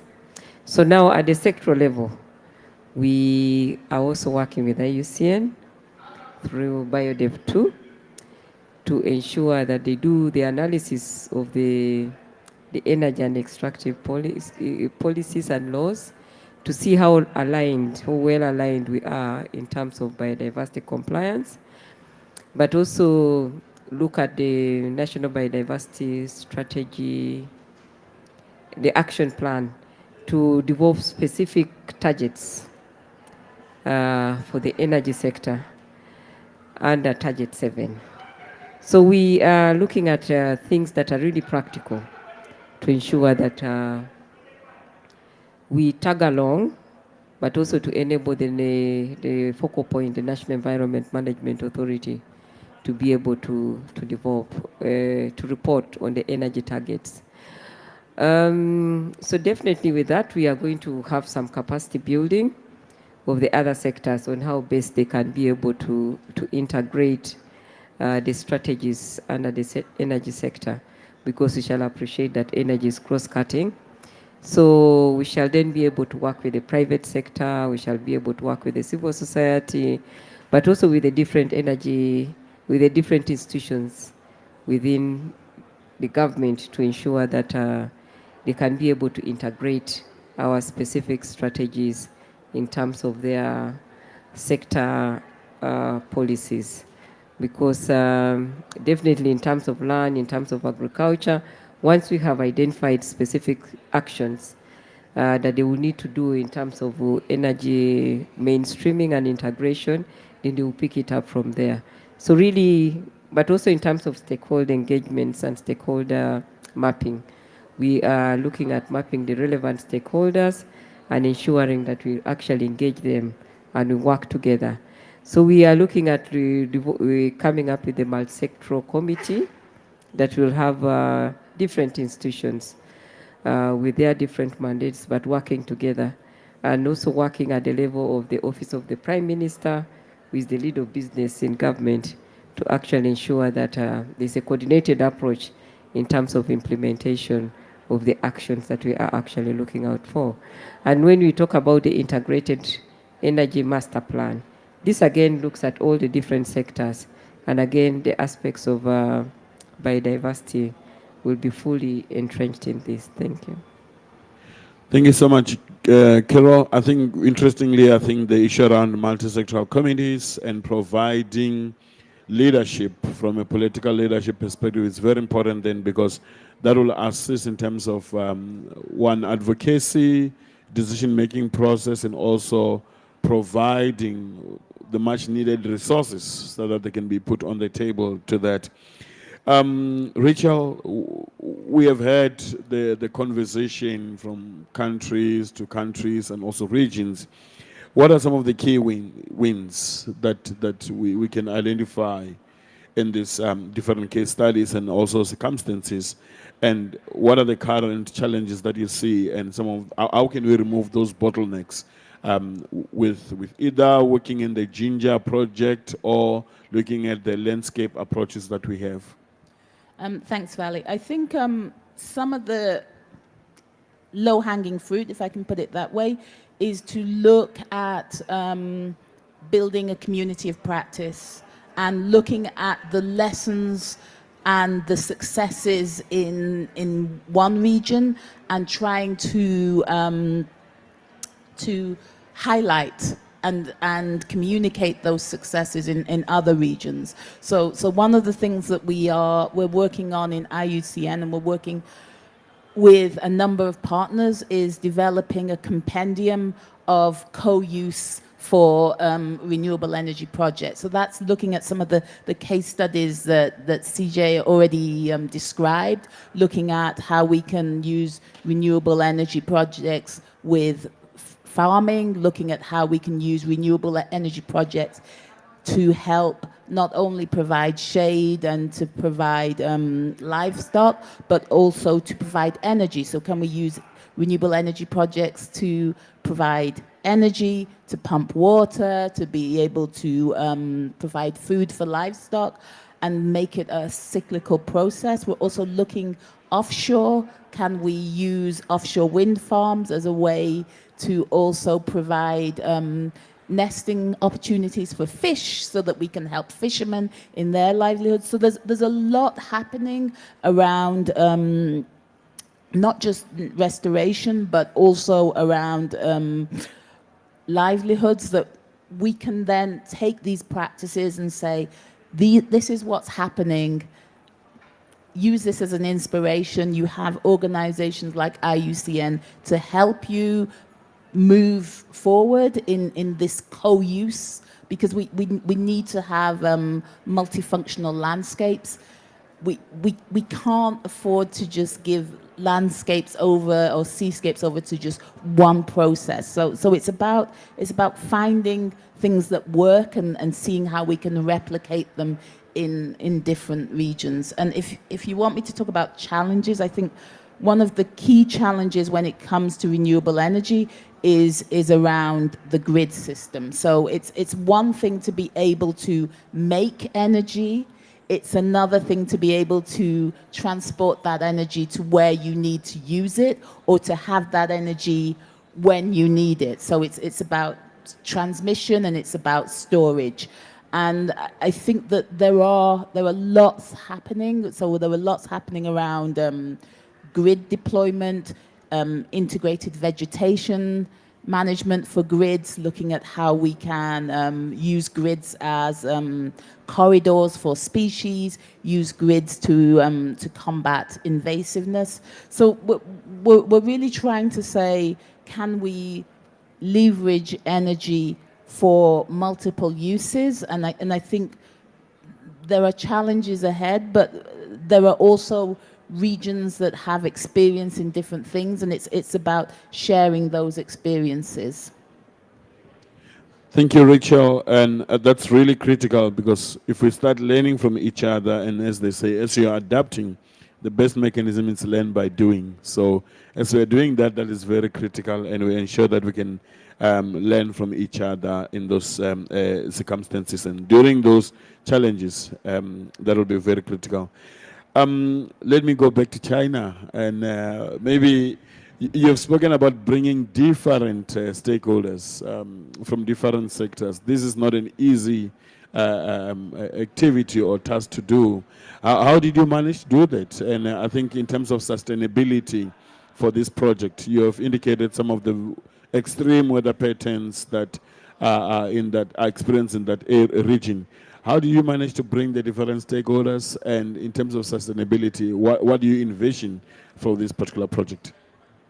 I think the thing for these two specific cases that I have mentioned is that firstly, nature positive principle has already been written in this regional development plan, because Qinghai province is a critical province for China's biodiversity and nature, as it is the beginning of a lot of rivers and such as Yellow River, Changjiang River, Yangtze River. So its biodiversity and its nature restoration is so important that every development and social economic movement is planned all around these principles to make sure that the nature here and the ecosystem here are well preserved, so that all the biodiversity and species, important species, are remained there as always. So it's kind of a principle that shared by all the communities, not only private sector but also public sector. So with these principles, bear in mind that the public sector, the local governments have started all the planning for projects, especially that they're trying to move this large-scale solar PV projects, which may have negative impacts on environment, to far away from where humans live, where most animals and species lived, and there's no man's land and it's barren land, so that try to decrease all these impacts and influence all our biodiversity. So this is the second step. Well, the anti-desertification is kind of like a surprise to them as well, that they didn't really expect that the barren land can be changed, but as a result, they actually did. So with this positive result, they have bringing more private sectors, more enterprises into hold these projects, as they can see benefits from it, so that it can bring up the growth of vegetation, it can bring up, it can lower their cost of maintenance of operation, because those grass removal, they can hire local communities, and with all this photovoltaic sheep, they can eat the grass, so that the local workers, they don't need to do anything else, so that the cost can be lowered. By all these benefits, and that can be presented from social, economic, and environmental aspects, they're able to bring in more people and more sectors into all these projects development. So as the photovoltaic sheep, they're trying to bring in more herders and shepherds with local households, and it's not always as smooth as we imagined. Like initially, all the solar PV panels are installed at around 1 meter's height. However, it's super difficult for sheep to go across them. So they have discussed with experts, with local communities, and later they have adjusted the height of the solar PV panels to around 1.4 meters so that the sheep can go across smoothly and conveniently. So I believe that you need to constantly adjust your implementation, your operations according to local situation and current status so that you can keep all the sectors and all your stakeholders on board and carry on this all together towards a more positive future. Beautiful. That's a very good story. I would love to see that in South Africa because we've got big dry areas, dry lands, wherein we think, there's nothing that's going to happen there. Whereas if that story could be something that can be done in that landscape or in many of the parts of SADC region, it would be really great. Lastly, from your side, Jam, I think there's very interesting experience that you've had from China and also the work that is happening in Uganda. In this landscape, there are quite a lot of opportunities as well. What are some of your take-home messages with regard to what you have been seeing and what has been discussed here? Thank you. So thank you. I really like the idea which from China she was just sharing, and this is one of the main issue in this region, like overgrazing, and this really need to be discussed with our stakeholders in this area, that how we can bring this technology to our area and to minimize this grazing pressure from this area. And meantime, it can also beneficial for the local community, and it's like a win-win situation. At the same time, you can keep your herd, your sheep, your goats, and then also using this renewable energy and how they can support the local community. So to me, yeah, it's really interesting. Thank you. Thank you very much. I hope maybe the audience, if there's any question, please do ask. However, I would like to wrap up this conversation and say this has been very great, interesting, and something that we can actually pick from one area to the other and also build synergies, particularly on the different silos that consistently prevails when we have to deal with these three Rio conventions. But obviously, even other conventions, all the multilateral environmental agreements are faced with this. We have seen the development in many parts of the world wherein water is always an issue, wetlands are an issue, we have to deal with pollution, we have to deal with chemicals, and all of these, they lead to degradation of our ecosystems. However, we now know we can get the different sectors to have a conversation where we can actually co-design, co-create, and also that will result in co-benefits. But also invite the private sector to see the learning by doing gives us much more benefits than we had anticipated. With those few words, I would like to bring this session to closure and really thank all. Oh, a question?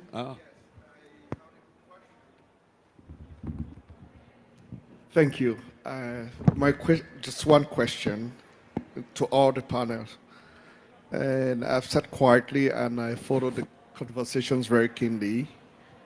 I would like you to share with us, what do you see as your theory or your definition of change?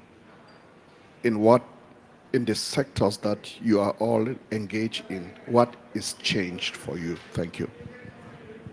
Well, we have the panel here.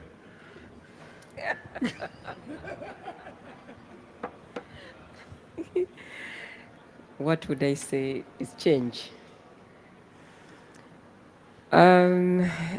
Definitely change might also be a mindset. Because I don't think we are reinventing the wheel in any way, in any of the things that we are doing. But I think what we would be focusing on is doing things differently. Because I think we have practices that we are used to, but which are not really new practices, but that can be improved. But I think in this context of change is being able to do things differently, because now we are focusing on the aspects of reducing carbon emissions. So the change that we would be expecting to see is to see that we are promoting more of the low carbon emission technologies. And when we look at the use of low carbon technologies, that means we are improving on the health of the communities, more of the vulnerable groups. Because then if you're saying that we are going to use more of efficient energy technologies, that means we are going to see an improvement on the health of the women, but also we are going to look at the time poverty, because then you provided these women with either water more nearer to their homes, or you're providing them with more efficient cooking technologies. So then they will be able to have more time to engage in the other activities. So for me, that's how I really look at change. But also if we are talking about maybe the Convention on Biological Diversity, and we are saying, yes, let's focus on the aspects of the indigenous communities and everything, because there are traditional practices that we have not been recognizing or appreciating, and the traditional knowledge. But when we begin to appreciate, and when we begin to integrate this and mainstream them in activities, then we should be able to see that, yes, I think we are experiencing some change where we are actually appreciating that the indigenous communities actually play a very vital role, and the information that we pick from them is actually very critical for us to develop going forward. Thank you. Rachel? So I'm going to go the opposite direction of Carol, and I'm going to say, for me, change is leapfrogging. I think that we are learning so much so fast, and in the same way as the common example is you never had landlines in Africa, you went straight to mobiles. If we can find solutions towards desertification with solar, if we can find solutions towards protein-poor diets with management of coastal areas with offshore wind, if we can start training young people around grid deployment by developing capacity building MOOCs in different regions, I think this is where we've got to go. As we said at the beginning, we need to move fast if we're going to solve the climate and also the livelihood crisis, because we've got a lot of young people and they don't want to wait decades to get a job. So I think we have to leapfrog, and we have to try things, and we have to not be too afraid of failure. We try it. If it doesn't work, we try something else. But I do think that this energy transition gives us an opportunity to have lots of benefits beyond just renewable energy, and we've just got to grab it, leapfrog, try it, and as I say, not be afraid of failing. Message, change. Well, for me personally, I believe that just build on what you have said, we have discussed. I believe that change is something that what we can do all together, like with all these projects or cases or willingness to work all together, where we can actually bring something to the world, or at least something to our local community, and how this changes can be also implemented in other regions, so that this outcomes can be shared by all of us instead of just specific one spot or region in the world, so that it can actually benefit not only in the timeline, but also the wideness of it, so that everyone can share what has actually been done, and share what is actually developed and what is actually changed altogether. That's what came to my thought right now. Najam? Yeah, for me it's very difficult.